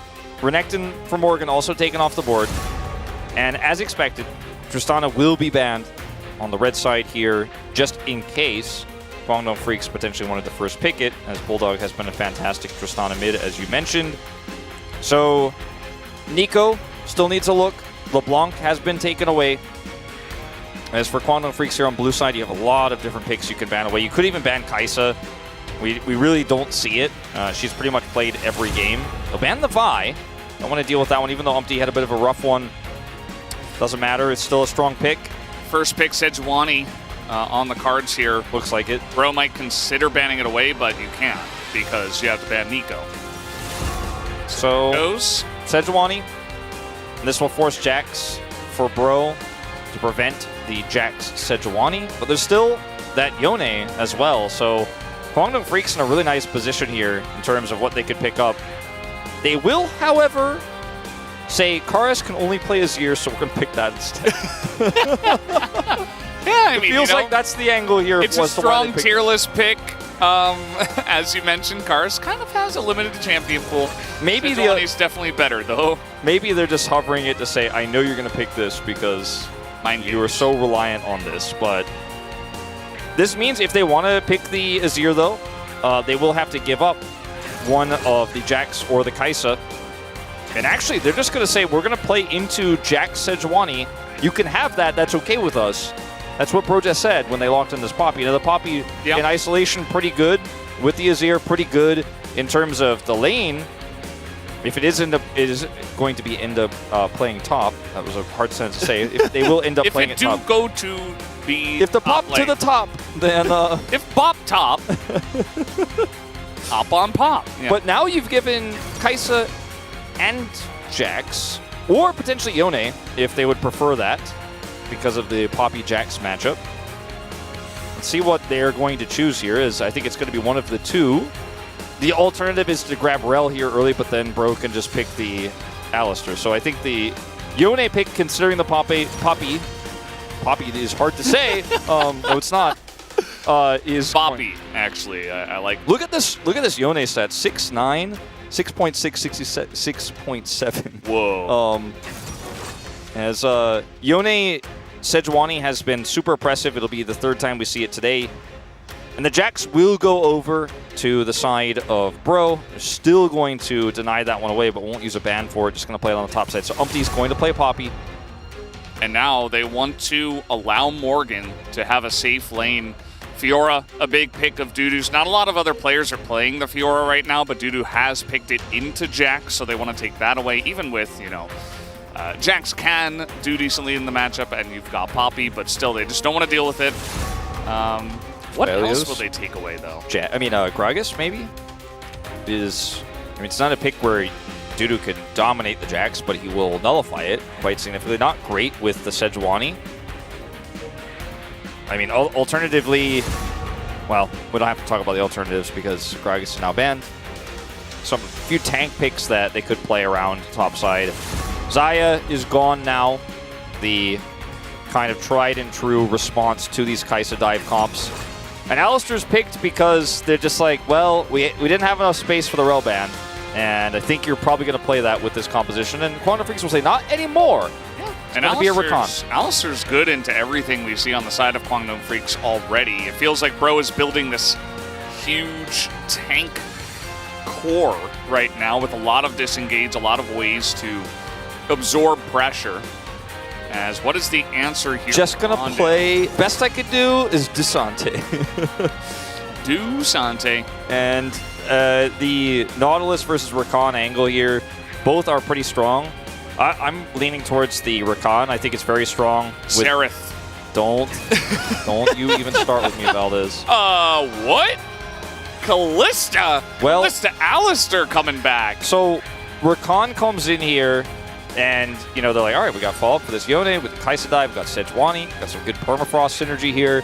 Kwangdong Freaks like, just keep it standard, Safe pick for Cassante, for Dudu. The Dusante is coming up there.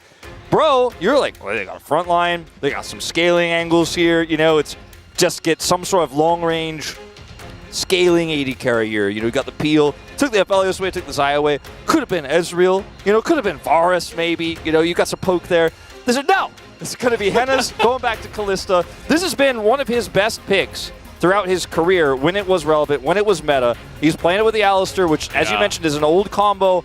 Very strong into Rakan. And yeah, exactly. This is one way to enable your Alistair later on, and also another way to try to shut down this Kaisa lane. We've seen a lot of different ways, Ashe Heimerdinger, Ashe Varus, a lot of ranged matchups, trying to answer with Xayah, stuff like this, as you mentioned, is taken away, so they take another angle. We're just going to put on the aggression. Alistair generally more passive, at least early on, but now you've got Callista Alistair, and they are going to be looking to shut down this Kaisa. Love those bro drawings right there. And I think this Kaisa pick, or rather, sorry, the Callista pick is very strong here, but it is going to fall off in a big way. But we have seen Callista Azir. It's the old DRX tried and true. They have about 7 bajillion CC. Yeah. So they've got that going for them. We'll see if it's enough as we move on to the Rift for game number 2.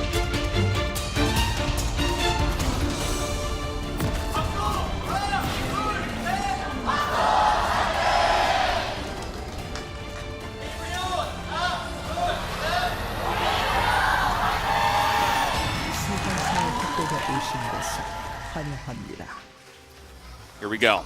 Mid lane, once again, Yone versus Azir.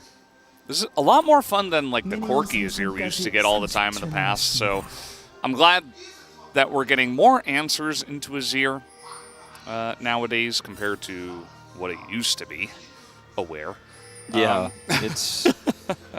I mean, I like that there's a lot of different options, right? And for a while, the mid-meta was kind of like, there's nothing that you can do except Annie, and then slightly worse champion in mid that has CC, sometimes Azir, very usually Azir.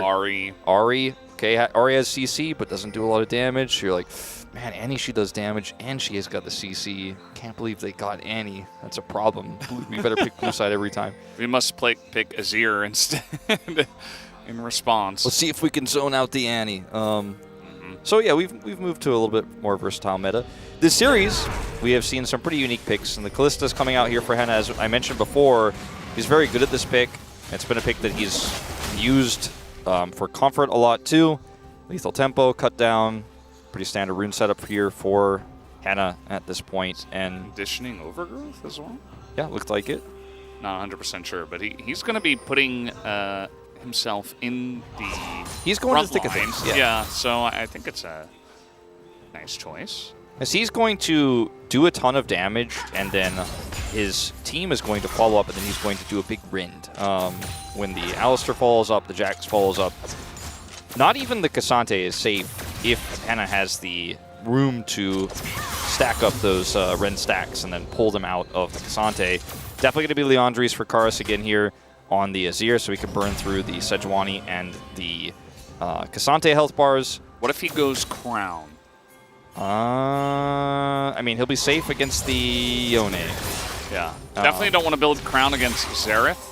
And Yone can kind of, get in there and proc it, but might have some value. I think you should go Leandri's. I agree.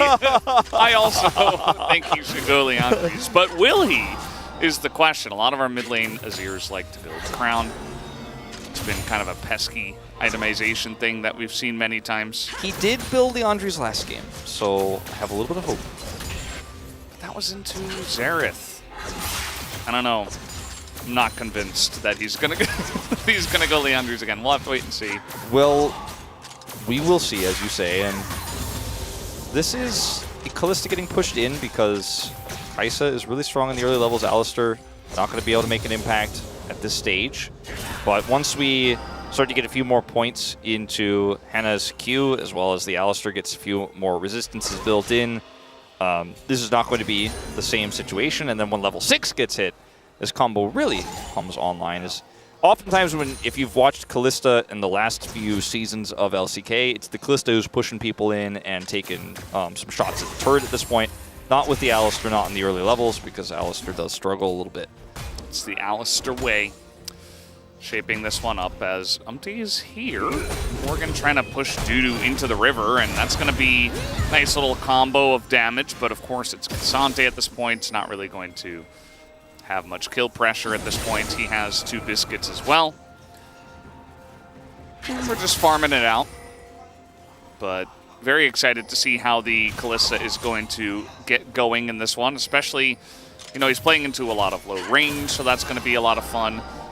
He has a pretty solid tanky core on his side. I think it actually was a really good spawn to pick it, and it does feel like sometimes Henna is itching to play the Kalista. We did see that he has played it once. He is 0-1 on the pick, but I definitely would have remembered if we thought it was a good spot for it. I don't think we thought it was a good spot in that game. This one, definitely a different story. This time it makes a lot of sense. What the Kalista does early, the Azir and the Jax do late. So I mean, Kalista also can be a late game powerhouse with a composition like this, where you have a good front line, you have a lot of engage options, and you have an Alistar. You know, sometimes we have like double marksman Kalista, and you're like, well, does this actually hold up later on? The answer is usually no, because the engage is just sending your support to their doom. This time you're sending your support into such a strong follow-up of Counter-Strike and Emperor's Divide. Plus, I mean, Alistar is he is one of the hardest supports to kill when you send him into Fate's Call because of his ultimate, because of how tanky he is with the resistance he's going to pick up. So, yeah, there are a lot of good things going here for the side of OK Savings Bank Breon in this draft. What Quad don't have is Sejuani Yone. Sejuani. Yoner. Let's see how the Yoner is going to play this one out. All right, stun's coming down. As Umpty in a little bit of trouble here, but he is going to knock him against the wall and flash away, so he doesn't die. But certainly Umpty not wanting to be in that position in the future.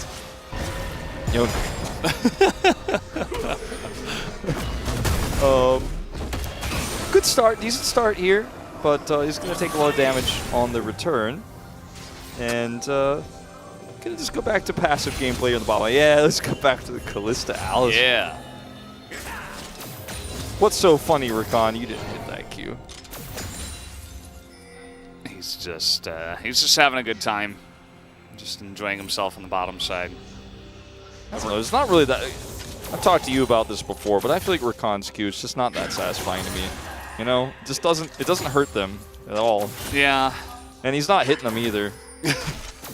Not laughing this time. He didn't laugh this time, huh, Valdez? He didn't laugh. That is true. And if he hit the Q, he could have healed Taeyoon, and that would have been nice. But instead, he's just sitting here throwing Qs. Maybe Riot just put it in the kit to give him something to do.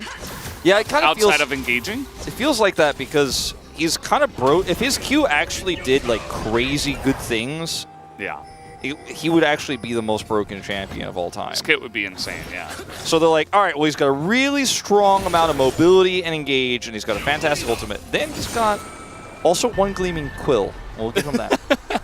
Just one. Just the one quill. Yeah, and, you know, Rakan used to be much stronger as well. His kit was even more crazy, and then they had to take pieces of his kit away. A la, you know, Galio in the past, being able to flash when you were able to, when you were in mid-stun and stuff like that. There have been times Same with like Camille, where her hookshot doesn't do AoE anymore. Yeah, that's crazy what the state Camille was in back then. Camille got nerfed so many times because her kit was so overloaded.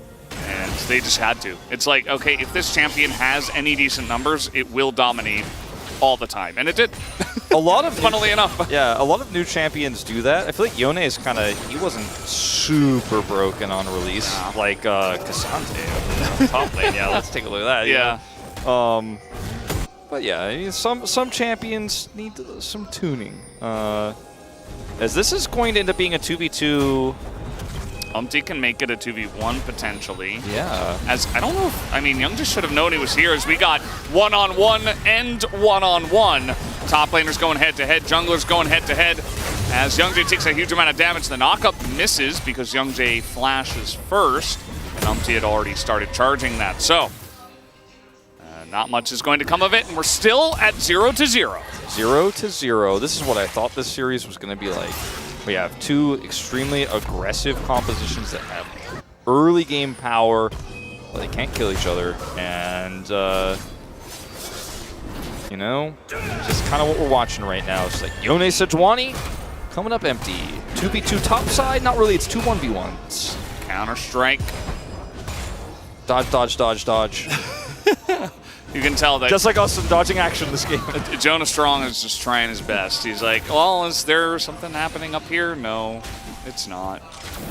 We got first Drake here this time for Kwangmong Freaks. Yeah, Herald was taken as well by the side of OK Savings Bank. Brion Umpty picks that one up. So just a trade of objectives. Very common to see. Very even situation. Yeah. Umpty says, you know what?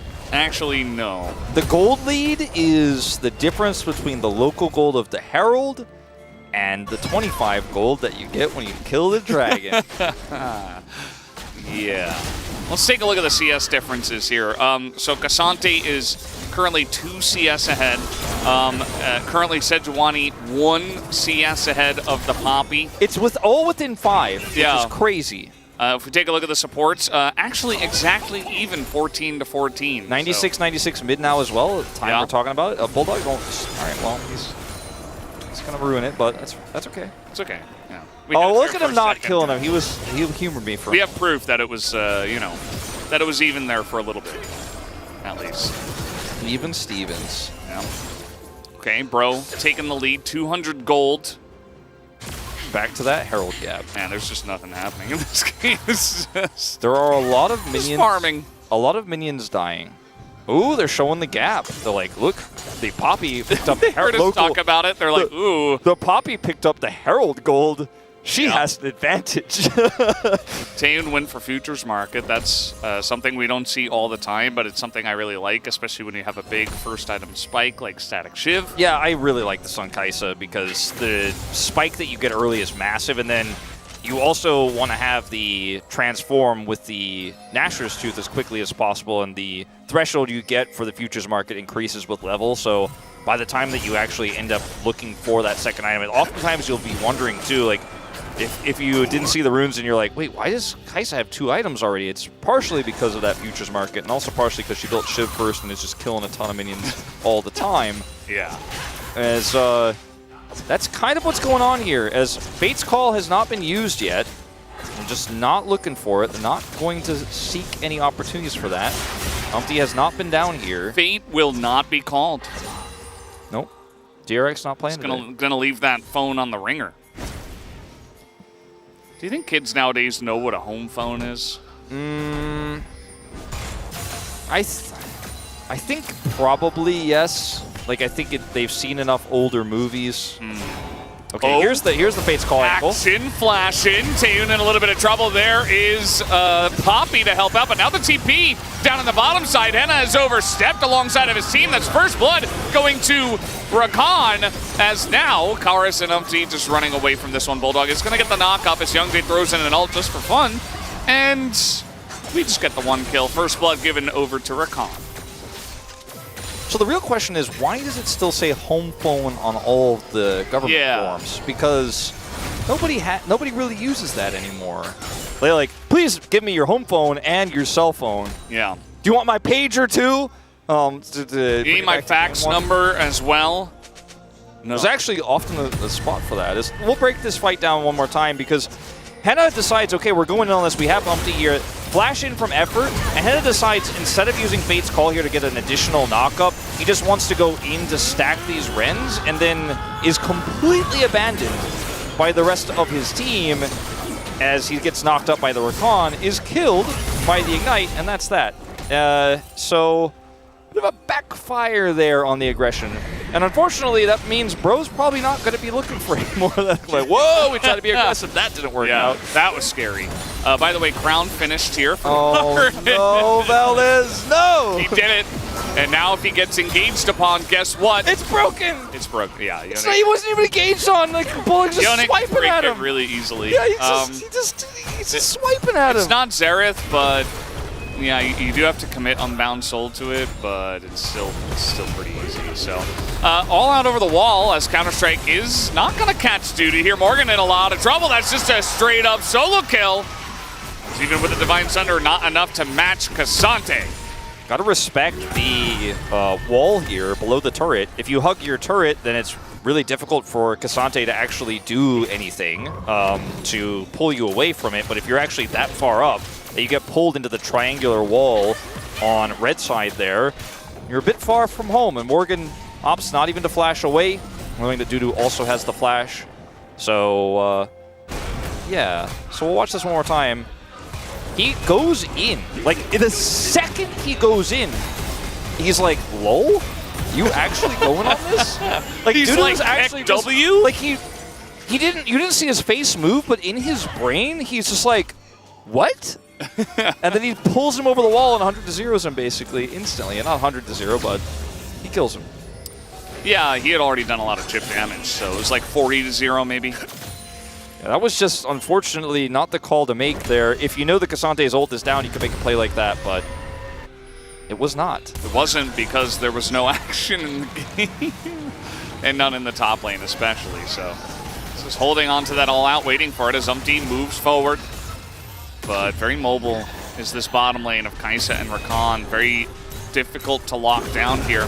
Because now with just the one play, Dudu beginning to pressure in the top side. And try to widen that gap just a little bit more. Yeah. Crown is broken again. Just keeping track of that. Yeah. About a fourth of its cooldown back. See how long it lasts this time around. As over here, Kwangdong Freak's going to pick up their second Dragon of the game. So while it's not going to be either Mountain nor Infernal Soul, two very strong individual Drakes to pick up early. And with the control they have in bottom and mid through those shenanigans early, I mean, right now, Kwangdong's winning all three lanes. To be totally frank, bottom lane, off of that kill that was taken, and then mid, obviously Yone going to have some power with the Sejuani. Then top, Morgan made a whoopsie.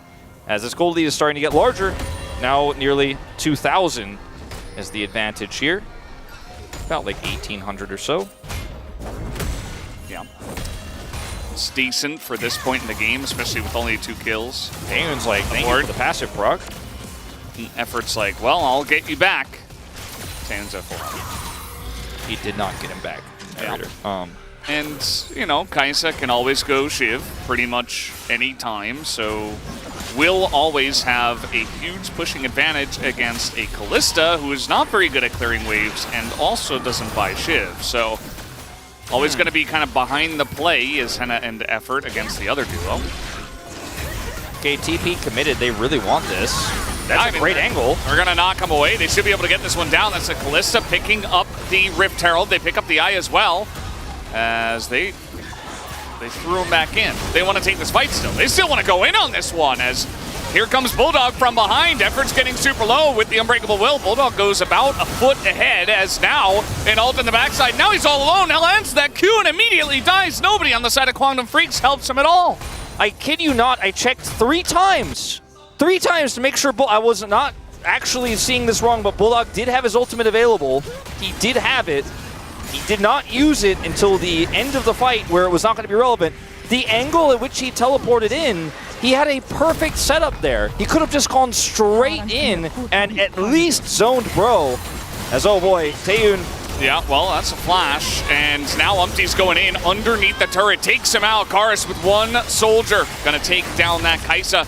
And once again, seeing the Kaisa not getting a lot of value in this game. All of a sudden, Bro's back online, Valdez.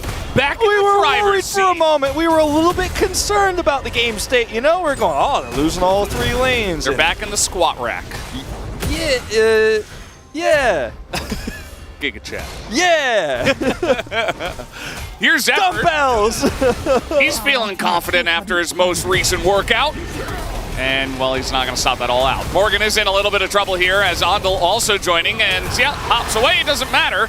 Double knock up here from Effort as he's knocked into the team. Does not have his unbreakable will, but he's just being kited down. No way for him to get away. Here is Youngjae. That's 2 more kills. Handed over to Kwangdong Freak. So like I was saying, yeah, Kwangdong's they're back in the lead. Like I was saying, they're winning all 3 lanes. It's going very well for the Freaks here.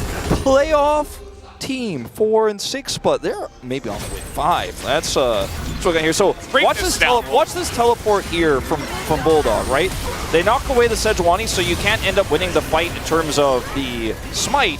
But Bulldog could have actually ulted in there, and then the follow-up is there. They have a Rakan. Look, I promise you there's Rakan. Like, he just went in right there. And then Bulldog goes back to his soul, and then they're like, should be leaving, and then he's like, wait, hold on. What about if I ulted What if now? I just go in after everybody left? Yeah, it was really rough. And now Bulldog is going to get isolated under the turret. Carr is still holding on to his crown in this one. And, yeah, I mean, it's just a coordination issue from the side of Kwangdong Freaks. It's hard to pin it on just Bulldog. No, We've seen this before. It's just the team is not firing on all cylinders together. They're not all on the same page, and Bro's had trouble with this as well in the past. This is such a pivotal win for Bro if they take this, also to take it 2-0 if they do, because we're still far away from the end of this game. You know what happens if they win, by the way? Gen G secure playoffs. That's actually true, yeah. Which was probably going to happen anyway, but it would happen already. Week 6. Yep. That's right. Not like first place decided, but they make playoffs if Bro win. So once again, you know, Effort goes up, Cassante goes down. It's almost comical, but it just feels like Dudu, he knows what the power of Cassante is, and unfortunately for Effort and Morgan, they don't. This part of the map right here, this weird triangle to the left of Effort, the one they keep all-inning through, or all-outing through, yeah, it's been a bit of a problem. As over here, Bulldog, he just doesn't have vision. He wants to see if he can find out what's in that brush, and these collapsed on will get caught by the Poppy ultimate as well, and will get taken out here. Just, I mean, not much he can do in this situation. Just gets collapsed on 1v3. Yeah, nice setup from Umpty. Yeah. Not a lot of vision, and Bulldog's just trying to hold on to the turret.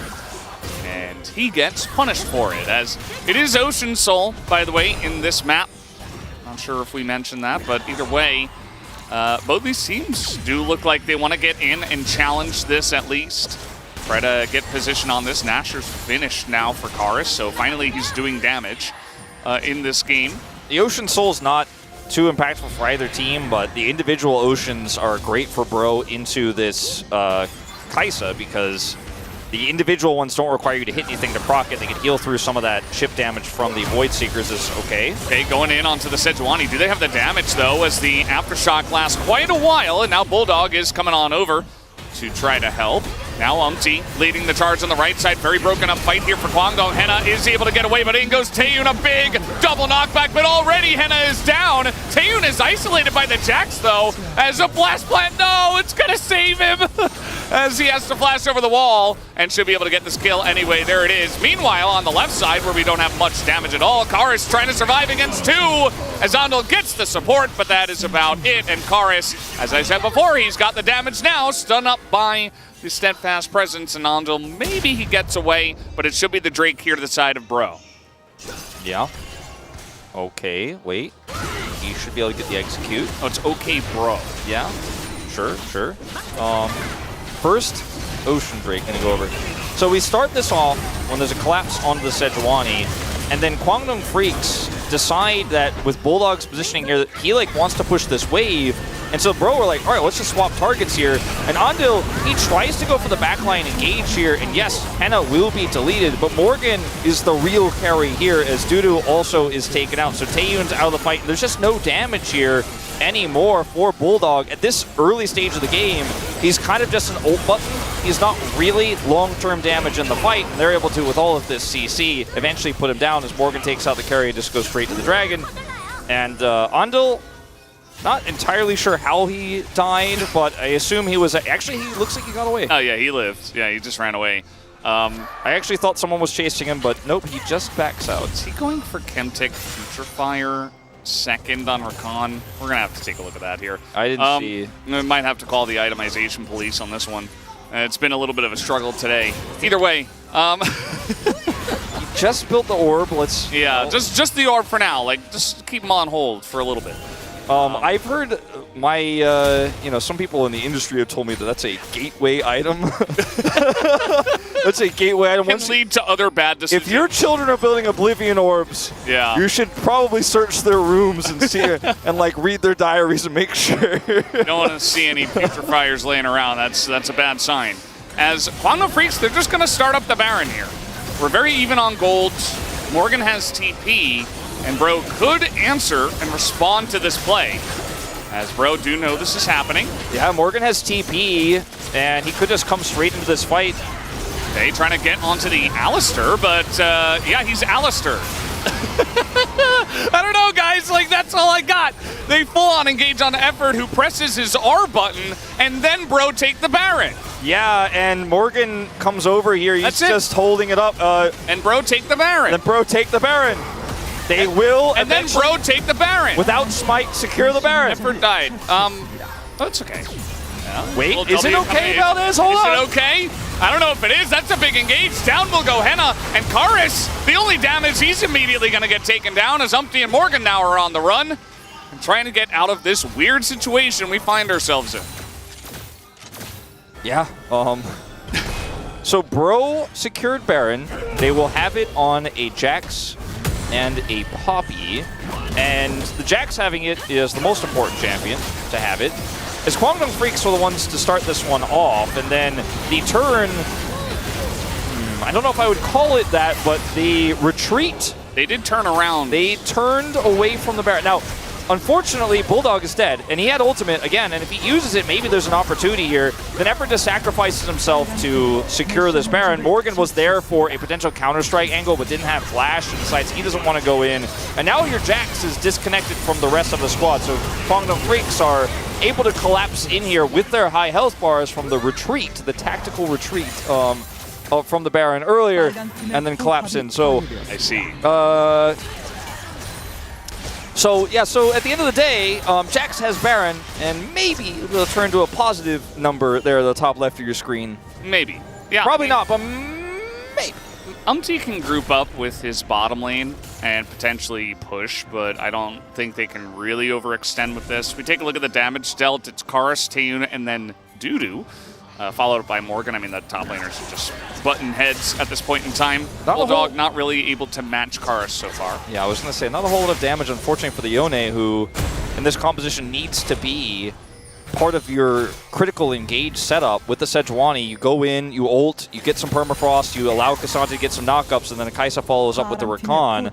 But Bulldog, he is just not confidently ulting in all these fights. And by the way, we have seen Bulldog play the Yone before. We have seen him play it very well.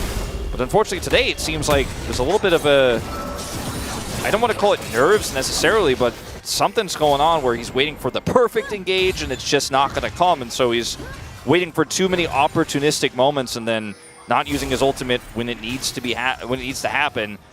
This is not the cleanest LCK gameplay we've ever seen, but no, definitely not. That you can say that again, but it's an important one. It's a really important series. Very important for both teams. Nerves are high. There goes the Alistair getting in onto Taeyun, who's just alone as he does get over the wall. The Ren stack is in there as Taeyun burning down flash. The Q's gonna miss as Henna now down a flash himself. And at least, I mean, they're able to push Taeyun away before this fight does start here for the Dragon. Bulldog, let's see if he could find an ult angle here this time. Is on the right side of this fight, and Taeyun is rushing back as fast as he can. Andal also on the flank. This is your opportunity, Guangdong. Just gonna ult away Youngjae, and you can just take it down. It is pretty free. They'll let it reset here as Quantum Freaks perhaps trying to look for the follow-up engage. Let's see how this one is going to go. Trying to turn on to Dudu. Is Bro as a squad. Meanwhile, Andel very far behind the team, looking again for this engage, but it is very difficult as Q3 does come through. Steadfast presence here. They're looking for the turn onto Cassante of all people, who is quite low, and Morgan's getting that backline huge. Ember's Divide in the back from Karis as Bulldog as well, going super deep. Morgan trying to get to the backline, does zone them away, but doesn't do much else as Bulldog lives to fight back and take down the kill. First kill of the game for Kwangdong. He pressed R, he went in, he got to the backline. He's able to take a kill. 2 kills here for Kwangdong Freaks. And while the Drake is lost, the team fight is won. And that will give them a little bit more map control here, as I'm smelling a 40-minuter. This game's going long, but Dudu here on the flank, opportunity. Yeah, trying to flash onto Karis. It's a good trade for Ondil as Effort goes forward, sacrifices himself for a while, but they can't take down the Alistair. Dudu has to flash away too. And it is just messy on the Rift right now. Who would win? 1-4-6 playoff LCK team or 1 turret in the mid lane?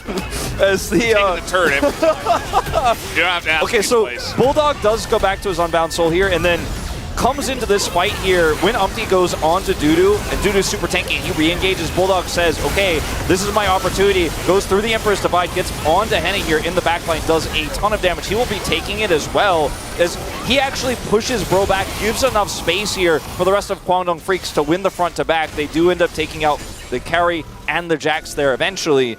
And then they try to dive the turret, and it goes a little bit awry. So the window of opportunity they had to get map control is kind of deflates. The turret is still standing, and this gold graph, it tells the story, doesn't it, Valdez? It's just letting everybody know how close of a game it has been. I love the little Baron spike where Bro got the Baron and then proceeded to die. Just like a little dip there, and then it goes right back up. It's like, bro, we're thinking about getting into the lead pretty heavily, and then they decided not to. Yeah. Yeah. That turn as well. I mean, Cassante is so tanky right now, and he has Gargoyle Stoneplate, so he looks squishy. He's not. Doesn't matter. That turn was definitely a mistake. What if they had any burn percent-based damage to kill this Cassante? You know what else like procs Crown is the Shiv.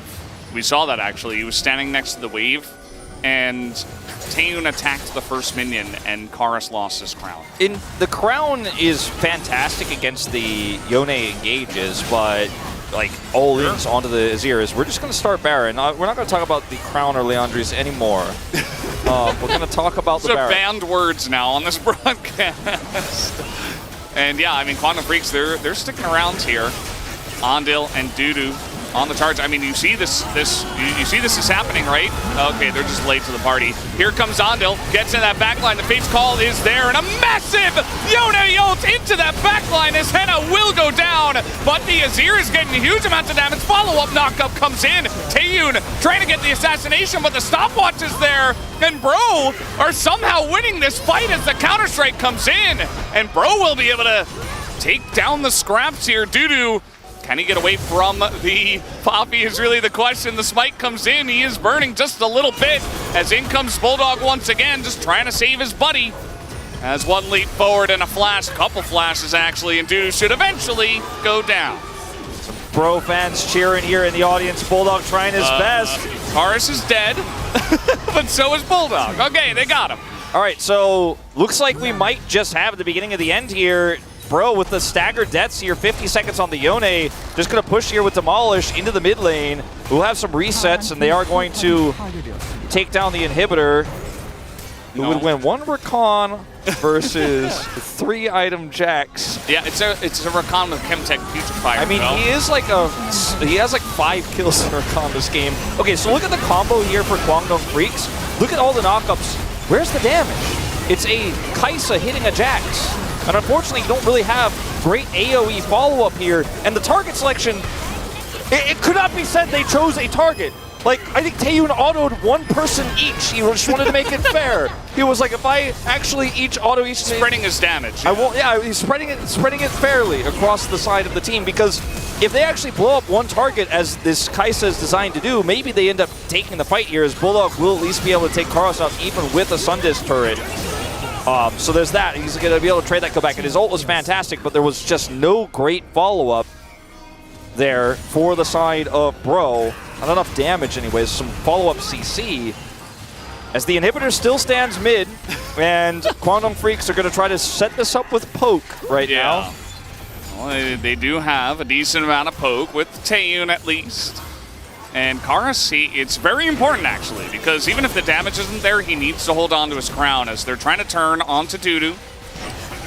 Kwangdong? I guarantee you that's not going to go well. Henna is like actually forced to flash. Losing to Dudu. Will they even kill him? No, Dudu will win. Who could have seen this coming? Definitely me, as OK Kwangdong Freaks gonna continue down on the bottom side as Bro took the fight, even though they didn't have their AD carry. Any 1v3s over here?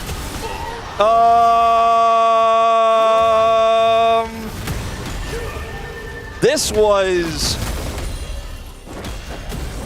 was a choice that was made. And a game may have been lost because of it. Yeah. Okay, well, Dudu, he's doing it. He's doing it. No ult. He's doing it, fellas. No ult. Gonna do it. No umpty ult. They're doing it. Down he goes. The 6-game day. And Bro Freaks, they did it. Are shaking their heads. So am I. Down will go the turrets. And down will go the Nexus as Kwangdong Freaks are going to take game number 2 in this series and bring us yet another series on our hands. Kwangdong Freaks, they get across the line with the help of one little Dusante. I think I saw a shot of CV Max face palming in the background, but they were successful in the end. The composition was not played to its win conditions, but at the end of the day, the Cassante was big, he was tanky, there was no way to break through his resistances, and Cassante, just by the nature of his kit, he tanks a lot, he also does a lot of damage, so when you try to collapse on him, he'll survive, then uses Gargoyle Stoneplate while he's in all out. So he does a lot of damage and all out, loses some resistances, gets a big shield, so it's very difficult to collapse onto him and kill him. And watch this, Henna and Effort decide. I don't want to watch this. Well, we're going to have to, you can close your eyes, but I'm going to explain it is, Dudu says, all right, 1v3, I'm kiting back. He picks up Henna, uses the terrain here, pulls Henna away, goes all out, so he loses his resistances, right? But he's got a Gargoyle Stoneplate. And then, now that that's down, guess where the Jacks go? Oh, he left? Okay, well now I'm going to kill the Alistair. As then over here in the fight, Umpty misses, and it's just straight up a Bulldog angle. And Karas, I don't want to talk about it. I don't want to talk about Valleys. All right, well, you gave us a good effort. Bro tries to take the fight 3v4. They say, we're pretty strong.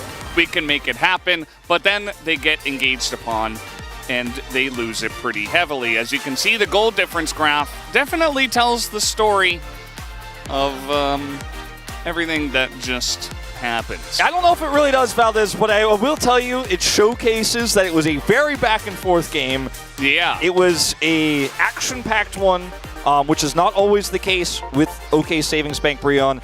I will also tell you guys, it's the kind of game where both coaches be talking a lot to the players before we go to the deciding game. These players aren't going to be leaving this booth for quite a while, guys. And we have another game, another series on our hands. We'll take a break and have the space.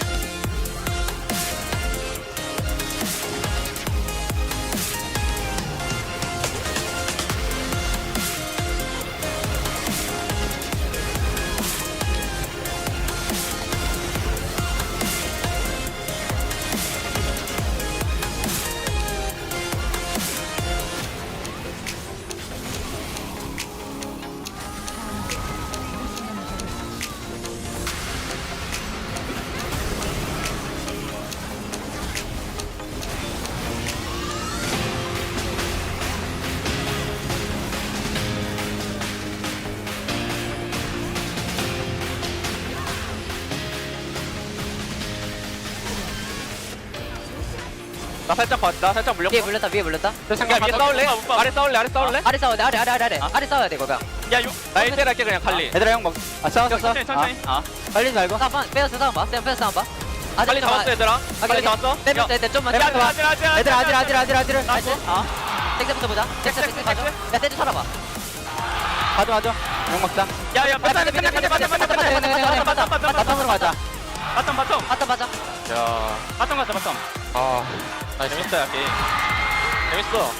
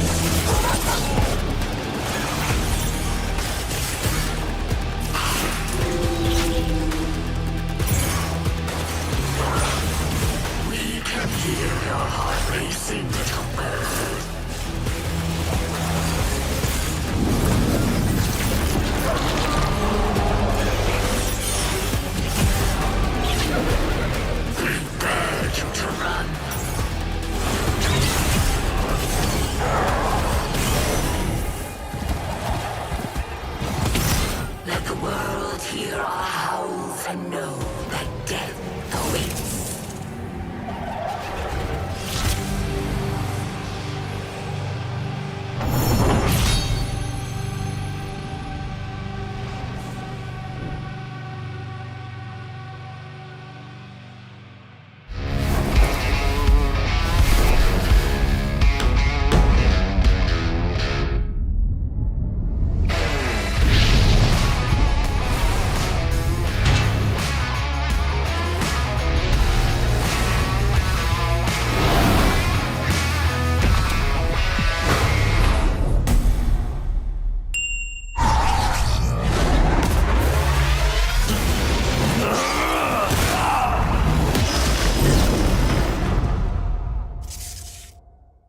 안녕하세요. 하나생명 e스포츠의 탑 킹겐 황성훈이라고 합니다. DRX 아트록스가 되게 잘 뽑혀가지고 되게 만족하면서 보고 있었는데 그거랑 이제 흡사한 디자인으로 이제 꼬마 전설이 아트록스로도 나왔더라고요. 멋있게 만들어 주신 것 같아서 너무 감사하게 생각하고 있고 제가 TFT 할 때도 이제 꼬마 전설이 아트록스를 계속 쓰지 않을까 생각하고 있습니다. 꼬마 전설이 아트록스 많은 관심과 사랑 부탁드립니다. 감사합니다.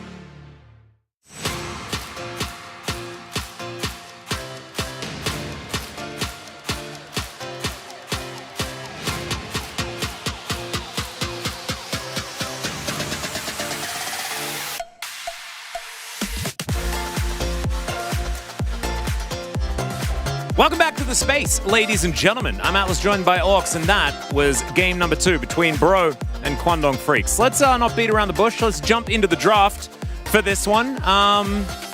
We thought some things, and we thought those things would be relevant. And Orcs, over to you. Didn't matter. At the end of the day, the draft didn't matter. You know, I think it was interesting. We saw the Clister after the changes. Yep. Poppy pretty good, got through. Didn't matter. Didn't come down to draft. It did not. We can jump into some of the highlights here, and we're going to be jumping forward in time quite a bit because the early game was a fair bit of not a lot happening. We saw Bulldog having some whoopsies on the Yone. There's been a few players that have had some whoopsies on the Yone, but it all kind of started here with some kerfuffles. Yeah, I mean, I feel like if I could describe this game in any way, it'd be hectic. Yeah. You know, there was a lot of back and forth in the fights and even in these clips. You know, good attempt to find the engage here, and this looks initially positive for Kwangdong Freaks. You know, they're getting some good flank angles in, but they just can't cut through this Jax who jumps on a Taeyun to solo him out. And in the rest of the team, the Azir is just still doing so much damage. And it was at this point that I'm like, wow, okay, Kwangdong looked to be in a really rough spot, right? They found this potential engage, and they still don't manage to win. Yeah. All that Bro did was just sit as a clump, and it worked.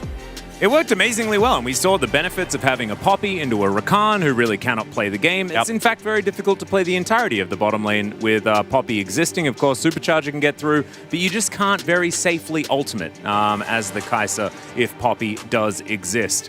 As it turns out, though, all you need to do is wait for the opportune moment, and then you can win the game. Let's jump into our second highlight here, and Kwangdong Freaks split this up. They said, oh wait, no, we're going to go into the Baron first.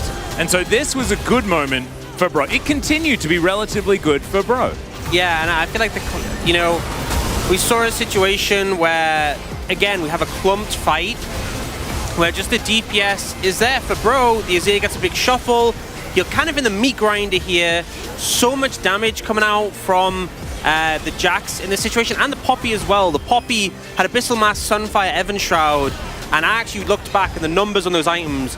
Did just the items did like 3k damage in that fight alone. It was kind of insane. And again, all Bro had to do was just be clumped up, and they would just win the fight off the back of that. It felt like I was wondering, what can Kwangdong Freaks do from here? It feels like no matter how creative they get with the engages, if Bro just clump up, they're going to be completely fine. Yeah, and they were. They went on to get the kill as well. And then that led us to this final moment. And we were thinking to ourselves, Bro, a 2-0 here? Unheard of. But it wasn't to be the case, as we had a fight on a couple of fronts. You remember how I said about that clumping up thing? Yeah. You know, the death ball, everyone's sticking together? Well, Bro decide they're going to go for a different approach, which is, let's try and pick the K'Sante. Now, I'm going to tell you something about the K'Sante. He doesn't like being picked. No. Right? Doesn't appreciate it at all. And he has this neato trick where he turns a 1v3 into a 1v1, and he turns himself into an assassin. And we see here, K'Sante did. And we've seen this before from Dudu. Yeah. When he did that massive 1v5 moment to finish the game against DRX. I think Bro forgot about that, and he needed to remind them. And he absolutely did. And in the meantime, it kind of ruined everything for the rest of Bro as well in the other fight towards the bottom side. Unsurprisingly, if half your team is losing to one person, the rest of your team doesn't do too well. Yeah, that is definitely an issue. Morgan running away to try and help out Karis and Umpty there in the river, and it didn't quite work out. And now it's going to be a POG. And a POG from a position of not doing a whole lot of winning. Let's see who picks it up. It's going to be Dudu. Yep. The gentleman on the K'Sante, and it's pretty obvious in the end, isn't it? Hey, look at the bottom. Solo kills? I think he got a lot of those right towards the end. I think I remember. There was at least one in lane, and then there were two that won the game. Yeah, pretty solid performance all around. Pressured a lot, but moments like this, I think there should have been learnings from this, that trying to pick off a K'Sante, not a good idea. And K'Sante's been less prominent in the meta recently, but Dudu was so exceptional on this pick. People were frequently banning it, and I think they've kind of forgotten that. And obviously, this was the big game-winning moment where Bro overstepped and really disrespected his ability on this champ. And it really reminds me of why Ahri was good, right? Thriving in the chaos, and when you can split up fights like this that K'Sante is so good at, then you can really see the benefit of having this champion. And Bro were playing so well around it until they decided to forget it. And we do have a support vote there to ruin the 11 out of 11, but sometimes you just can't have nice things. I honestly think it's a fair one. I mean, I like votes for Endo, but I like 11s out of 11s. Yeah, but sometimes it's nice to... Sometimes I admit you're like, why did they do that? But sometimes I'm like, that was a nice honorable mention. I think, obviously, Dudu had the game-ending moment. Yeah. 100% deserved it, but I think there was some good play from Andal throughout the whole of the game. So, you know, I'm okay with it. I think it's tolerable, but a little bit of a shame. We have one more thing to do, and that is, what does Bro have to do? Is it all just about tidying up the play? Is there a pick that they can go with? I mean, I think a big thing is it's clear these games are very chaotic, simple compositions, a lot of go tools, a lot of team fighting strength, and then just stick to the win condition. If your win condition is Death Ball, do that. I don't think the draft will be the big thing. It's about the gameplay in these. Yep, and let's see whether it's ease of execution that they're going to go for as well, because I think in Game 3s, when you have some fatigue, it is a great idea. But now, it's time to throw it back to Valdez and Wolf to take us through the final game of the day. Take it away, boys. Thank you, Spaceman. I saw you all shaking your head there at the end. This is the first 6-game day we have had since June 11th. It's been over a month since we have gotten this much League of Legends action here at the LCK. It's been a lot of one-sided matches, a lot of, fast, quick ones. As we actually have a CG for this. We actually have a CG for this. It's only been 3 where we've gone all the way. It has been a very one-sided season. We've had the most 2-0 days that I can remember. We had like the first 2-0 only week last week. I see Max continues to face bomb a little bit. He should just tape his hands to his face, I think. That would make things a little bit easier. Every time he's on camera, he just has to let everyone know he's a little bit disappointed with how things are going. A little bit. That's being very generous. Bro will have blue side, Valdez, for the final game of this series, the final game of the night. So let's see what the draft priority is going to look like, because it was a messy game. No way to beat around the bush, no way to sugarcoat it. I think neither of these teams actually playing to even like 70% of their full potential in that one. I think there's a lot of tension in this series because of what this means for the standings. For both of these teams, it is really important to take this win. And to the bye, taken away once again, Sejuani off the board this time around. Let's see what Bro want to potentially first pick here, because the Nico, I think, will definitely need a look. Yeah. But they banned Sejuani, so they're not fishing for that one. They'll also ban the Poppy. Yeah, Poppy's fine. I think Poppy is strong, and they don't want to first pick it. They don't want to give it over to Young Jay, so... Azir? Nico. No, they got to go Tristana. But... for Henna. Okay. Well, this time the Azir will be taken away. Bulldog's like, I'm not messing around with that Xerath. We're just taking that one away. So Maokai's locked in here as well. And let's see what the follow-up is going to be, because last time we had the Alistar Tristana. Tristana Rel is an old combo. It's very strong. And Karis could play this pick. And actually, he will be playing it. So we had a lack of confidence that he could pilot it in Game 1. He hasn't played it yet. It's his first time. Yeah. He's won on Azir, Syndra, and Veigar. He's played other stuff, meta stuff. And this draft is moving pretty fast, as we have the Renekton locked in here. So both of the Renekton and Tristana, the solo lanes here, are locked in, and both of them can really struggle when Maokai drops his ultimate down, and there's follow-up with the Ash Arrow, with the Emperor's Divide here. So you're going to really have to get, I think, a pretty nice lead here in these solo lanes if you're okay saving Spank Brion, if you want this composition to function, because you get to the late game, Fauna Priest could just dictate the pace of the game with ultimates. Take away Umpty's Skarner once again, as the jungle pool has thinned quite significantly here. Yeah. We'll have to see what they actually go for here. Melio Ashe actually rising in some priority. It does have some pretty nice laning, and then of course Ashe, if she can do what she does but at higher range, that's going to feel very nice. Yeah, They Ash, denied that. she's kind of balanced around her low range for her ability to just slow and lock people down. So if you end up getting a campfire and you're winning, you're going to win even harder. We might see a Heimerdinger van as well. Heimerdinger Maokai, kind of an older thing we've seen with the Ash pick in the past. Works very well into the hard engage that Bro are trying to set up here because turrets just block you. You take a ton of damage on your entry. The slows will be very problematic from the Rylai's. See if they want to ban that or if they have something else in mind. Okay, banning Jax. So even with no Sejuani here, they want to deal with Dudu's Jax. I think he might just play... What do you think? K'Sante. We got to take away Jax so that we don't have an answer into K'Sante. I feel like he's going to play K'Sante. That's just me. He's either going to play K'Sante or he's going to play Gnar. Those are like my feels right now. Yeah, could play a Renekton counter. Oh, he's going to play K'Sante. Wow. Yeah. That win rate's going up. I didn't expect that. Yeah. All right, so... He's really good at this champ. Let's see. They should have taken another way. Let's see if they're bold enough to play Rel here. Because you know what, Valdez? Could be Kai'Sa mid.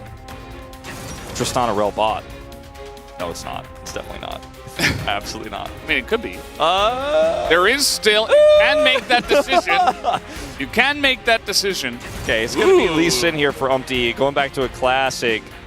So, lots of single target burst here. And with the Rel locked in, it's no surprise that, nope, no Heimerdinger, just going to be the Alistar. They could have also banned, if they were going to play the Rel, but they decided to ban the Jax when Dudu was going to play K'Sante anyways. And I'm not a betting man. I usually don't even enjoy doing my predictions that much every week. But I will tell you that if I look at these two comps, and I look at the nameplates, feeling very confident in Kwangdong Freaks' ability to use this Maokai pick, the Bulldog on his ear, and the Ash Arrow engages, the follow-up with the K'Sante, that I think that they're going to be able to take this one.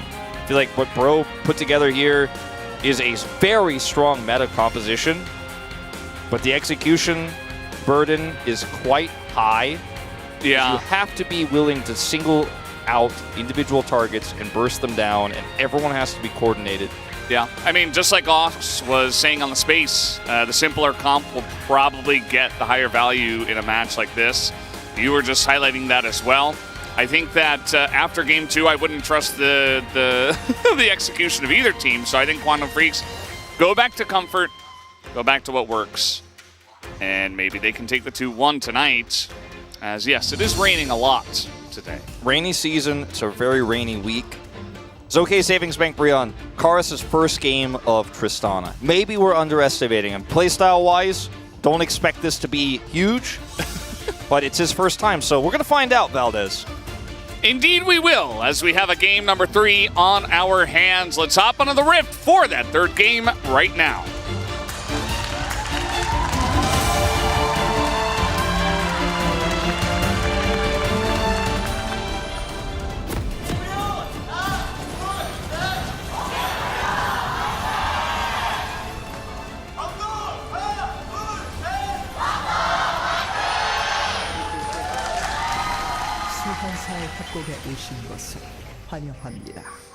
One thing I will say about last game, at least, is that both teams really got in it, you know? They were really... Yeah, all 10 players did load onto the Rift, yeah. There weren't any problems. Yeah.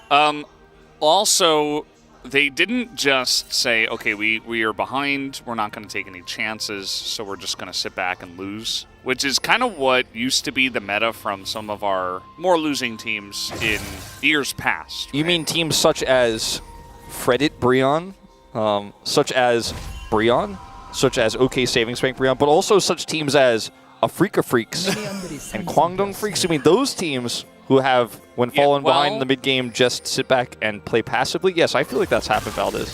It has, yes. As Bulldog here, he's, thankfully has the Blast Plant to prevent any further... Karis is ahead in mid with the Tristana pick. Look at that. Has to chug a consumable. Yeah. Thanks, Umpty. So Karis, always thank your jungler. Not in solo queue, though. Always blame your jungler. Look at that. Karis, man, he goes in here, he's like, I mean, Bulldog's already put his Sand Soldiers down. I'm going to get past that with my jump. Hey, master of the matchup. Yeah. Looks like maybe one CS was actually denied XP onto Bulldog. We'll have to take a look as we come back to lane. There's only 5. I don't believe he got one before he had to back away from that hop. So that means that he will not go level 2 on the first minion of the second wave, which is generally where you would get it as a mid laner. And guess what? Dudu got Cassante again. Yeah. It be how it do, and it do Sante. And do be that way, Valdez. I have nothing else to say. That was perfect. That was beautiful. Yeah. Well, he this time has the triangular terrain below him right now. See that terrain with the Riot Fist right there? That piece of terrain. The one on the left? No, the one to the right. The one that says Riot Games on the left? No. The one below him right there with just the fist only, the banner, okay? I don't see any fist. No, I'm telling you right. I mean, now you can't see it, but yeah, Morgan, that's a good trade. Hold on, it's level 3. You can't see it now, but if we pan down just a little bit, anyway, the rock. See the rock now. See that rock below Morgan right there with the little flowers there on the left. There's right above the door and shield. No. The flowers right below. I'm telling you, Morgan. I've probably been told about this terrain. I think that they're letting him know that Dudu will all out him for a long distance away, and that he will die post level 6. So I think he's learned. Dudu put down a ward. Yeah, they are looking for the aggression. Yeah, they know that Umpty was pathing towards the top side, which is, I mean, that's going to happen a lot of the games anyway, but with the Ashe especially, they got full confirmation. They just don't know exactly the timing, you know, which camps that he cleared, etc. But he's playing it safe as he was being pushed under turret is Dudu. Yeah, I will not get taken out early. I was worried that maybe Umpty was going to try to make something happen up here, but luckily he is not. He's going to make something happen down here. All right, Bulldog probably going to have to flash away from this one. There is the flash. Young Jay also around. Sapling getting into the fight, but only a little bit of damage.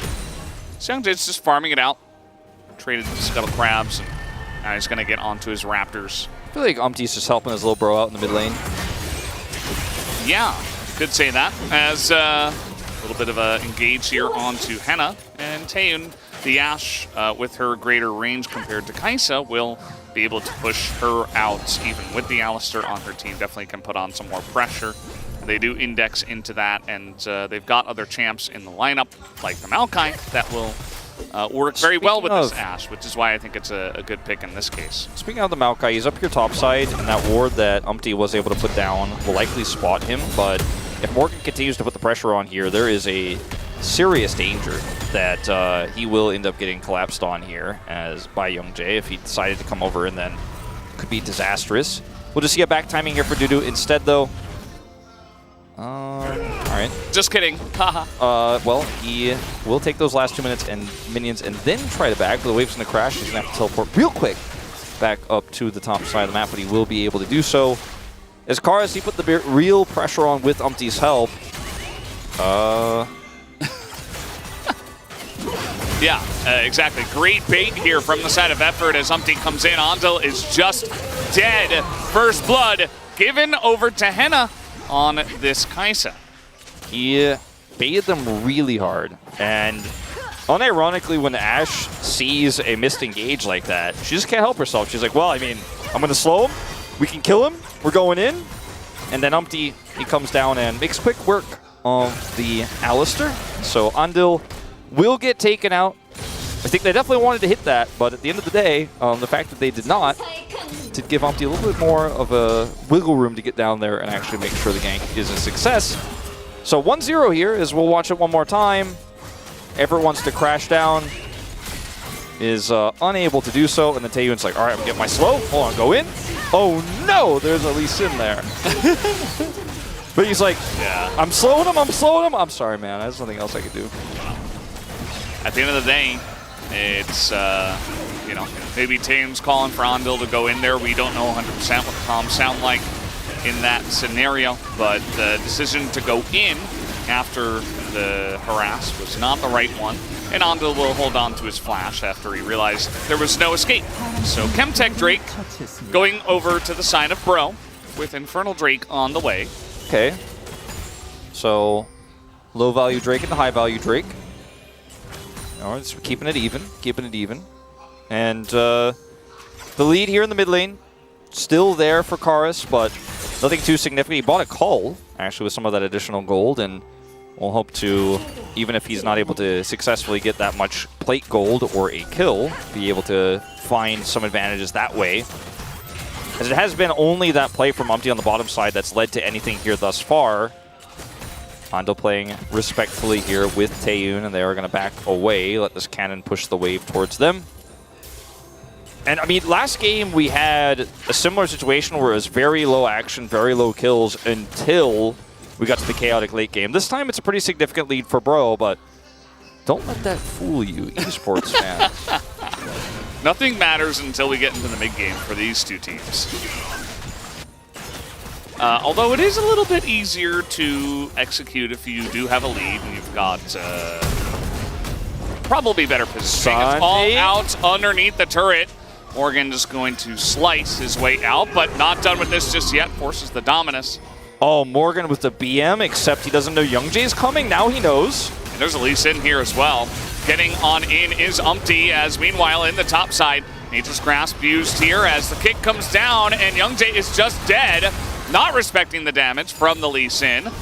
And now Dudu underneath the turret, 1v2. Can they land this Q is the first order of action, and they might just back off on this. They're like, I'm not going on that Cassante. Go in on to the kill. It's not going on to that Cassante. We got the kill on the Maokai. That one's killable. I don't know about that Cassante guy, though. He's crazy. Stay away from him. As, yeah, that was actually really well and patiently handled by the side of OK Saving Spec Breon, as Morgan has a lot of damage at this stage of the game, and with the all-out is expired, we're just going to be able to make sure they are going to be able to secure the kill, and Umpty comes up at the exact right timing there, as it looked really good for Kwangdong Freaks from their perspective without vision of this Lee Sin. It's like, oh, okay, Morgan's messing around, but I've got Nature's Grasp. We're going to come over there, lock this Renekton down, and kill him. They did not calculate the Lee Sin damage. And now this Renekton with a nice lead here. Umpty's is going to drop Herald, and Dudu has no flash. Ooh, nice dodge on the Q, but the damage still there. Morgan tanks it up, and with this Rift Herald, should be able to get a pretty significant lead. As maybe they're just not even going to drop it. He might just go, okay, can we drop this mid and get Karis ahead too, because we got a plate on the top side. I guess that's the idea. Now Renekton is going to proxy the minions here and look for some additional plates. It looked like maybe that was the game plan. Maybe he wants to stay in the lane against Dudu? I mean, I don't... Like, why wouldn't you just get the free value at this point in time? Yeah, because Tristana is not building the Shiv, so if it was a Shiv game here, maybe you just put Tristana top and then she just clears waves and just flies around the map making impacts, but let's see if they can actually get this Tristana ahead with some of that gold from the Herald, because Umpty is hovering in the mid lane right now. Karis doesn't have his teleport just yet, but he could teleport back to lane off that back. You see the Lee Sin gank and then the drop. Either way, this is back to the 2v2 here. Morgan is stacked up a ton of Fury here, so he has the additional heals as Youngjae knocks Umpty away, but he's still able to get back in off of this ward. And then even with the root coming down here, Morgan, he's Renekton. He's got that Fury. He's going to get the heal.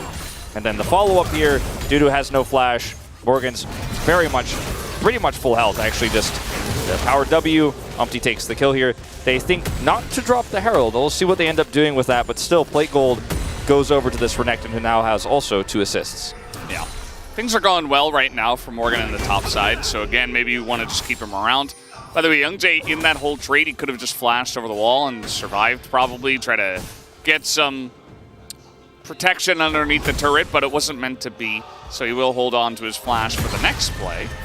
And I mean, we've seen what Dudu can do, but this time it's not just a Jax, it's a Renekton that can put on some early pressure, that can actually win pretty decently early on, especially with this fast score drinker into just a Bomby Cinder. So Karis didn't teleport back, he just walked back to lane here, but just going to grab plate gold basically at max range here. Hits the turret, picks it up, and So they, without getting a kill or committing a gank here or anything like that, still pick up some gold for the Tristana. Renekton using the turret, as you say, to kind of stay in lane and deny some minions, and he's still got plate gold to pick up there regardless. Bro is starting to get a pretty big gold lead, as mentioned, and now here on the bottom side, Youngjae may be the target, although he will sidestep the Q. And he'll be fine for now. Got a couple of Sunfires being built once again here on the top side of the map for Youngjae and Dudu. Cindering pretty hard right now. Yeah. Staying warm. Sticking around, so is Youngjae. Umpty's flash is coming up in a few seconds, but he doesn't have it yet, so I don't think there's much he can do here without it. As Gore Drinker is done here for Morgan, so between his Q heal and the Gore Drinker heal, he can just whittle away at Dudu's health bar, as we're going to actually see a heavy commitment here from Bro into this Drake. And with effort on the flank, I think this is actually reasonable. Karis is also showing up. Bulldog has no teleport. And I think they're going to get it for free. Glad Kwangdong did not commit to the fight. Huh. Another Ocean Soul. You know, it's raining a lot outside and we're getting Ocean Souls. Coincidence? I don't think so. Yeah. And also, I think not. No. So, Bro, once again, getting on the board with a couple of Drakes. It's also a lot of shrubbery near Lull Park. Yeah. I saw those trees. Here's Bulldog. He did go Leandri's this time, Bulldog did. No crown. Yeah. Not into the Cassante this time, but I like to see it. You know, gonna be pretty nice here. Not gonna be getting that shivved off every time Kaisa is relatively near him. Yeah. As in the top side of the map, also Karis, who's playing the Azir, but yeah, no, I mean that's what I'm saying. Bulldog is not making the same choices. And Morgan now has a Lee Sin on the top side of the map. Thought perhaps we'd see, with Flash coming back up, a commitment to try to get this from Renekton further ahead. But will not be the case, as Youngjae is also kind of having the same thought process and will shadow Dudu here. So what was a high action, high kill game initially slowed back down to a crawl. Yeah, you gotta start somewhere. You gotta crawl before you can walk. Walk before you can run? Yeah, I think after last game, both teams are like, well. Although, I mean, Bro, their early game has been a bit better. Umpty trying to lead the charge here on the Lee Sin, getting his lanes ahead, especially here in the top side, where Morgan, now he's going to get to work onto this turret and take it down. Yeah, so picked up 2 plates on the top side. Umpty has picked up, of course, 350 gold across both, as Ando is okay. Ooh, that was... Why did it look like he teleported across the wall? That was pretty interesting. Yeah, that was quite strange. Just headbutted it, but just looked weird on the client. Flash down now, and will escape at least with his life. And the next objective is going to be the second Rift Herald here on the top side of the map. And Bro, I mean, the lead just keeps getting bigger and bigger because they keep actually taking more farm on the map. They have this massive lead on the top side, 2 kills for the Lee Sin, right? And the whole turret top side plus that additional plate gold. And that amount of map control that they have around the Herald means it's pretty easy for Effort and Henna to sit down here, hunker down, and then Umpty takes this by himself. There's just no real pressure point here on the map for Kwangdong Freaks. Because without Youngjae setting something up here for Kwangdong or an Ash Arrow to then lead to an Emperor's Divide, if they don't make any proactive choices, Bro will just eat away at the map. And, I mean, this Herald leads to potentially Drake Cryo for Soul Point. We'll probably go for that. Umpty gonna pick this one up. We did see Youngjae just hanging around the bottom side of the map, just saying, well, we all know that your jungler's on the top side of the map, so at least I'll try to do this for my team. But Henna's just having a great time, just farming underneath the turret, doesn't even need any help, really. Shiv power. This top lane is going heavily in favor of Morgan. And the Dusante, 30 CS down. Different tail here. He didn't even get his first item. Didn't even get all of his health back either. Gonna run back over here and deal with this wave under his inner. As the Morgan Renekton, by the way, was banned in both games 1 and 2. Bro get it in game 3, and you could see why the respect was there, as the Lee Sin Renekton has been terrorizing the top side now. Drake in 1 minute. We'll see if Umpty wants to time this Herald drop with that, or if they just want to take the turret out with this wave, as I think both are pretty viable choices here. And I mean, they could just kind of hover around the Drake right now, clear what vision they can, and then use the Herald at the last possible second. Morgan's going to use this wave to get in. Yeah, it's chipping away at Dudu. Dudu pretty fine with this. Has the Bramble Vest to deal with some of that regen on the side of the Renekton. It's TP down to the bottom side here. Looks like Quantum Freaks might actually want to fight over this, but down 4,000 gold, not going to be an easy feat. And now Umpty can drop the Herald, so they can turn this into turret plus Drake. And with, I mean, the Maokai is everything right now. Youngjae needs to set up and engage. They're just going to huddle behind this turret as the Renekton is flanking. And Guangdong Freaks just no control whatsoever, and Bulldog is pushing bottom. There's no collapse, there's no punch, it's going to be an extra charge. And what did you get? Cross map, nothing. K'Sante walks down. Well, do you remember what I said at the beginning of the game? Which one? Well, we're commentators, we said a lot of things. Yeah, I was happy that our teams, at least from behind, weren't just sitting back and losing. I take it back. Here comes Bro. Teleport comes in. Quantum Freak's on the run, although Youngjae has this angle, is going to engage on Umpty. As Dudu now with the all-out here. Morgan in a little bit of trouble, and nobody really helping him out. In comes Umpty finally as Bulldog on the flank, doing a lot of damage. Will take out Effort, a big sweep as he sets it up for the team, as Morgan is going to get in there and only takes out the Ash, but it's all up to Bulldog, who finds the big angle from below. Valdez, man, it's just like history repeats itself. You know, Bro, they don't do anything super aggressive, just playing it slow. You know, they're just sitting back and winning. You're like, oh yeah, sometimes teams sit back and lose. Bro was kind of like sitting back and winning. They were getting some structures, you know, pushing it forward.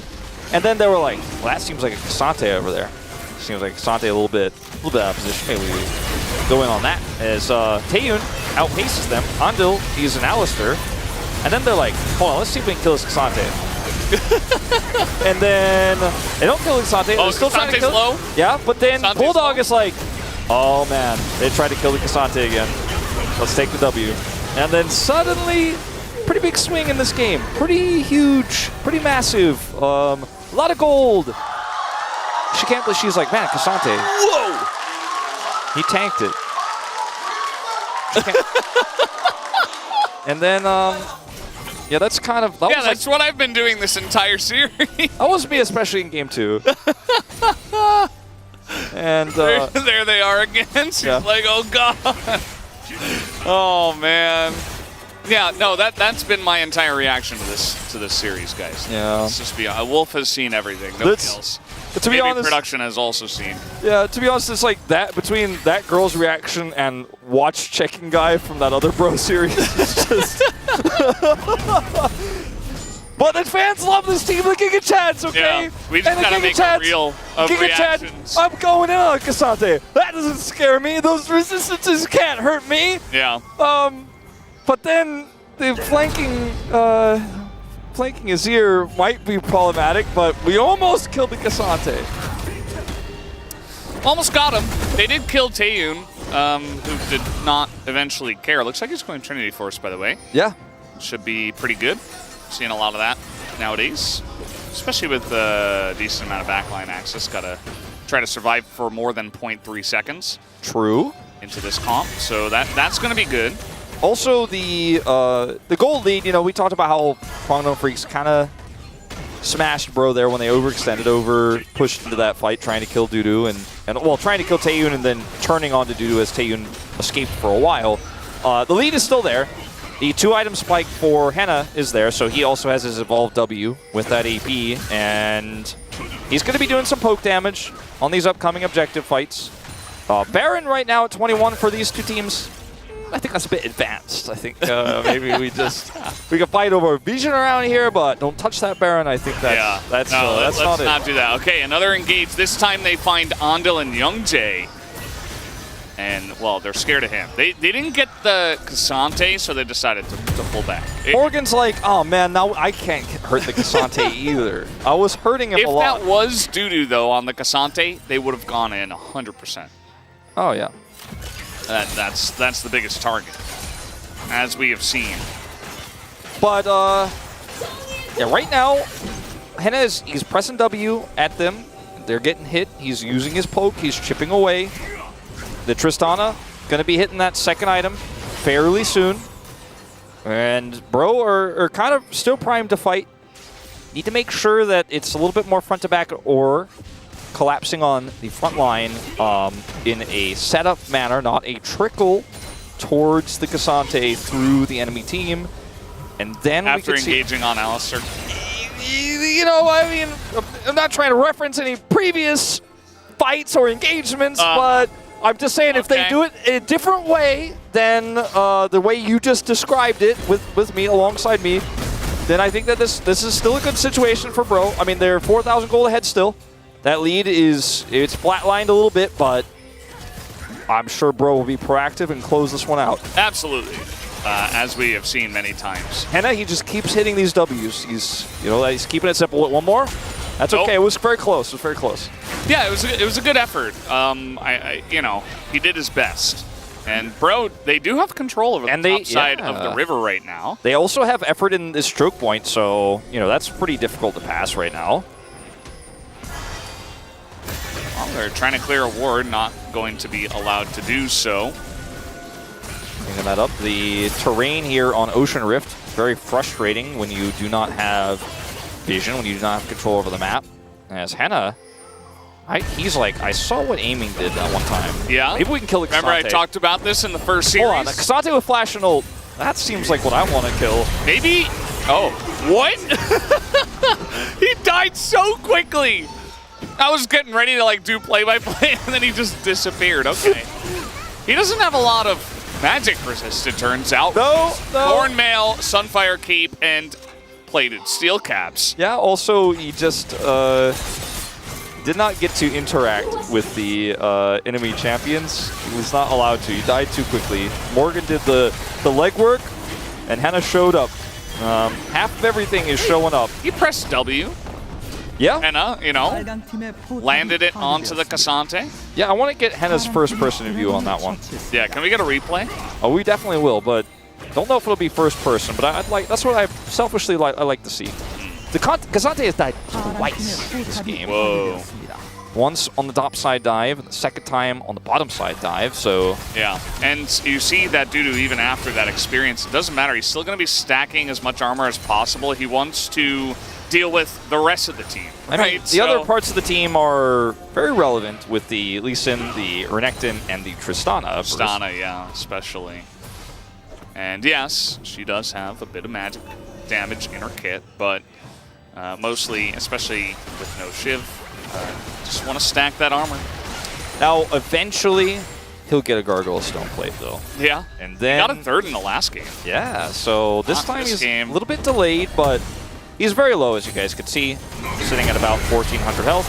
I'm glad we got a replay of this. Me too. Yeah. He did disappear very quickly. That's a Ginsu's Rage Blade done for Henna, partially off of that kill, and the gold picked up there.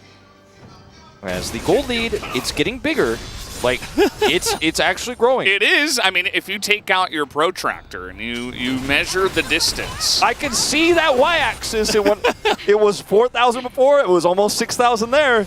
Now, it is a slow and gradual increase, but it's increasing. Okay, but in all seriousness here, we're kind of memeing because anything can happen in this game, to be totally honest with you guys, but for Guangdong Freaks, they need to start being proactive.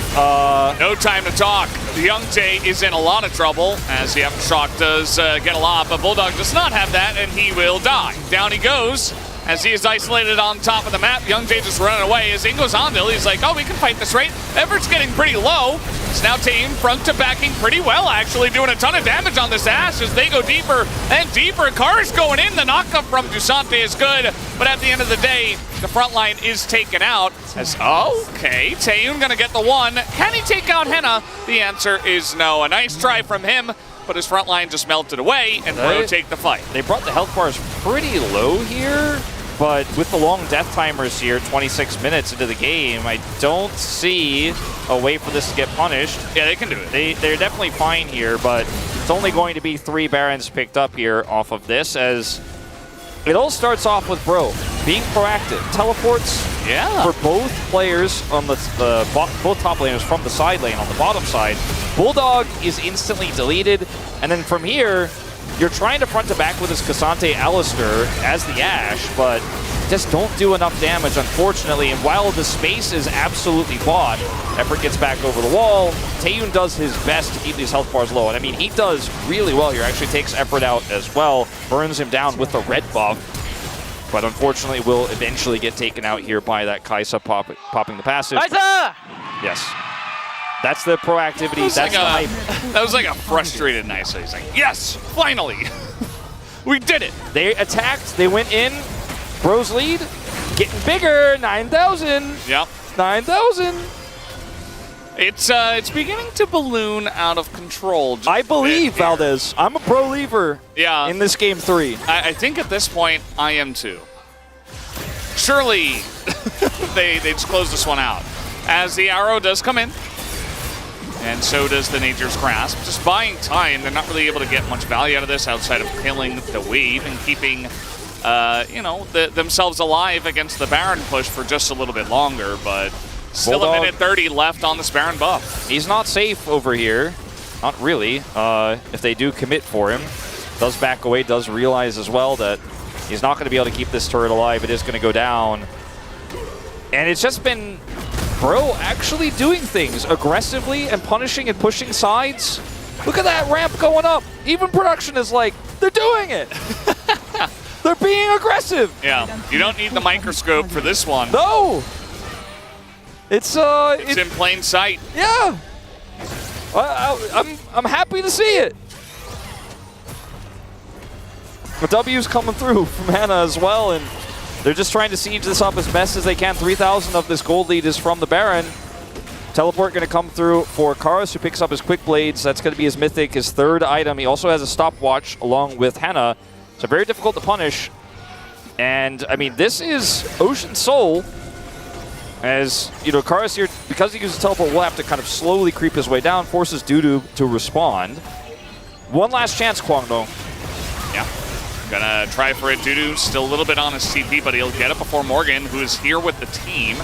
And now Dudu just running on over. This is getting low. It is going to be stolen away by Youngjae. And look at Morgan in the front line. Nearly goes down, but the kill force value is huge as Taeyun is just wiped away. And Bro will be able to wipe Kwangdong Freaks off the map on this one. Dudu just gonna get over the wall here, but the rest of the team from Bro are still alive to push. Looks like it's going to be a 30-minute victory here for OK Savings Bank Breon. They did not sit back. They did not play too safe.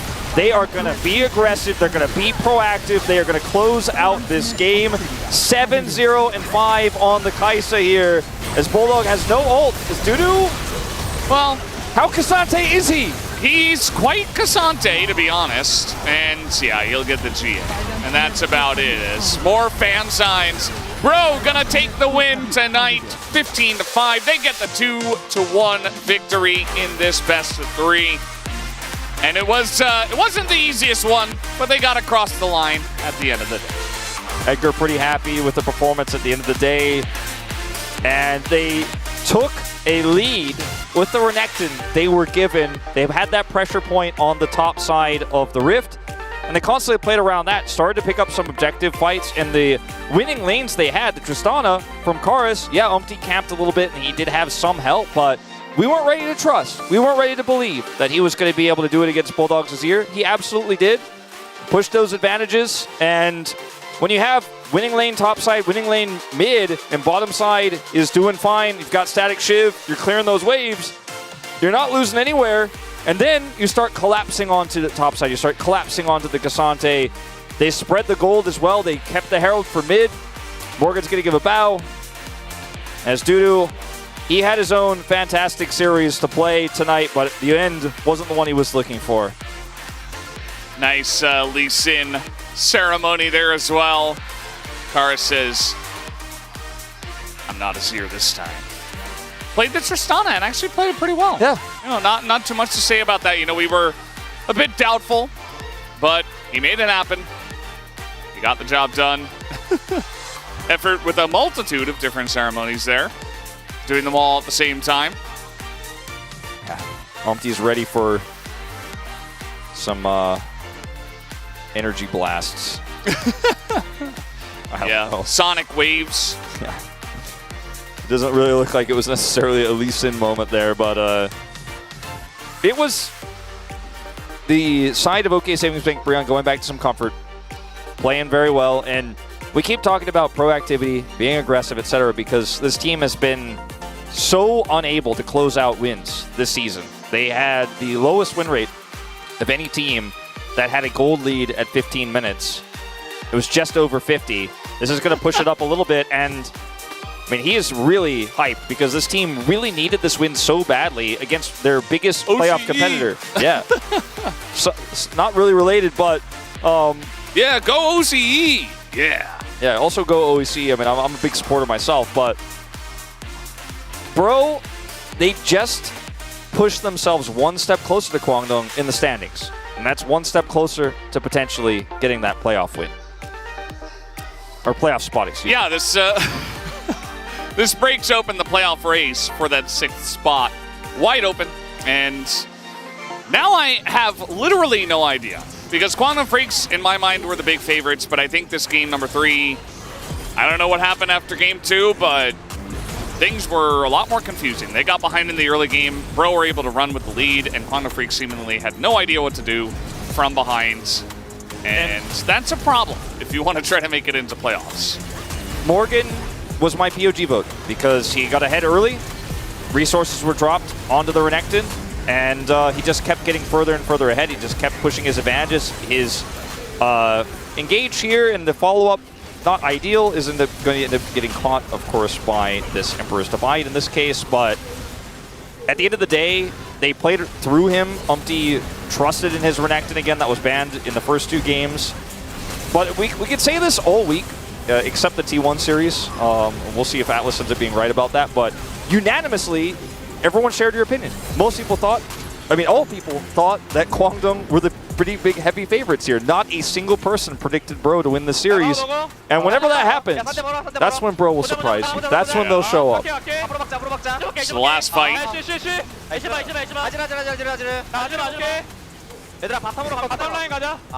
Big fight here, yelling out the Sounds like there are like 9 people talking at the same time. Maybe a little bit of an issue. It's done, it's done. And they're also just talking about like a bunch of different stuff regarding the last fight there as well, and the CC that doesn't exist here. Just make sure the Kai'Sa doesn't get CC'd, I believe I caught there, and grab him. And then get him. Daengida, like, thank God. I think that the relief here of the win in the series is definitely felt. It's just over 30 minutes, the win. They got the job done.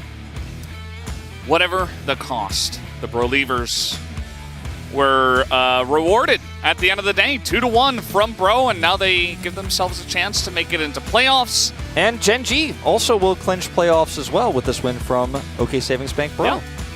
I mean, they are 10-0, but it's not every day that you get to have a clinching playoff spot in Week 6. But I think we saw T1 do it before when they were on their streak. Gen G going to do it this time around, so that's pretty cool as well. But we're done here for this very long day of games. I hope you guys did enjoy. Let's go over to the space and see what they had to say about Game 3.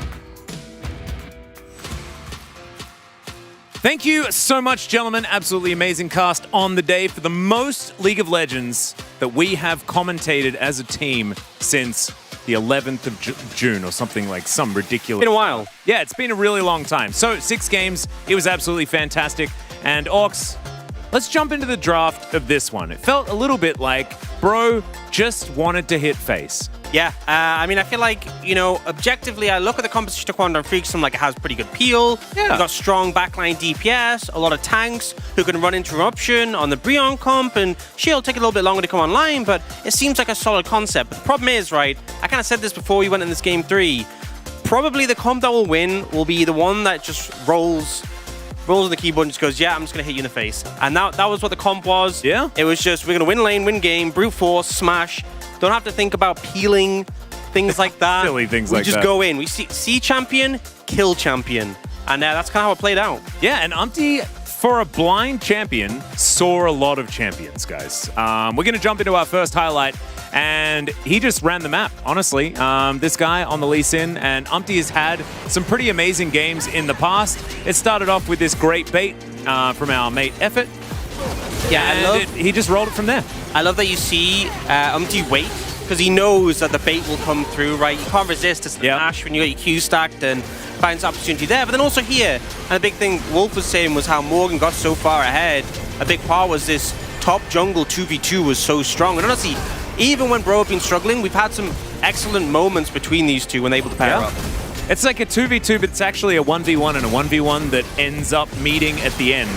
It's beautiful. Yeah, no, it's absolutely glorious. They do manage to grab the kill on the return as well. And so Umpty starts off the game providing 3 kills for his team.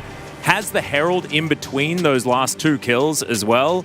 Uses that mid lane. They get the second Herald, and that just snowballs the map control so well here for Bro. And we've always said early game has been pretty good. It's the same thing for both of these teams. So get yourself a lead, and then you don't need to necessarily know how to play late game if you never have to play late game. And I think what's been better for Bro is that team fighting in the later stages. Because I think so often we'd see them win early, meander a bit in the mid game, and then we get to a big fight in the late game and they lose.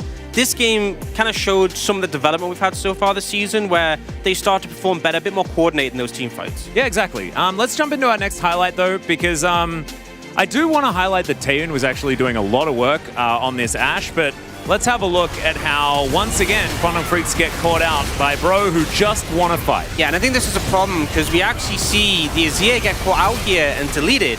And you talked about Taeyun doing so much work this fight, and he absolutely does, but that's also the problem. The Ashe isn't enough to solo carry against 4 damage threats in the enemy team who are diving onto you, and Taeyun is constantly autoing here, but when we get towards the end of the fight, you're faced up against all these DPS threats. Yes, we see the Rel go down, but like all it takes is one of them to flash forwards and finish you off. You just couldn't do enough, and I think if this is the problem, you know, you're playing this peeling comp, but if one of your carries gets picked off at the start of it, you just don't have the follow-through. Yep, it didn't quite work out. We saw one fight kind of work out for Kwangdong Freaks, but that was about it, really, and even then, Bro kind of walked away just fine. Not necessarily unscathed, but not scathed enough.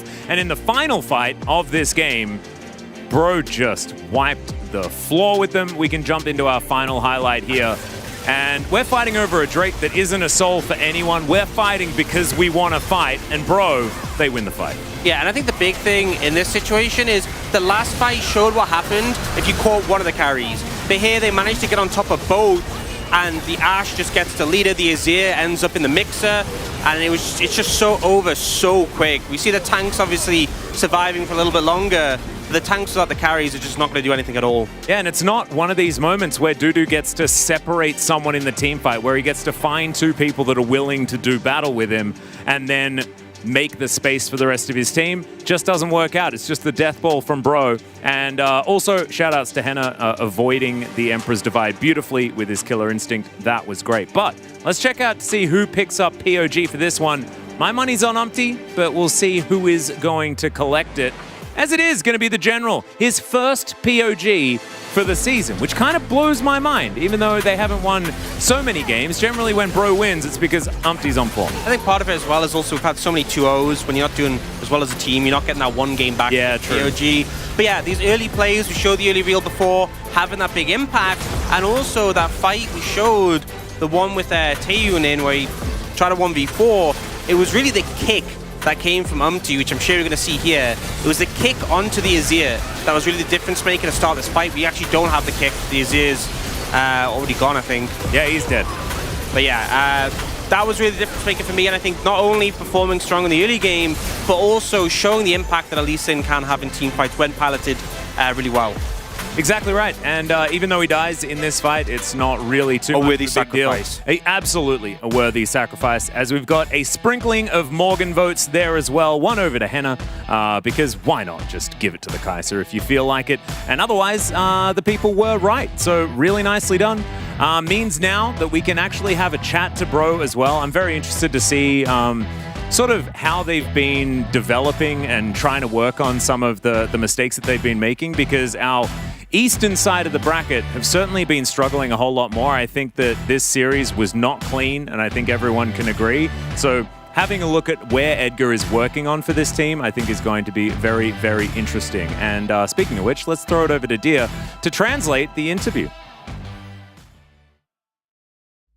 Thank you guys, this is Dear for the POG interview translation. We're here joined by Karis and Umti on the side of OK Savings Bank Rion. We triumphed in the must-win match for the playoffs. How do you feel, Karis? It was definitely an important match. I'm really happy that we won. I want to make sure that we do better, and then we make sure that we climb even further. And Umti, how do you feel? I feel like besides game 3, I didn't really feel like I did well, so I was really regretful. And I also really wanted to play Ivern, but our opponent just kept banning Ivern, so what a shame. And Karis, in game 1, your opponent picked Xerath against Azir. And what did the team talk about after seeing Xerath? So our opponent had a lot of very AP heavy comp. And we were definitely expecting something like Ahri, so seeing Xerath definitely made us a little more flustered. And I feel like we remembered what happened in our previous match against Xerath, so it kind of went just as expected. And I feel like Sarah definitely has the ability to outrange Azir, but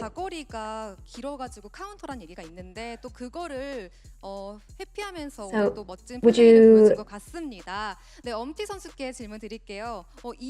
It seems like you were able to dodge a lot of the skill shots by Xerath, who outranges Azir. Game 2, it was such a close game, but ended up as a regretful loss. So what was the feedback after? Instead of focusing on one thing, I feel like we covered a lot of things about our mistakes, and we tried to get ourselves focused again. And Henna, previously he mental blooms a lot, but I feel like we have definitely improved in a sense where Henna doesn't actually do that anymore. And Umti, of course, we need to mention how powerful Umti's Lee Sin is in the early game. Your flexible roam top and bot was quite impressive. Is this why you picked Lee Sin with confidence? I feel like for me, Lee Sin is a pick that is always a comfort pick, and I feel like I consider him as like a lucky coin toss pick where if it goes to my favor, it actually happens to be a really good game. And given that there are many legendary Lee Sin players such as Insect Kick, Cloud Templar, and Ofe, how would you rank your Lee Sin among them? Of course, there are legendary Lee Sin players like Nofe. I cannot stand against them, but maybe in the past I wouldn't be able to win against them, but maybe now I can. I think they're off from work, but maybe that's why I'm able to say that confidently. And Karis, after the last KT match, you changed your solo queue name to engage first no matter what. So what does the name mean? And so whenever I lose a lot of solo queue games, I tend to consider changing my nickname. After losing a bunch, I was watching a lot of my replays and VODs, and I told myself maybe I just have to. There are a lot of moments where I could have just gone in first, and a lot of losses that I got from not going in. So I just went ahead and made that bold name change. And it's such a fierce battle between Eastern teams, so what's the most important aspect to secure 6th place? I feel like we definitely try to improve ourselves individually. So as long as we are able to grow as a player individually, we are able to grow as a team. So we make sure to focus on that. And now your next opponent will be HLE. I'm sure you want to continue your momentum. Let's hear your resolution. Karis? Lately, while watching Zeka play, I noticed how good he was, so I'm very nervous, but I'm also looking forward to it. I definitely I've been thinking more about how to win against him, really excited for that match. And I met Grizzly in person, and he's a very kind person actually. And I told myself that I shouldn't be too harsh on him in person, but maybe I will be in game. And lastly, a lot of the fans here came to support you despite the harsh weather, so take this moment to thank them. I have been seeing a lot of the posters, and it gives us energy. I'm really thankful that you guys are here, and I hope to repay you with good performance. Thank you. I feel like there's not much I really had to say in interviews. And I wanted to tell you that whenever you cheer for us and when we hear you, it gives us so much energy. So please continue supporting us. Thank you so much. Congratulations again, and this will be the end of the interview with Karis and Umpty, and back to the space.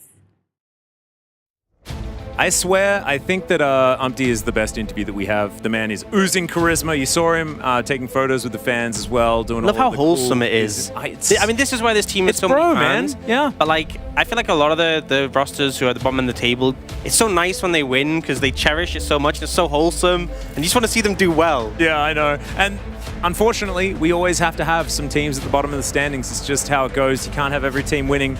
Otherwise, it just wouldn't make any sense because they have to face off against one another. It is a sad reality of competition just in general. But we digress. Let's have a look at the standings and to see how things have shaken up. Since last time, as Wolf said, playoffs have been locked for Gen G because Kwangdong Freaks, they were the ones sort of down in 6th place, and now it's impossible for Gen G to get lower. They'd 7 losses, I think, is the maximum that they could get to, and I think that their game score will never get below like +4 or something like that. Yeah, but any fans of Chaos will really appreciate today's result, because if Kwangdong Freaks had won, that would put them at a 2-win lead over DRX. The gap would have opened up, that it really solidified that top 6. Because of the loss today, everything's gotten really muddy, and I feel like that 6th spot, that final playoff spot, is so up in the air right now. After this match between Bro and Kwangdong Freaks, I think it's so hard to call.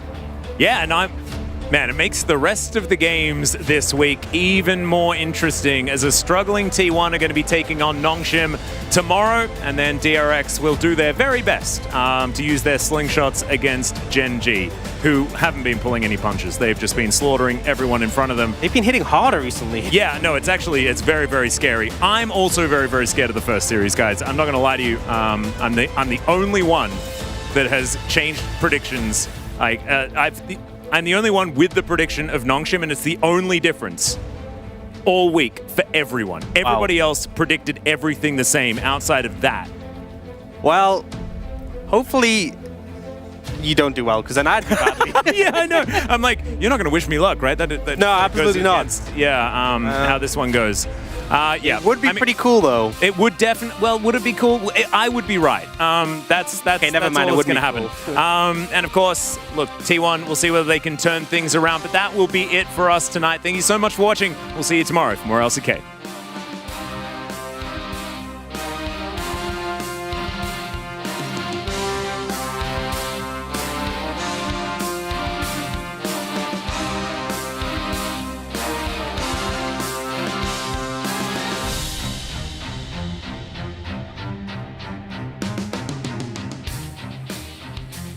Standing on the edge of this big love,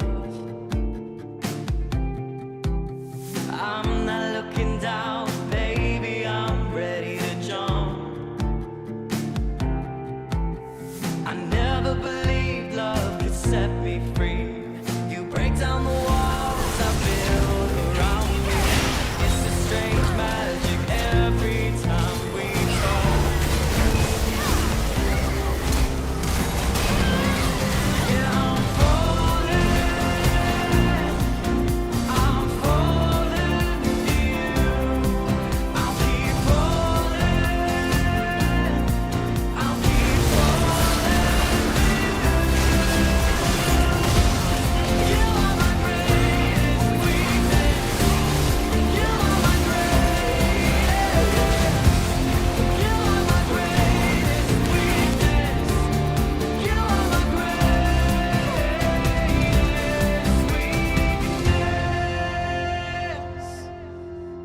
Standing on the edge of this big love,